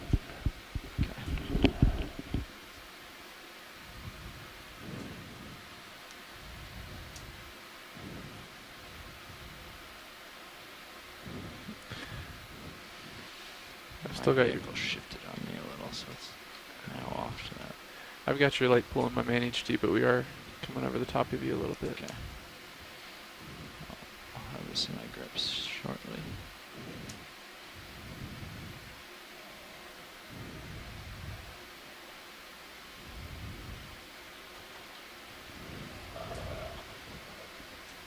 With all its friends.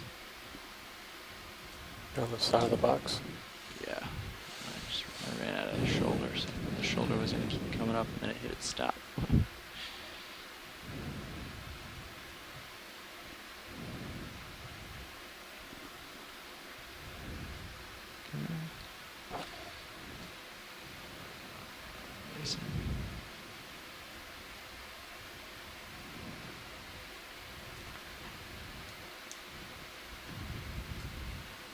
Nice grab. Thanks a lot.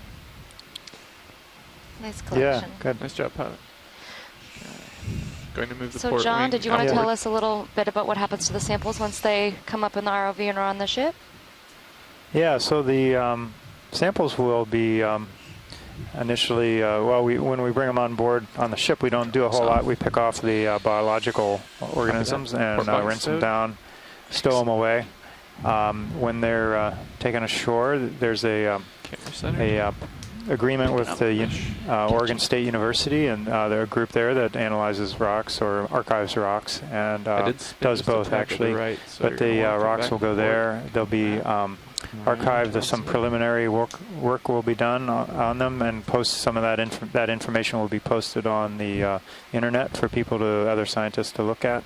They can request samples for further work, geochemistry, dating, and they would get a sample, subsample, and take care of that themselves. So the rocks aren't just being kind of hunkered down in someone's lab. They're going to be made available to the yeah, I do see that. research community, and using those studies, we can date them, get an absolute date on the lavas, and gives you a minimum date of the seamount, and also the geochemistry tells you something about the lavas and where the chemistry, where the lava, where the seamount fits in with the other surrounding chains, the Hawaiian chain or the mid-ocean ridge system or other such volcanic provinces. I'll turn to the right to follow you a little bit. And for the biologic samples that we collect, for the corals and sponges, we split them in the lab at the University of Hawaii. We send a portion of those corals and sponges to the Bishop Museum, and then the other portion to the Smithsonian. And all other specimens also go to the Smithsonian. Yeah, about like that. Copy that. Okay, so we've reached maybe possibly some sort of a false summit here. So it drops off in all directions. And we don't have another local high. Great, thanks for that background. So this is... Being out here on the ship, it's really neat to see the samples as they're collected and then on the other side when you're storing them away. Watch lead pilot. Go ahead, pilot. So we've reached either a false summit or the summit. I can turn around in all sorts of directions, and I don't see a whole lot on my sonar. So we're gonna assume this is sort of a false summit because we're not in the right place yet. And I can't tell if that's a fish or Holosaur. But we are higher up than the actual lower right summit. side in the sediment, or if it's just something. Sorry, pilot, I can't hear you when other people are talking. 2270. So there's the fish is on the sediment? Fish straight ahead. Okay. I wasn't looking for the fish. I'm not sure if it's a fish or what it is. It's I can't not reach really that moving. fish. Okay. From here. There's a sediment patch now. It's a little bit to the left of center. That's it. Good eye, Bruce. I think it's another Holosaur. And we really can't get close enough to see which genus it is. So that's good. Thank you, pilot. I think that's Thank good you. for our zoom. Great. So we saw this fish earlier in our dive. I'm happy when you are. Video. So actually, I'm trying to discuss our next move with you. We've reached a local high. We've reached a summit. It's actually at a depth of 2,235 meters, which is deeper than what we imagined. So we believe it's just a local summit. So we're going to have to just push out to where we think the summit is, because we don't have a local high to chase at this point. Our usual sonar chasing won't get us there. Okay. So would you like us to do that? Would you like us to hunt around a little more around here? Let's poke around here for a few more minutes, and then I think we should try to explore and see if we can find the actual summit. Okay. This is certainly a local high. I have looked in many directions, and it's downhill, and the only thing that looks maybe a little bit more uphill is actually back down the hill towards the north, which we believe would be the wrong way. But we can look around Okay. here for a little bit. That sounds good. Yeah, we have a lot of stuff here, so let's try to characterize this area before we leave. Okay. All right, for you folks at home, I was just speaking with the pilot, and he says that we have reached a local high, so it looks like a false summit right here. We're not really seeing anything on sonar in regards to anything higher than us in our general vicinity. So we're going to characterize this sort of high-density coral area at this location, and then we'll push out and see if we can find the true summit of this cone feature on Wagner Seamount. So right there, here in this area, I'm seeing a lot of Chrysogorgia corals, some paragorgids, some Stauropathes, bamboo coral. But I am up a little higher, so. Yeah, you can get as much altitude as you like. Is there anything in particular you want to get a closer look at? Can you repeat that, Dry Lab? I was wondering what the round thing about, or to the left of the lasers that's underneath the rock. I think that round thing might be a sea urchin. Let's do a snap zoom on that green round ball. Snap in.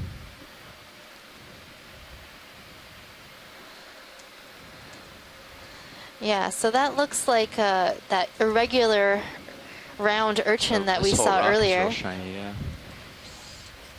And look Yeah, at I this saw that. shininess, John. Here, if we Oh yeah, go it's up to the right quite a here, glassy, it gets glassy better. coating, glassy rind, very polished looking. That's kind of typical of manganese crust, though I don't know exactly why sometimes it looks shinier than others. Here we have some that looks like it's been rubbed down actually, and there's no particulates on it.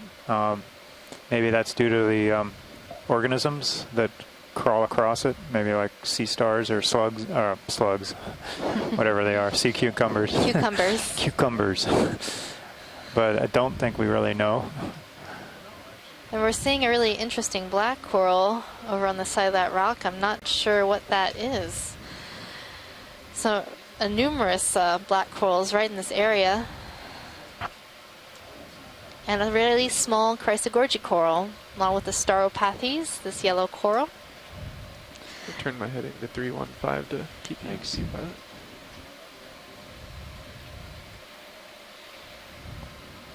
Why is that rock so shiny? I'll just scan along the rock. Yeah, so John was just talking about this shiny rock, and we don't really know why it's shiny like that, but it could be due to the organisms moving across it.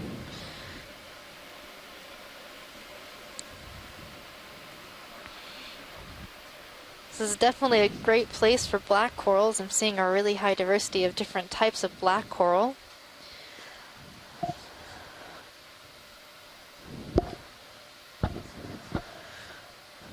Numerous chrysogorgic corals and these anthomastus, soft corals.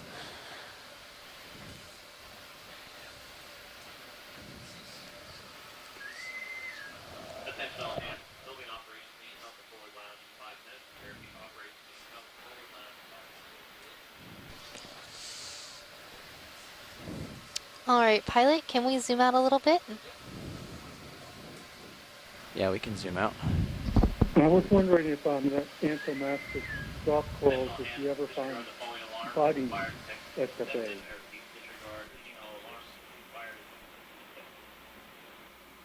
I'll drop down. All right, so if you do hear some alarms going on this, it is drill day today, so there should be some fire alarms going off in just a few moments. Left. They are just testing the alarms. There is nothing to be alarmed about. White to the left. I got a ringing in my ears. Bling, bling. Sorry. Take some of these other things out of my ear. You're real faint. Sorry, they're looking for that coral that's got the overgrowth. It has both of them on it. Okay. Does this one have both here? Is what you're saying? I was thinking the one in the That far bigger one in the background, back? but it's hard to tell. Let's try for this one and then we can check that one. Another coral skeleton. Now, can we zoom where the polyps are closed? Yep. Yeah, we can come a little tighter. Yeah, so this looks like more of those stoloniferans, and then we have this portion where the polyps are closed. That might be just closed stoloniferans. Scott, do you want a sample of this?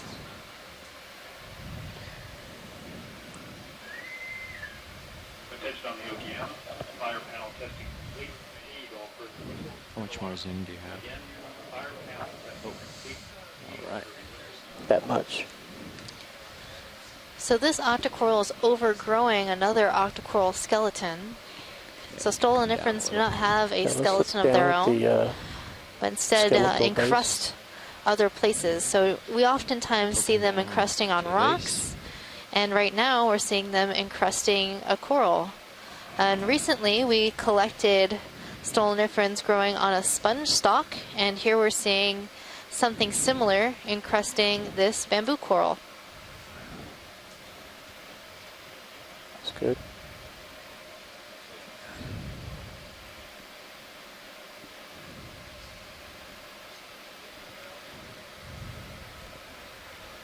Okay, video's clear. And definitely looking at this, it looks like stolen, and near the base we're seeing just where the tissue ends.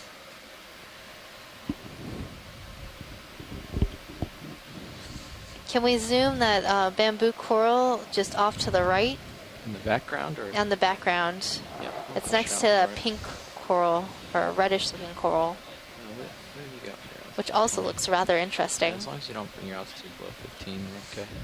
I like that red coral. Okay. Sail around this other one.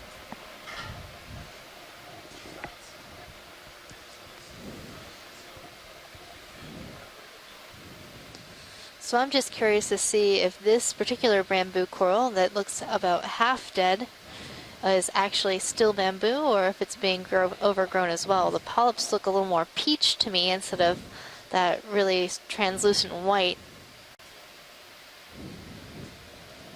And then next to it, this red colony might be a paragorgid, but it's very fragile looking in comparison to other paragorgids that we've seen.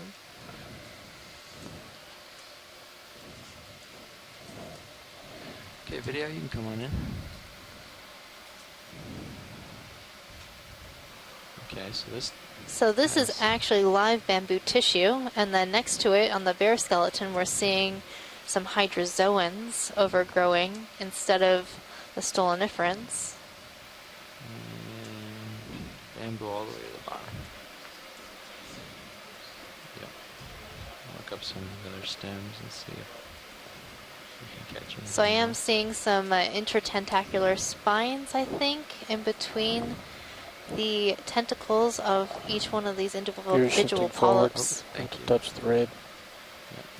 And then right now we're looking at the hydrozoans that are overgrowing this coral. And you can really see the sort of finger-like bones of the bamboo skeleton and sort of cartilage internodes. That really gives this bamboo skeleton flexibility and also strength. Go full screen. Okay. Can we then look at that really fragile-looking red colony right next to it? Yes. We can. We're going to get a full shot for video's sake. Lasers off, maybe, for it? Yep. Kill the lasers. Copy that. So right now we have about 1 hour left on bottom in our dive today. To the red. Yep. Pick up that. Fly over.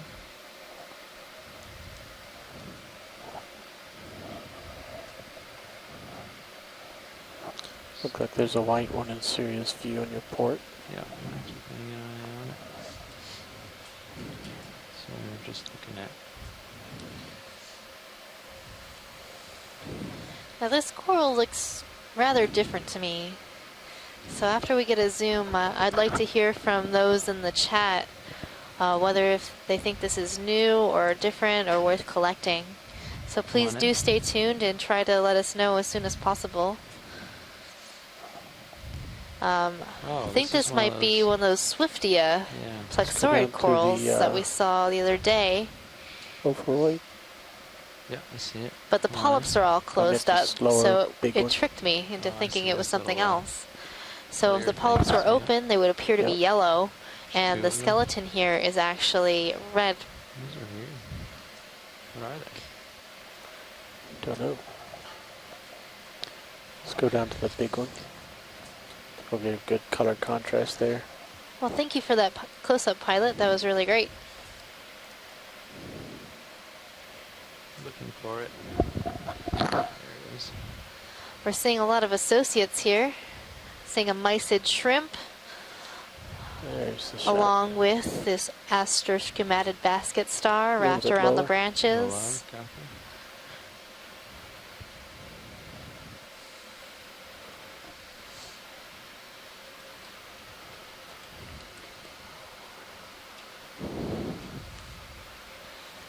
I think we're good for science on this.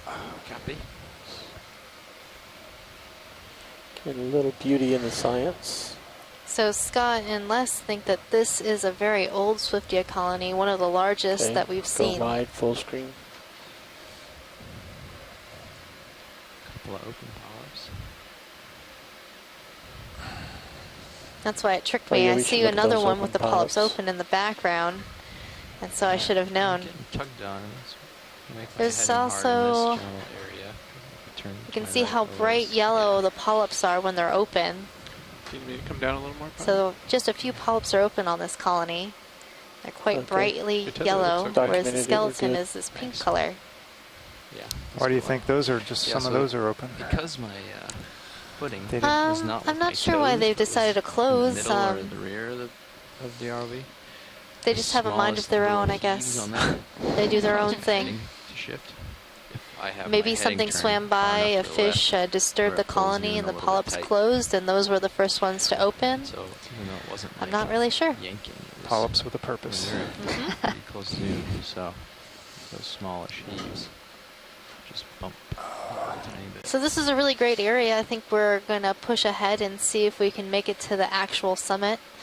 This area seems to be a false summit. but is a great high-density community. So we pushed the sonars on Sirius, which is up high. So that last coral, the skeleton was red and the polyps were yellow. Is that typical in corals to see the skeleton one color and the polyps another, or? It's typical of the Swiftia. Swiftia. And some plexaurids might also show that. Do you think we might want to make Go a ahead, move here? Pirates.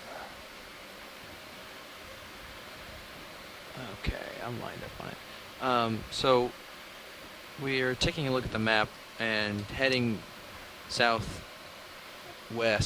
which is sort of the direction of waypoint 2 on the map, is not uphill.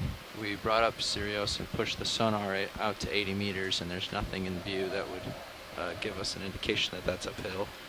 And we have this sort of in the north that is continuing to be uphill. But I have a feeling that we have reached a summit, and possibly the bathymetry is slightly off. I will push out here to this local high, and we might make a ship move to it to see what we can find once we get here. Yeah, I think if nothing else, then we could, you know, kind of circumnavigate the summit as best we can and just make further observations. Okay. We'll push out to this. If you want to line up on me and get a little closer to this. Copy that. Heading turn. So to further answer your question, Katie, 005. Scott France says that the different colors are likely a result of the sclerites in one color and the skeleton 20 and the tissue meters being a due different north, color. yeah. See where it takes us. I'm almost there already. Thanks, Scott.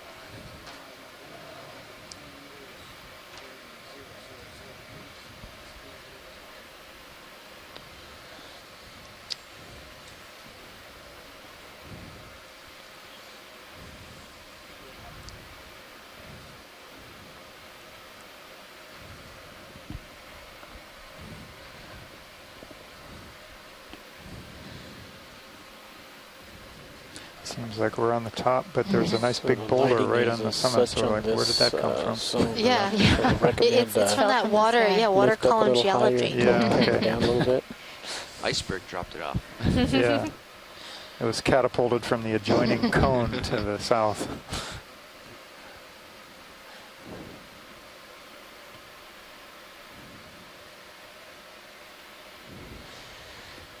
So if you're just joining us, this is your biology lead, Megan Putz, and I'm joined here today by based on the lighting of this, lead, Sirius and the We're ROV, both at the University of Hawaii. And just a also, little bit higher Katie with the camera Wagner, your tilted onboard down. web coordinator. Really excited to be exploring show the Wagner most Seamount area. today. Here, go again. Wagner. Wagner. No relation to my knowledge, based on the lighting and definitely an exciting dive to Sirius and participate in. ROV, I'd recommend flying just a little bit higher. We with the are ROV with the currently camera tilted down. at 2,251 meters, exploring the summit of this cone feature on Wagner Seamount and the musician Seamount. So all of the Seamounts in the Seamount chain are named after famous composers. It's looking much better. And a little fun fact about Wagner is he's most famously known for creating the leitmotif, which is that sort of typical song or portion of a song that characterizes a character in a opera. And also movie directors and filmmakers have started to use the leitmotif in characterizing characters within their movie. So an example might be the Imperial March from Star Wars characterizing straight ahead on Darth the back Vader. side of this rock. Yeah. Dun dun dun dun dun dun dun dun You should also dun. look at this rock that's on. Couldn't help myself. I don't know. I think you owe somebody royalties for that one. Probably. Oh, it was less than 7 seconds. Okay. Just sneaking in as So I get tethered. Is that the rule? That's the rule. At least that's what our videographers have told me.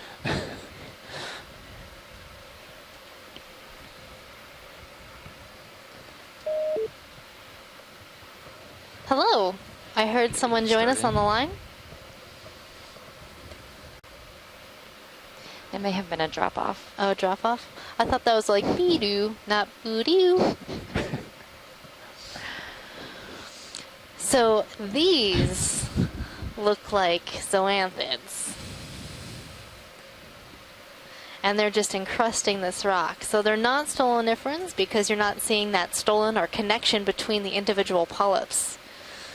And then just a little bit further up, there are some stoloniferans. You can see the difference of how those polyps are connected and have pinnate tentacles, while as these zoanthids do not have pinnate tentacles and are not connected. Wow, that's a classic example comparison.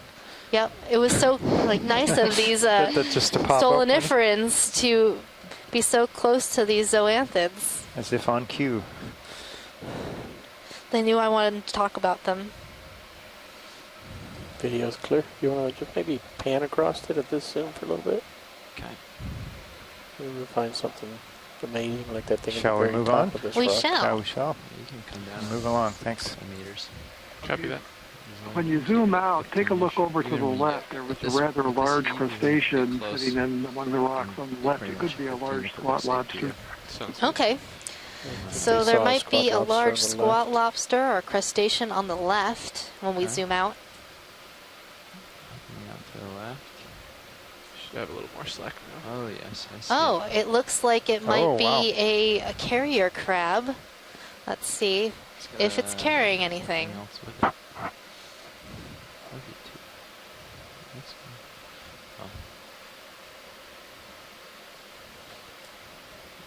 I can't get a lot closer than this for now, but you can zoom from here and we can get closer in a little bit. Just to give us an idea of what's going on. I think we are starting to move here. Good. There's another crab there. Oh, what? Is he eating something? There's like looks like another crab facing this crab. I have no idea what's going on here. It's a crab standoff. Yeah. You thought he was Ultimate carrying crab something. fighting. We'll have to put this on pause for a minute. I will be able to get around Yeah, it towards does the look like front another one on the other of side. this in a little bit when we get some tether, and we'll have a better idea what we're looking at. So I'm not sure what this crab is. I'm gonna consult my animal guide. Is there anything else in the more immediate view you want to look at before I get So- around to look at that crab better? If I were to make a identification, I would think it's a king crab. You should have some more tether now. Likely in the family Lithodidae, possibly genus Paralomus. But a nice head-on view might help me out. Watch the tether and put it interfaces in the swing arms. And in the chat, Scott and Bruce are noting it may have just molted, giving it the appearance of two crabs. Or there could be two crabs. Sounds good. Ah, interesting. Looking good so far. Just gonna come around to the face here. I think I have some extra tether, so should be able to get around. I'm really enjoying this view of the bamboo forest. There's a skeleton in the way, so I'll just not land. I'll pick up and look down at it. Coming up a little bit. So I think some crabs do consume their molt. Maybe that's what this one is doing. So I'm gonna look down at this because there's some Get a obstruction. closer look. Oh, it's two. But this other crab looks a lot smaller. It looks like the bigger crab has the smaller crab by the chelipeds. Maybe they're shaking them up. Yeah, that looks a little intense. My goodness. Maybe they're dancing. Huh. Oh. Oh. He does have them. I don't know what the plans are for this smaller crab. But it doesn't look good. Not sure the life expectancy. Watching a predation event here? Or some sort of mating ritual? Or some Who knows? Some sort of community. parental tutelage. It's dance lessons. Dance lessons. That's my final answer. Oh, that's a nice thought. And the musician C-mounts. We're doing a waltz today. Going full screen the pair. Okay. A Wagner waltz. A Wagner waltz. But they do look to be of the same species. And in crabs, you can have a difference in size between the males and the females. To be able to tell if this is a male or female, you'd have to see the underside of the crabs. Did we get the lasers on these guys to see how big they are? I may have missed it if we did. We're pretty zoomed in, I think. Maybe that's why we're not seeing them. But also tilted down. Yeah, see, they're dancing. Yeah, there we go. It's dancing. It kind of looks who's like the lead? the bigger one. Lasers are right at the bottom, so they're Oh, there we about go. 5 Okay. or 6 inch. Well, bodies are about Body, yeah. 3 or 4 inches on the big back one. off a little. Get the lasers. There you go. Slight tilt down. Okay, we're gonna lose the lasers. I got you. Yeah.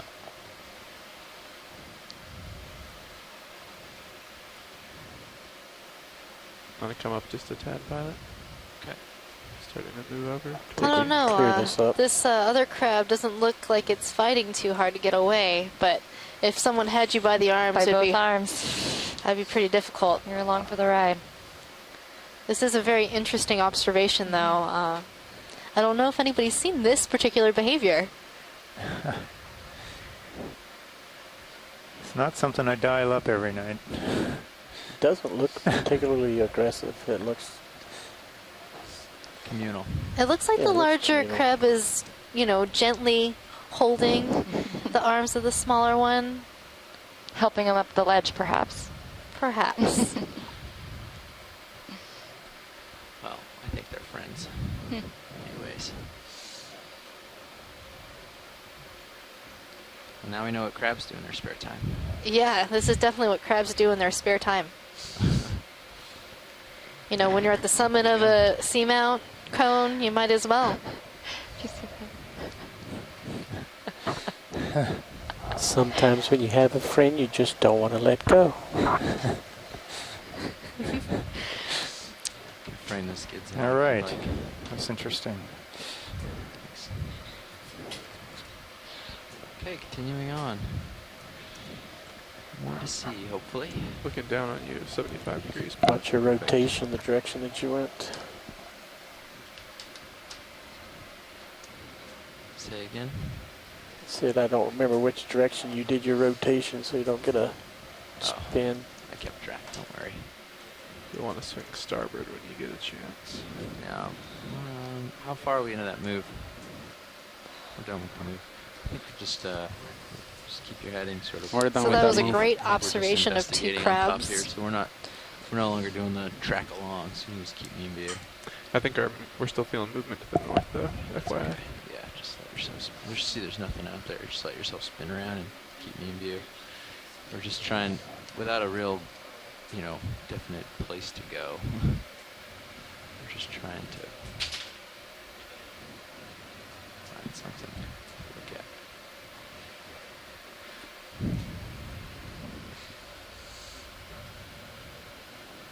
The crab was definitely interesting. Okay, so we found a little something here. So that move towards the north took us onto a little ridge, which we followed, and it's taking us towards the southwest again, which is the direction we would like to go. So I think we navigated our way around, and hopefully are back on track. That sounds good, pilot. It seems like we're going up a little bit of a slope. Yeah, very, very slight.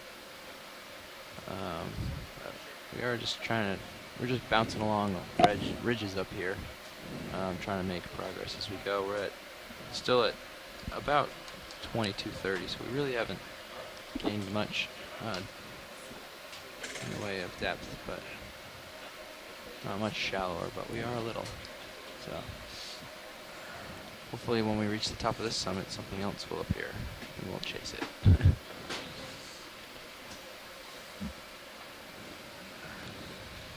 I am getting something about 20 meters off. I don't know if it's this or something in the distance. Looks like it might be something in the distance. So right now we're chasing the true summit of this cone on Wagner Seamount. We've reached a little bit of a local high. We're seeing a really dense community of coral.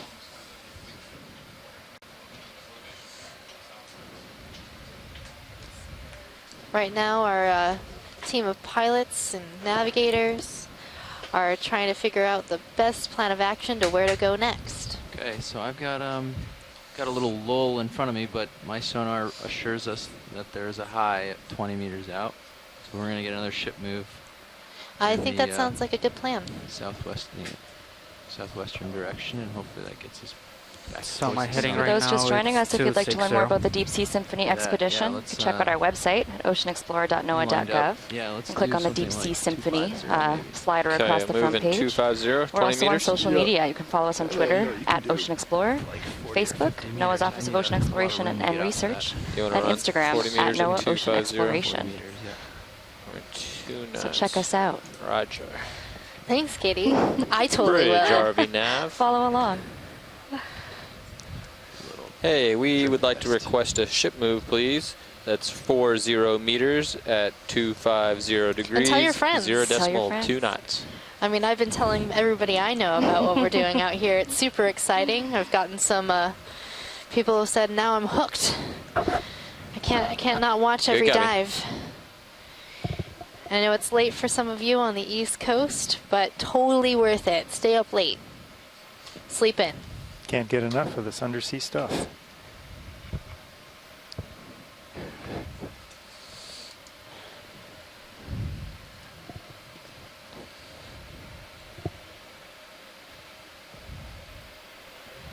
Well, I'm going to turn around and look at some of these things while we wait for the ship to catch up.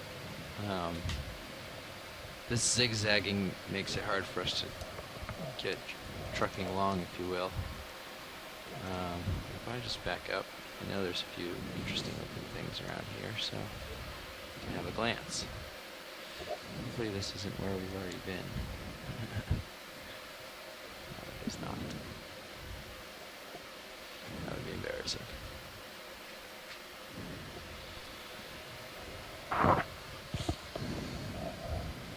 So if we're just hanging out around here, I'd love to zoom in on some of these corals. Yes, this is the perfect time.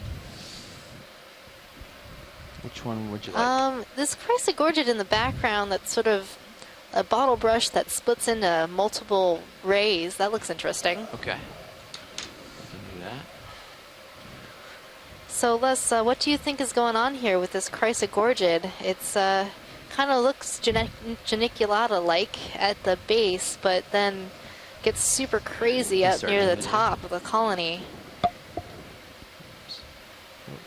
So is this still Chrysogorgia? Could it be Chrysogorgia geniculata that's had some sort of trauma to it and then started branching off? My altitude is about 20. I can come down a little bit. Yeah, let's give me a little extra room. Sorry about that video. I got a couple of big heaves. And then in the branches of this Chrysogorgid, I'm also seeing some squat lobster associates. Now these little squat lobsters are going to be rather tenacious. We made a collection of our Chrysogorgid coral the other day, and we thought that the squat lobster would bail, but come back in. It was going to hang on for dear life throughout the entire venture to the surface.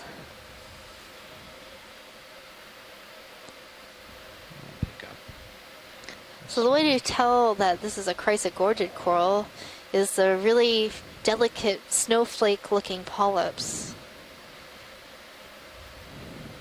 That's usually what really turns me on to whether it's a Chrysogorgid or not. Other corals, like the plexaurids, tend to have sort of a grainy look to them, and the primnoids have body scales.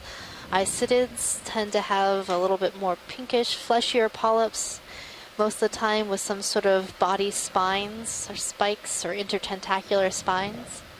Of course, within these groups, there can be a lot of variation. Also saw a mysid shrimp hanging out in the branches. Lasers are clear. Yeah, we can go full species.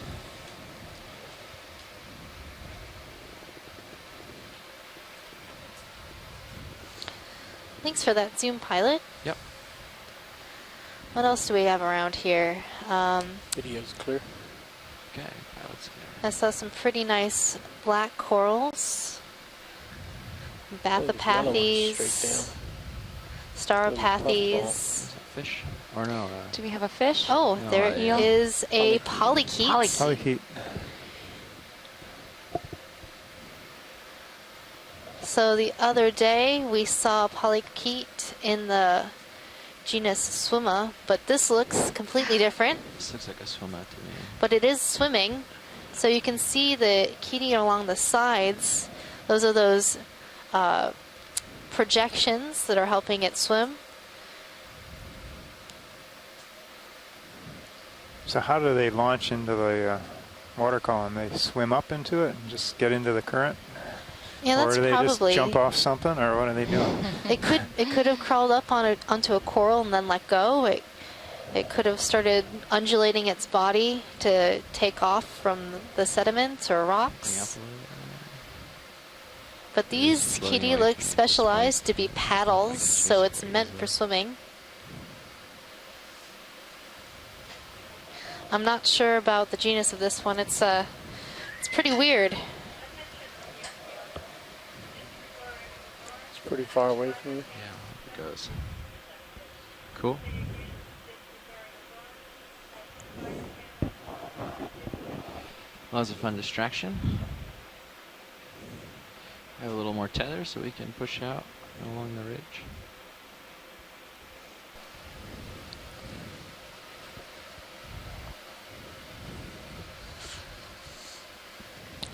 What's also interesting is that in this sort of depression, we're not seeing very many coral, but on the local highs, we're seeing really high density communities and quite diverse communities of coral. Yeah, 30 minutes plus 5 minutes. So in the background, we're seeing lots of those bamboo corals. And behind us was another bamboo forest, but in between these local highs, just a lot of sediment. And I'm sure if we zoomed in on some of these features, we'd see some small coral colonies Hey, Pilot, before you here go, and there. why are we zoomed in up there on that camera? Was there any particular thing we were watching for? So even in an area with a dense community, you can have some variation and patchiness in what we're seeing. I don't know if that was my watch or not. I didn't notice that it was.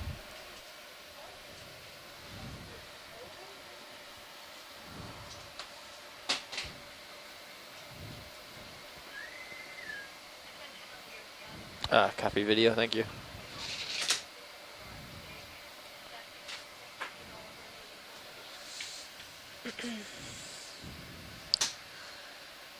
So once we have enough tether on our ROVs, we're going to push out to the other side of this feature to see those large colonies in the background there.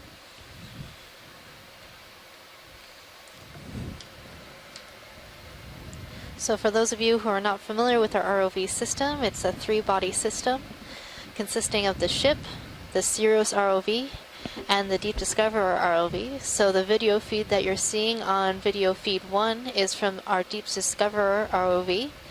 It's the ROV that gets close to the bottom and gets our great up-close, zoomed-in shots. And then if you switch over to video feed 2, you'll see the Sirius overhead ROV image, so you can see the Deep Discoverer in that view looking at the bottom.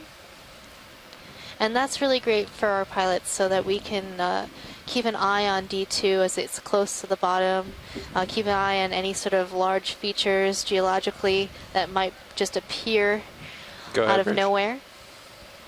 Yeah, sometimes that view is good for better for geology, depending how well it's lit. It's also great for spotting large fish. There's a number of times when we've seen sharks coming towards the ROV in the Sirius view, and then all of a sudden appearing in the D2 view. Yep, that is correct.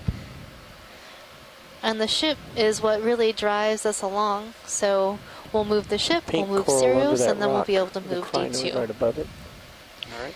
So it's sort of like an underwater dance. What was your analogy from the other day, John? It's like if you were Sirius and you had your dog on a 50-foot leash running around down in the city with skyscrapers, and the dog is D2, and then you're strapped with a harness to a mile-long cable going up to a helicopter. and you're trying to maneuver them all down. Hey, video. Down the this monitor down here, down in the front down of me, the road at one monitor, time, and trying to make am them I all. able to change that, or is that Move together. That sounds like quite a challenge. Okay. Whereas you know, the dog or the D2 is running around looking at all the corals or sniffing all the interesting spots, and you're trying to control the whole package as well. Partial. That's a great analogy. All right, come in. So right underneath this rock, we're seeing a crinoid, some brittle stars. Looks to be a paragorgic coral with an astroschemated basket star on it, as Camera's well at as 48. the top of this boulder being covered with Anthomastus soft corals or mushroom corals. Okay. Video's clear. Okay, come out. So we've been seeing a number of these Anthomastus all over the place. They look a little bit different than the ones that we collected at Beethoven Seamount. Sea star top left. But they also have these really Still wanna long try to make polyps. progress to the So they may be the same. It's just that the ones on that summit. rock have a lot more We've polyps. found Maybe it. they're older or more mature. Maybe they're fed better. Maybe.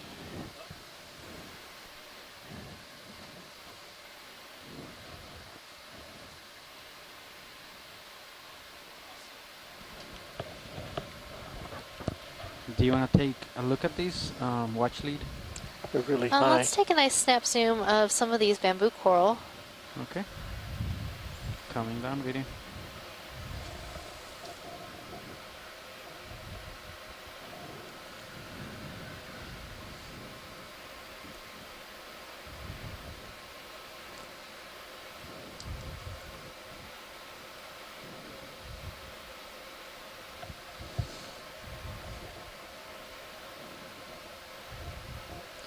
So we're seeing another sea star feeding upon these bamboo coral.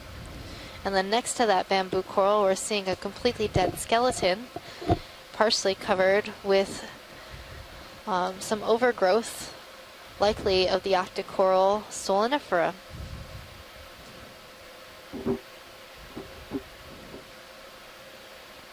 I'm seeing a black crinoid on the bamboo coral just to the right. Looks like a huge amount of this coral fan is missing. It does. Think he ate all that, or something else happened? I mean, these things can eat quite a bit, so Comment video. it's possible.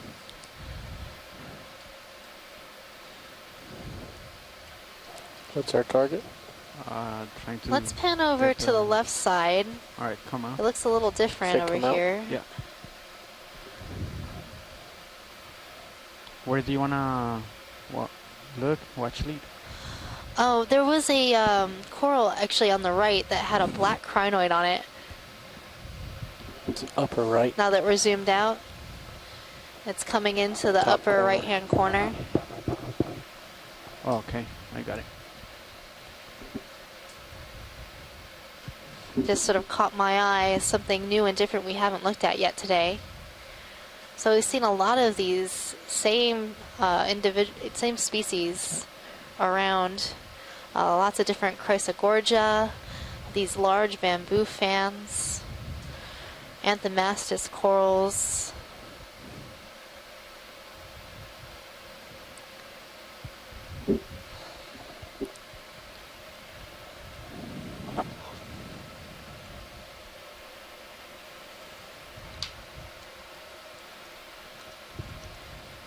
Are you still swinging, co-pilot? Slightly, but I think Let me see if I can land right here. I've only had to adjust my camera like 10 degrees in come the in, last video. Have to center while up. since I sat down. Okay. We can get another move then as soon as Yeah, I'm not y'all are ready. sure on the direction to go yet. That's a beautiful crinoid. So I we can't help you recently there got a with new name this for that high-tech. crinoid. Talked to a crinoid expert. If you just grab Sirius where it is right now, strike a line to waypoint 2. What's the general direction? That appears to be at 217. 217. Which would make it That's as downhill as it gets. Yeah.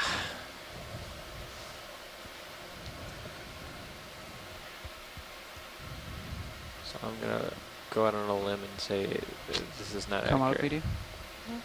Well, it could be that At this location. could be that it's ridge right here. Yeah, and a easily. low.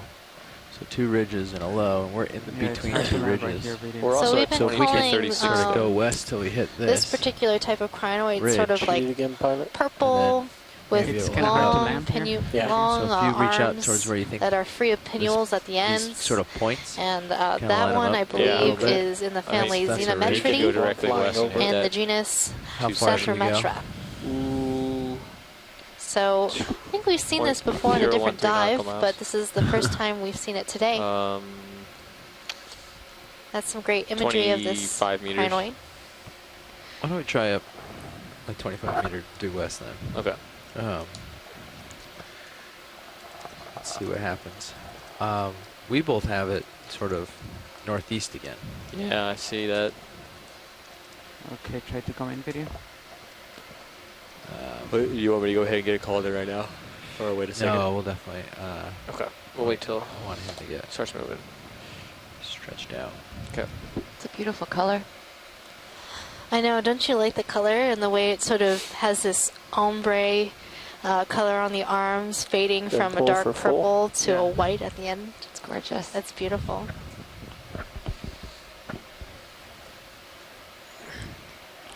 So I think this blob behind me All is right, where I we think came we're good from. on this And particular this blob colony. in front of Come me up. is where we want to go.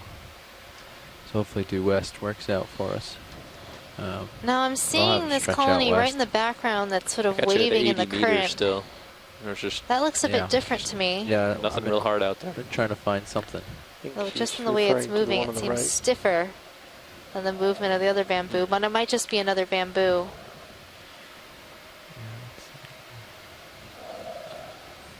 Okay. Yeah, it's gonna be kind of hard to move that way. 20 minutes left. We should get Okay, cruising. I think we would like to collect a specimen of the stoloniferan coral that is encrusting some of the bamboo. 20 minutes left on bottom. Copy that. Are we moving right now? Nope, we are not. Okay. And then what coral? So there is just right down Tilt your camera down. to the left of this colony. There's some stoloniferan on, it's right straight ahead on the left of this large bamboo colony. I believe is stoloniferan coral. If we can grab a piece of this. So we're right behind this one.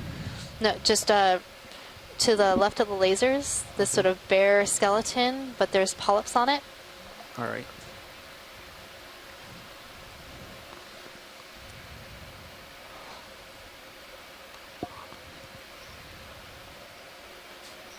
So, co-pilot. Yes. Right there. How am I too far away to try to sample that? Well, do you have a toe down yet? Oh yeah, you do. Okay. Right there. Which one are you looking? The Right more here. barren or the more dense one? No, the barren one. One Yeah, right this is plenty close for that. Okay. So That's okay. I need to get a toe down right there. And then So can you that's- press J-lock for me? Yeah, it's also helpful to put in your auto heading. Okay. Watch leads nav. Good. Now you can still adjust your heading. Alright. So you can twist it left. Even though you have joy lock, you can still twist left and have it spin. Watch leads if nav. you need to. I think that's good. And yeah, But I'm still moving back. Go ahead, Nav. Just want to give you an update. We have about 20 minutes until we need to start, actually slightly under 20 minutes until we need to start setting up. Left on bottom. So can you zoom in a little bit, video? essentially this sample will be the last thing we do. So Yes. what part of the coral do you want, watch lead? Do you want the top? Yeah, pilot, we want the piece that has all those white polyps on it. So as much as you can get for us, that'd be great. So co-pilot, where do you think I can, just like right in the middle, that whole thing will fit? Well, if you tilt up, there's a whole, oh no, that's Yeah, the skeleton should break apart relatively easily. There's a shorter one. So if you jam it in the Bottom left. box, it'll just fragment at those Bottom nodes, left and that's fine. Keep Go going down a little down. more. He said pant down, bottom left. Where are you talking about? That oh, one. that chunk. See that sticking out? Oh, okay. I think that's the one. So it would be okay if I get this chunk right here sticking out to the left. Watch lead. Yep, that works too. All right. There's a lot of barren stem above the other pieces. So unless you wanted to cut that off and then reach down lower and grab more, you wouldn't be able to fit all the barren stem and then some of the polyps into the box. Okay. So, would watch lead copy? Co-pilot? Did you hear what I said or no? Yeah, she was okay with the Oh, piece okay. right there. All right, good. So are we ramped up on the hydraulics? You are ramped up. All right. So we have. So let's see what we have. We have port inner. We have port outer. And that should be it. That appears to be it for BIOS. So you're going to have to go starboard. Okay. So think it through. hydraulic. Okay.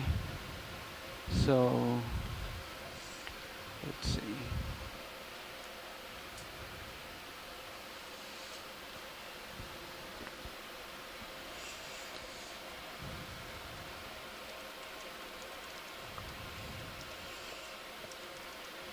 And if you need your mini, we can have that pulled up for you.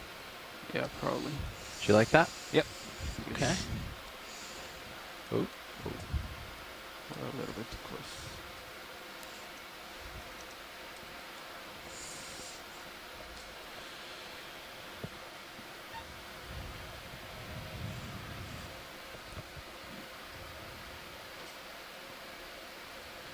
All right. So hang tight for 1 second. Right. So you're going for that lower branch. Yep. And we just saw this break off pretty easily. Yeah?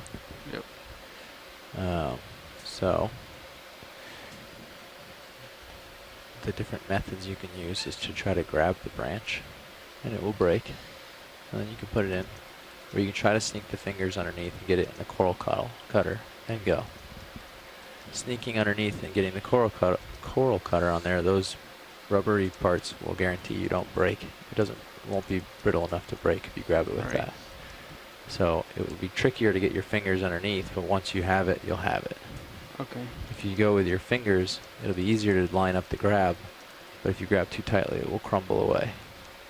Okay. So these are your options at the current moment. Otherwise, you go for one of the taller branches. If you cut it off and then drop that and then grab lower, it'll be really easy grab, and you'll be in the soft part of the coral, or soft part of the jaws. So you can ask the watch leads if they're okay with that, and it will be an easier grab for you. So just get a right here, like a branch that's right behind the jaws. It will be an easier branch to reach. It'll be easier to cut. The only problem is you'll have to sacrifice the dead top part of the skeleton. And watch lead has to say it's okay that you do that. Okay, watch lead. Go ahead, pilot. So it might be a little bit harder since it's so brittle to get that left branch. Okay. Yeah, either branch is good with me. Whatever you think you can get.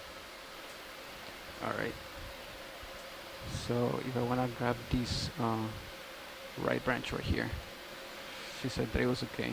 Okay. So just trying to get the soft part right there. Yeah, so just grab a chunk of the soft part. Yeah, the thicker branch will be easier to hold, I think, too. All right.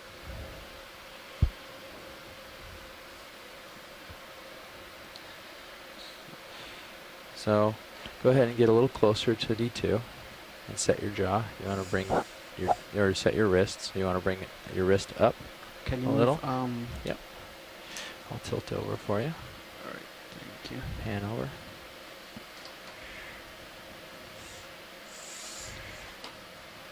Wrist up a little. Yep. And you can use this hand to hold this joint, and that'll help keep that steady while you move the others.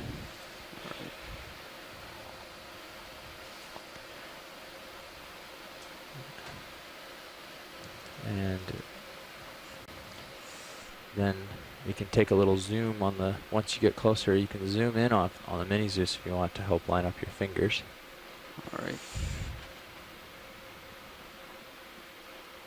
Let me rotate a little bit if I can.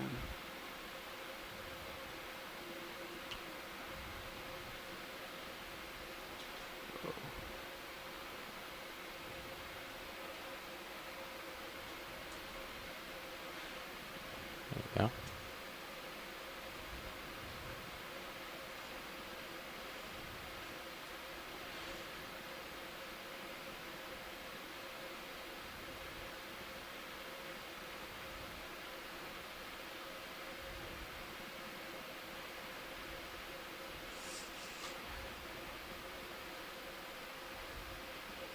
There you go. Try for a little tiny bit lower. Lower? Yep. There you go. Alright, right there. You think it's fine? You're pretty darn close. You might want to get a smidge closer. Okay. And then you'll go for the cut. Right there. How about there? That looks like it could line up to me. As you close the jaws, double check. You want to zoom in on HD too? Yeah, please, video. Thank you. All right.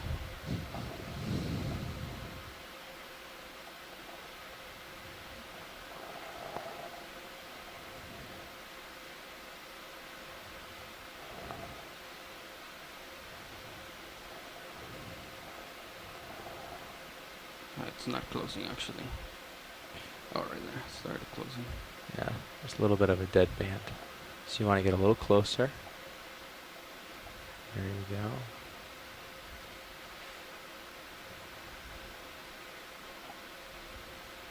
Right there. Can you tell it's not quite in the cutter, so it's pushing a little closer. There you go. Yeah, now you'll be in there, I bet.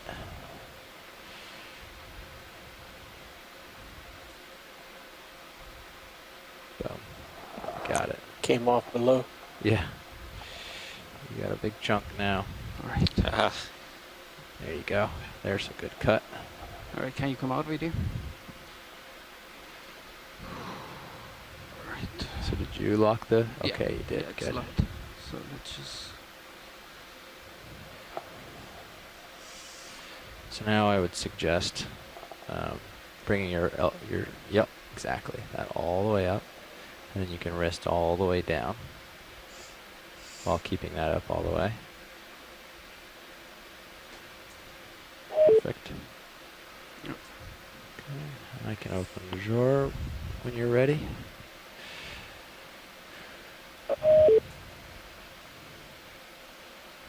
It's gonna be pretty hard to get in there. Can you bring the wing a little bit in, or do I have to fly out before? I think you're not going to collide with anything, so I think you'll be all right. If you are, I don't think bringing it in will help. Okay.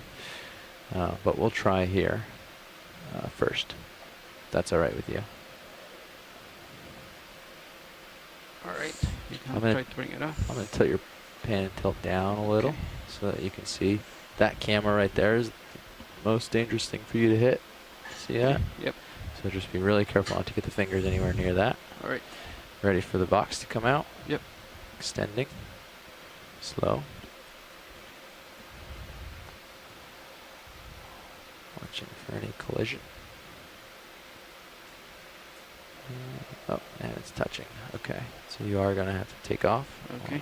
Retract it slightly. And just put the soft down there, and then lean it so that you don't accidentally hit any buttons. Okay. There you go. Then just joy lock, auto heading, come You can up, leave auto heading in. Okay. You just take joy lock out and back off a little bit. All right. Very easily, very carefully. There you go. Yep. Should it come up and just press auto head? I mean auto depth. Sure. You can come up and do auto depth, and you can even try auto XY if you want. All right. Okay, that's good. All Depth is holding. Let that settle out briefly. see if this camera tilts down for you a little. Come wide on the HD one. On, yeah. There you go. Is your auto depth in? Yep. Okay. Now, try to fight it a little bit. Hold still. Now you can put in auto XY. And then let go of the stick as soon as it lights up. There you go. Let's see if it holds. That looks pretty good. Yeah, go for it. Okay, ready for the drawer? I'm ready. Drawer extending.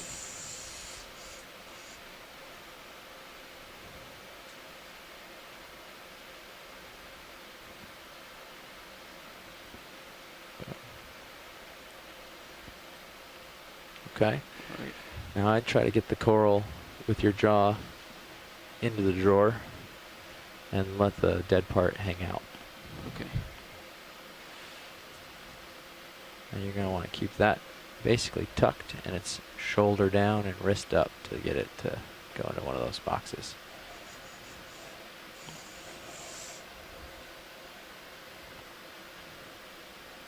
There you go. Yep. Very nice.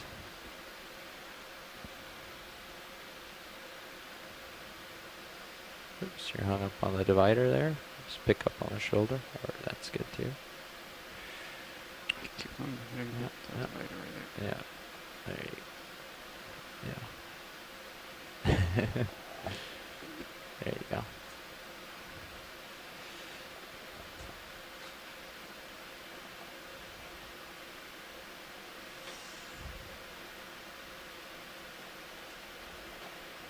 There we go. Can I just release right there? Yep. Very carefully though. Hold, push and hold the button all the way. And then push. Yep. And then release slowly so that it drops without snapping.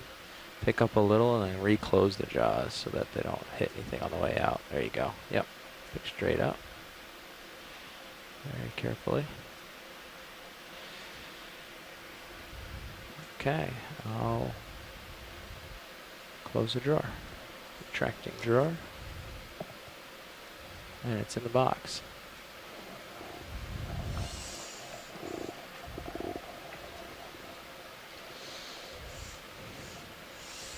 How are we doing on time? Let me just fill this in real quick.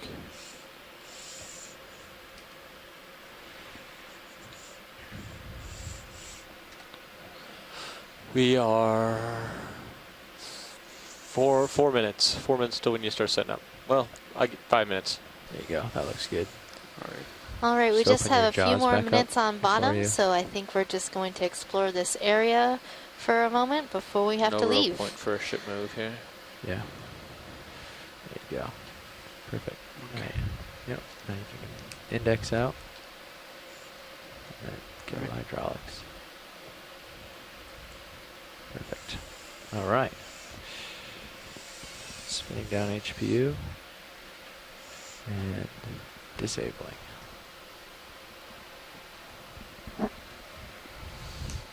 So take Move your one camera last back. look at the summit of this And cone on Wagner Seamount.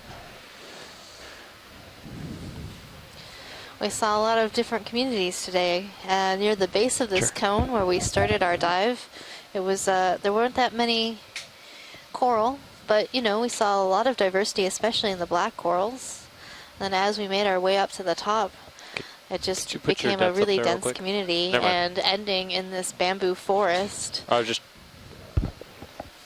Yeah, and it's nice to be able to explore around this summit area. We often are struggling to make it to the top and don't have a lot of time, so this time we had a little bonus time through maybe better planning. And yeah, so that was the plan, though, was to shorten our transect so that we'd have at least 20, 30 minutes up here on the top of this cone so we could characterize the top because we rarely make it. And a number of our dives later in this series, the plan is not to make it to the top of our feature, either the full seamount or a cone feature that we're diving on. So you can actually boot the hydraulics back up and start putting the... And I'm really glad we got to see this community. It is very beautiful. Lots of chrysogorgids, lots of bamboo corals, lots of black corals, lots of anthomastus. You can follow me around to the left from here. And when we say high density community, we're talking about how many corals per square meter we're seeing. So in this particular case, we're seeing quite a number of them in a square meter. It would be quite difficult to count. So a lot of times in shallower water, we put down a rectangle or square and then count how much coverage we have within that square. So imagine if you did this here, we would have a number of corals within our square meter. And of quite of high diversity too. Seeing Swiftia, bamboo corals, black corals of multiple species, and even associates. So right here on this bamboo coral, we're seeing 2 different types of sea star. We have a goniastrid sea star near the base, which is actively consuming the polyps on this bamboo coral. And near the top, I think we're seeing Ophiacanthidae brittle star. Which one would you like video? Top one. Okay. So for tomorrow, we'll be pushing farther north. White one another, I'm not sure how many, say another All right, 50 to 100 miles north of here to the Verde Seamount. It's actually a elongate ridge. And so we are getting farther and farther from the main islands and farther north into the northern central Pacific. And as we go north on these seamounts, keep on going, I guess. What's the age like of the different seamounts? Are they getting older or younger? They're getting older according to the dates that are out there. So we're like I said earlier today, we're around, this seamount apparently wasn't dated, but the ones near it were, so this would be in the range of around 90 million years. We'll be getting up to seamounts that are dated around 95 million years. So, and the beginning ones were the earliest ones, or the most southerly ones are 65 million years. So in terms of periods in time, like the dinosaurs and whatnot, where would those ages put these seamounts? Well, I'm glad you asked that. These are seamounts from the Cretaceous age, so that's the latter part of the age of the dinosaurs. So who knows? You could have had plesiosaurs swimming around here, though I guess I should check with their geographic distribution of their fossils before I say something like that. Were plesiosaurs more coastal animals, or? Probably. Okay, because they were quite large, if I'm remembering correctly. Yeah, they were large, but they could be swimming in the oceans at the same time, I suppose. I have to look at when they were active, actually, though. Oh, the last thing I would love to see is on the right side there is a red colony with yellow polyps on it. Okay, that's different. We haven't seen that today. Upper swing arms. Yellow with red? So red colony with yellow polyps all over it. Yellow right, yellow red. Yeah, it's coming around for it. Red colony, yellow polyps.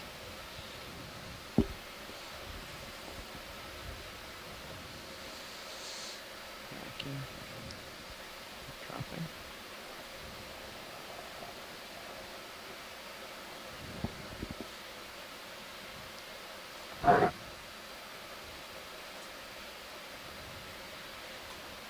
So I'm thinking that this is a paragorgic coral, and on it we have 2 different associates. We have a astroschematid basket star and also some parazoanthids that have colonized this coral.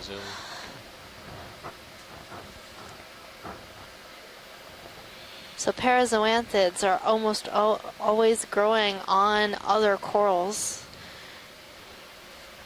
Yep, and that's what this is.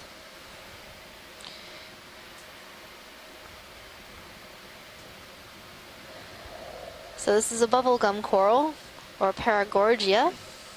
And then on it we have these yellow polyps that are overgrowing the Paragorgia skeleton. I don't want to come down right on top of the... And those are parazoanthids. Yeah. come down and we'll quit yanking on it and it'll take it out from underneath you. All right. And so there's one specific kind of parazoanthids that likes to grow on bubblegum corals, and you want to guess what the name is based off of? That's it. Watch so these, it's called Bulagumi Zoanthus is the genus name. All right, did you get everything straight? And the species name is Emily Arcadiarum. So I believe that this is named after the daughters of the scientist who identified this particular species. So that's Bulagumi Zoanthus, Emily Arcadium. So you want me to line up with the ship to get my turns to 0? Arcadiarium. Yep. Okay. That's quite the name. It's quite the name. Everybody wants me to say things twice, and I have a hard enough time saying it once, so say it 5 times fast. I'm just not good at tongue twisters. So that was a really good observation for today. Our last observation before leaving the bottom of a bubblegum coral being overgrown by zoanthids in the genus Bulagumi Zoanthus.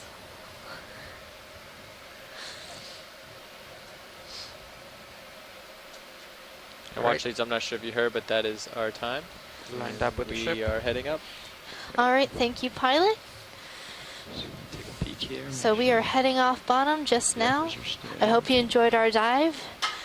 You've been listening to the great commentary of Megan Putz, your biology lead, along with John Smith, your geoscience lead. And our guest star, Katie Wagner, your onboard web coordinator. So we'll see you tomorrow for our dive at Verde Seamount. So Verde Seamount is quite interesting. It looks to be an extension of this ridge-like feature, and we'll be doing our transit at about 3,074 meters in depth along the ridge, and should be a pretty great dive. So join us tomorrow for more fun. Anything else to add, John? Bye-bye. All right. Bye-bye. Krusty and Squishy signing off. We're completely stowed. Lower swing arms, upper swing arms. Awesome.